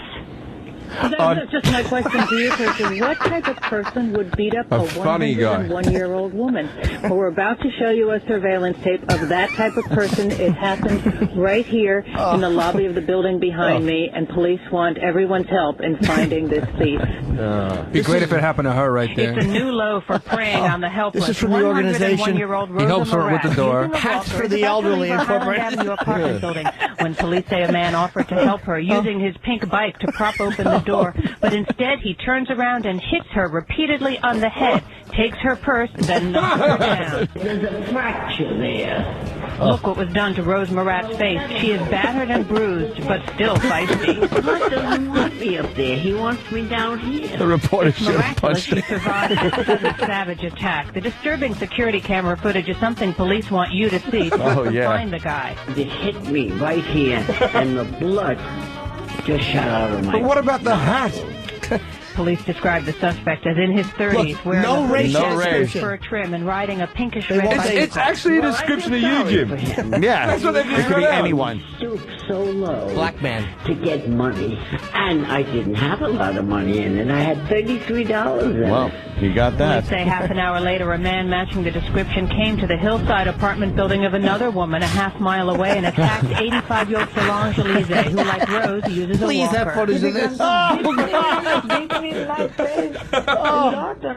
lot of blood coming out of She wasn't looking good before the attack, that Followed her one. into the Fucking elevator, man got up. out one floor below she did, and ran up the stairs, confronting her at her apartment door. He got her wedding ring and $45. I could ask him if he doesn't have a grandmother too. Great Yeah, success. yeah, Very yeah. nice. I am praying for him. You deserve it, Second World War. Man Do it. like that. The man must be a sick man. Look at that hair. Oh. He must be. Well, both women were hospitalized for a few days, but clearly they are back feeling fine and feisty. And one of the women feisty said enough. if he'd only asked for the money, they would have both just given it to him. Oh, no sure. crime committed. We're live in the Jamaica Estate section of Queens. McGee Hickey, CBS 2 I'd love News. to know why All they... right, thanks a lot, the McGee. If you're description interested wouldn't in seeing fucking... justice I in know. her black. I also like if he That's only weird. if he only just gave asked for the money, we would have given it to him. Don't you get it? He likes punching old chicks. It wasn't about the money. Not just about the money. It wasn't Come about the on. money. Like you don't get 10 million hits on YouTube unless you're awesome. He wanted money. I would have fucked him, but he wanted money. I haven't gotten laid since 1942. Let's do line today. Get the fuck out of here. That hat just frisbeeing off her head like that was. And her hair, her full head of hair just fucking coming whoosh. back. Oh, wonderful. Very David Bowie looking hairdo. That someone pointed out Andy Warhol. was with this Andy in the- Warhol. One more time. Yeah, it's like Oh, Andy yeah. Warhol's being It's, like, beaten. it's the way AIDS treated Warhol. Just fucking beat him up. All right. Let What, me bitch? leave. What? Excuse me. All right. You lay there. I have some luggage to throw around. What'd you call me, bitch? I said mugger. Mugger. Not Yeah, you nasty mugger. You lay down. I'm gonna go do some sign language. You wigaboo.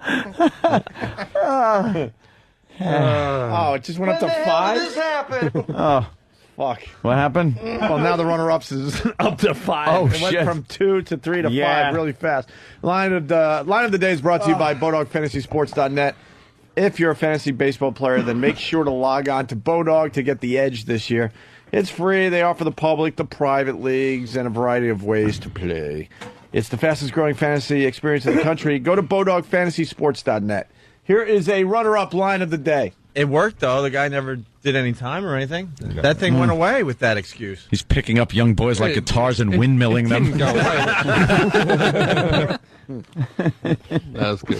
Very, very, very nice. Very nice.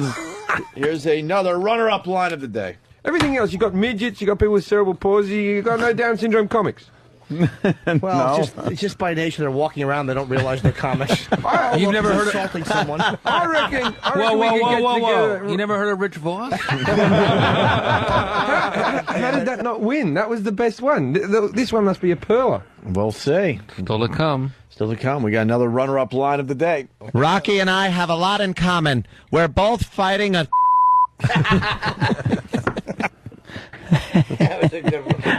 How's that doozy? Doing research for a book that'll never see the light of day. Now I gotta It's make called a crappy Beyond- CD. Beyond Blue Balls. Here's the Blue Ball Wizard. Here's the rest of the round. That was a nice. We had a nice little thing. assist. But that was Yes. that was a 50-50. Like ass sex for a Basketball British style. girl, yeah. 50-50. One more runner-up. One more runner-up line of the day. 712 and 92.5 WB. Wait, hold on.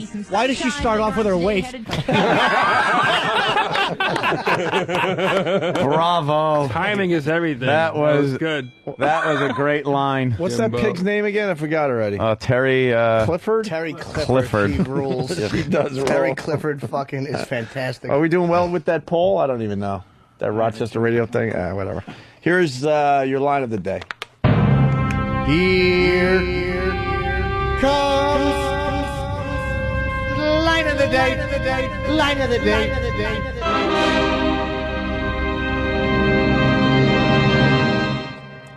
First time ever, so it's like Picking her nose. it's mind blowing, exciting. It's very very cool. Sure. Our parents come home. We're both sitting on the couch, just polite, and the dog runs over, who I've never met, and he's just licking my finger, and they're like, "Oh, Ralphie loves you. He doesn't like anybody." Wudgy, buzz. Yeah, That's the great. roast master scores again. Jeffrey yeah. Ross with line of the day. Governors tonight out there on Long Island. Hold on, I gotta say Anthony's tagline about, and then the dog ran over and started licking the father's finger. Was that in there? No, I'll cut it short before That's that. all right. that's okay. That was just a great story. Shit. I gotta try that tonight. So fucking funny. That was a That's a really true good one. story. Dead He true. likes you. True, yeah, true, he true. does, huh? Let's see. Oh, we got 63% of the vote over the morning coffee. Oh, look at that. What is the show called? Morning Coffee Club. Ugh. Oh, look at her face. Look at her face. And yeah, and the guy in the middle. Crazy day. This was fun today. So they're losing? When the hell did this happen? Jim, it's nice to meet you in person. Oh, thank you. It's nice to meet you. Thanks too. for all the cultural awakening that we learned. Yeah, that was good. We learned a lot about chicks from around the world. We learned about more well, where at that least- came from. I bet. I've got 3 or 4 other facts. Give us one more before we leave. I can't recall. I've got them written in a book. Do you really? Nah, I don't. You ever I have don't know a fucking French shit. girl? I've had French girls, yeah. What are they like? They're all right. They got a bit hairy downstairs, a French girl. Yeah, they don't. I've had a few French girls. I like French Canadian women. They're good. Yeah? Yeah, I dig You them. like them? I like them. Yeah. They're like French girls, but they're not cunts. The French aren't nice people. French Canadian girls in Montreal are the prettiest women in the They're world. the prettiest women in the world, man. They're What about awesome. just Canadian girls? Any good? No, they're not. French They're Canadian. wearing like turtlenecks. They gotta be and French stuff. Canadian? They're always covered in so many layers. You go to Montreal to meet a wife. I mean, the women are The women are Montreal, unjaded, beautiful. Emily They speak French. Larrivée-Tourajou. I know you've got a boyfriend now, but if you ever leave him, that was a wonderful time we had. I adore you, and I'm still Facebooking you, and I know I shouldn't. All right. That's too true. I think I've just shot myself in the foot. Why don't we do the quick out today? Yeah, let's do We that. rarely do that. Jim Jeffries, Caroline, starting tomorrow. Need my weekend. truck up. Oh, thanks. Jeff Ross tonight. Night at Governors. Next week in Giggles in Seattle, and then hitting Hilarities in Cleveland. Come on down. And I'm hitting Chicago, Detroit. Oh, I hate that The club. name, just the name. I don't know. about What the can you club, do, but- man? I'm hitting Chicago, Detroit, and here at Caroline's my MySpace page. Yeah. Jim Norden. Jesus, what are you? Got spina bifida? Sit up.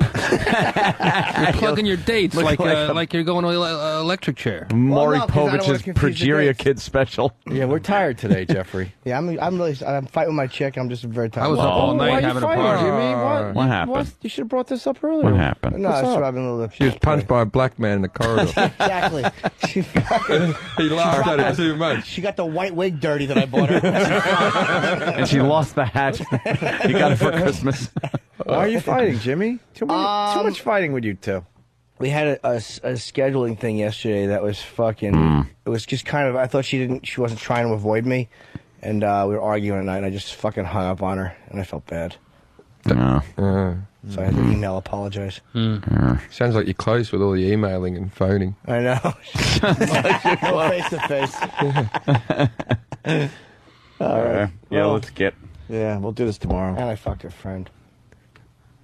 Who would that be?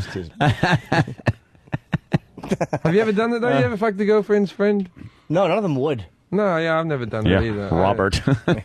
I once had a mate's girlfriend that tried to What? show me. Guy. Doesn't have to be a girl. Norton got met, his holes, girlfriend, Norton met his girlfriend last night at the Autism Speaks benefit. Autism awareness. If you throw a ball at a kid and it bounces off his nose, consider him a member of the club. Yes. How fucking hard is that to figure out? And consider him aware. Oh, god damn. Yell boo. If he doesn't blink, you got one. Fucking sit him in the window with a fucking flashlight in his mouth for Halloween. But we've already given the award away for best line. Shit. This always happens. Oh, that's I horrible. concede. Yeah. Oh, fucking hell, man. I wish there was Halloween in Britain so I could nick that off you. Leak that off, yeah. No, Nick, right? Yeah, Nick. Yeah. Oh. So, Give it to her in the dumper. yeah, give it to her in the dumper. Oh, you fucking slag. Take it up your fucking shitter. Slag. I love the term slag. Yeah. Yeah, slag, scrubber. You have scrubber? You say scrubber? No, we're slut, whore. Slut, whore, slut. Yeah. Slut, whore. What else? Cum dumpster. Cum dumpster. Hillary. I don't know. Well, the big C word, you know. Cunt. The big C. I just said cum dumpster. Yeah, and you went, cum I'm dumpster. not going to Oh, no, say. no, but I mean, you know, when you guys say cunt, it's Cunt. there's Yeah, a bit of- it's a good word. it's endearing. I say it on stage. They lose it for the little first bit at the beginning, but then they warm to it. Yeah. They don't mind being called cunts. They're all right with it. Yeah. I called a lady a cunt the other night. Ooh. Whilst you're on stage? Yeah, she was just unnecessarily interruptive. So what do you do? She was just like, I did some joking. It's like, why don't you ever come over for dinner anymore? I was like, miss Mom. Yeah, she's just heckling me, and she's like, "Don't be a faggot." And I was like, "Lady, I don't use slurs like that. I try to dance around words, so don't be a cunt." It was just a simple. Yeah, see, cunt's less offensive than the word faggot. Is it? Yeah, faggot's way more. Yeah. Guess it depends on who you're calling it. And now look, You know. bitch is making a comeback. Tina Fey and Hillary are like embracing their inner bitch. That's their whole campaign. That's the whole thing, right? There's I'm only trying to one think word of- I want to make a comeback. That's right. But it will never really go Come away. on, bring it on back. As long as you keep acting that way, it'll never really. What's the word? What's the word? What do you want to bring back? It's the only word you can't say anymore. Oh, yeah. Even on this station. The N. Rhymes the with mugger. N-word. Although I can't say it here, but on my drive home, I'll probably say it 20, 30 times. Didn't we get in trouble last time because I was teaching you British ones? what were the first ones yeah. again? Nignog. Yeah, Nignog. Having some holiday nignog. It sounds festive. It does. I forgot about Nignog. Pour me some more nignog. That's the bad one. That's the bad That's one. the bad one? And Packy's the real bad one. You say the word Packy. Packy? But see, the word Packy's a weird one because it's short for Pakistani. It's not. Oh, right, okay. It's just like saying Aussie. In Australia, it's like saying Aussie. The only problem is that the British put the word fucking in front of it. Oh. You know what I mean? As long as you take Right. that word, it's all right. But otherwise, it's just a bit offensive. Yeah. Look at that. See, you did have more facts. Thanks. Yeah, there you go. That helped. There you go. See? But Nignog's funnier. Autism awareness. Which one of these kids is autistic? Let's guess. Well, you know how you have the ones doing Ring Around the Rosie? Yeah. You see the other one laying on top of the papers on the desk so they don't blow away?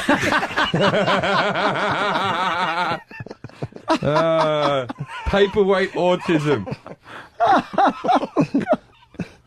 That's pretty autistic. That is horrid. All right, let's get the fuck out of here. Opie, Anthony, Dance Party Weekend. Wait. The Opie and Anthony Show. Comedy gone too far.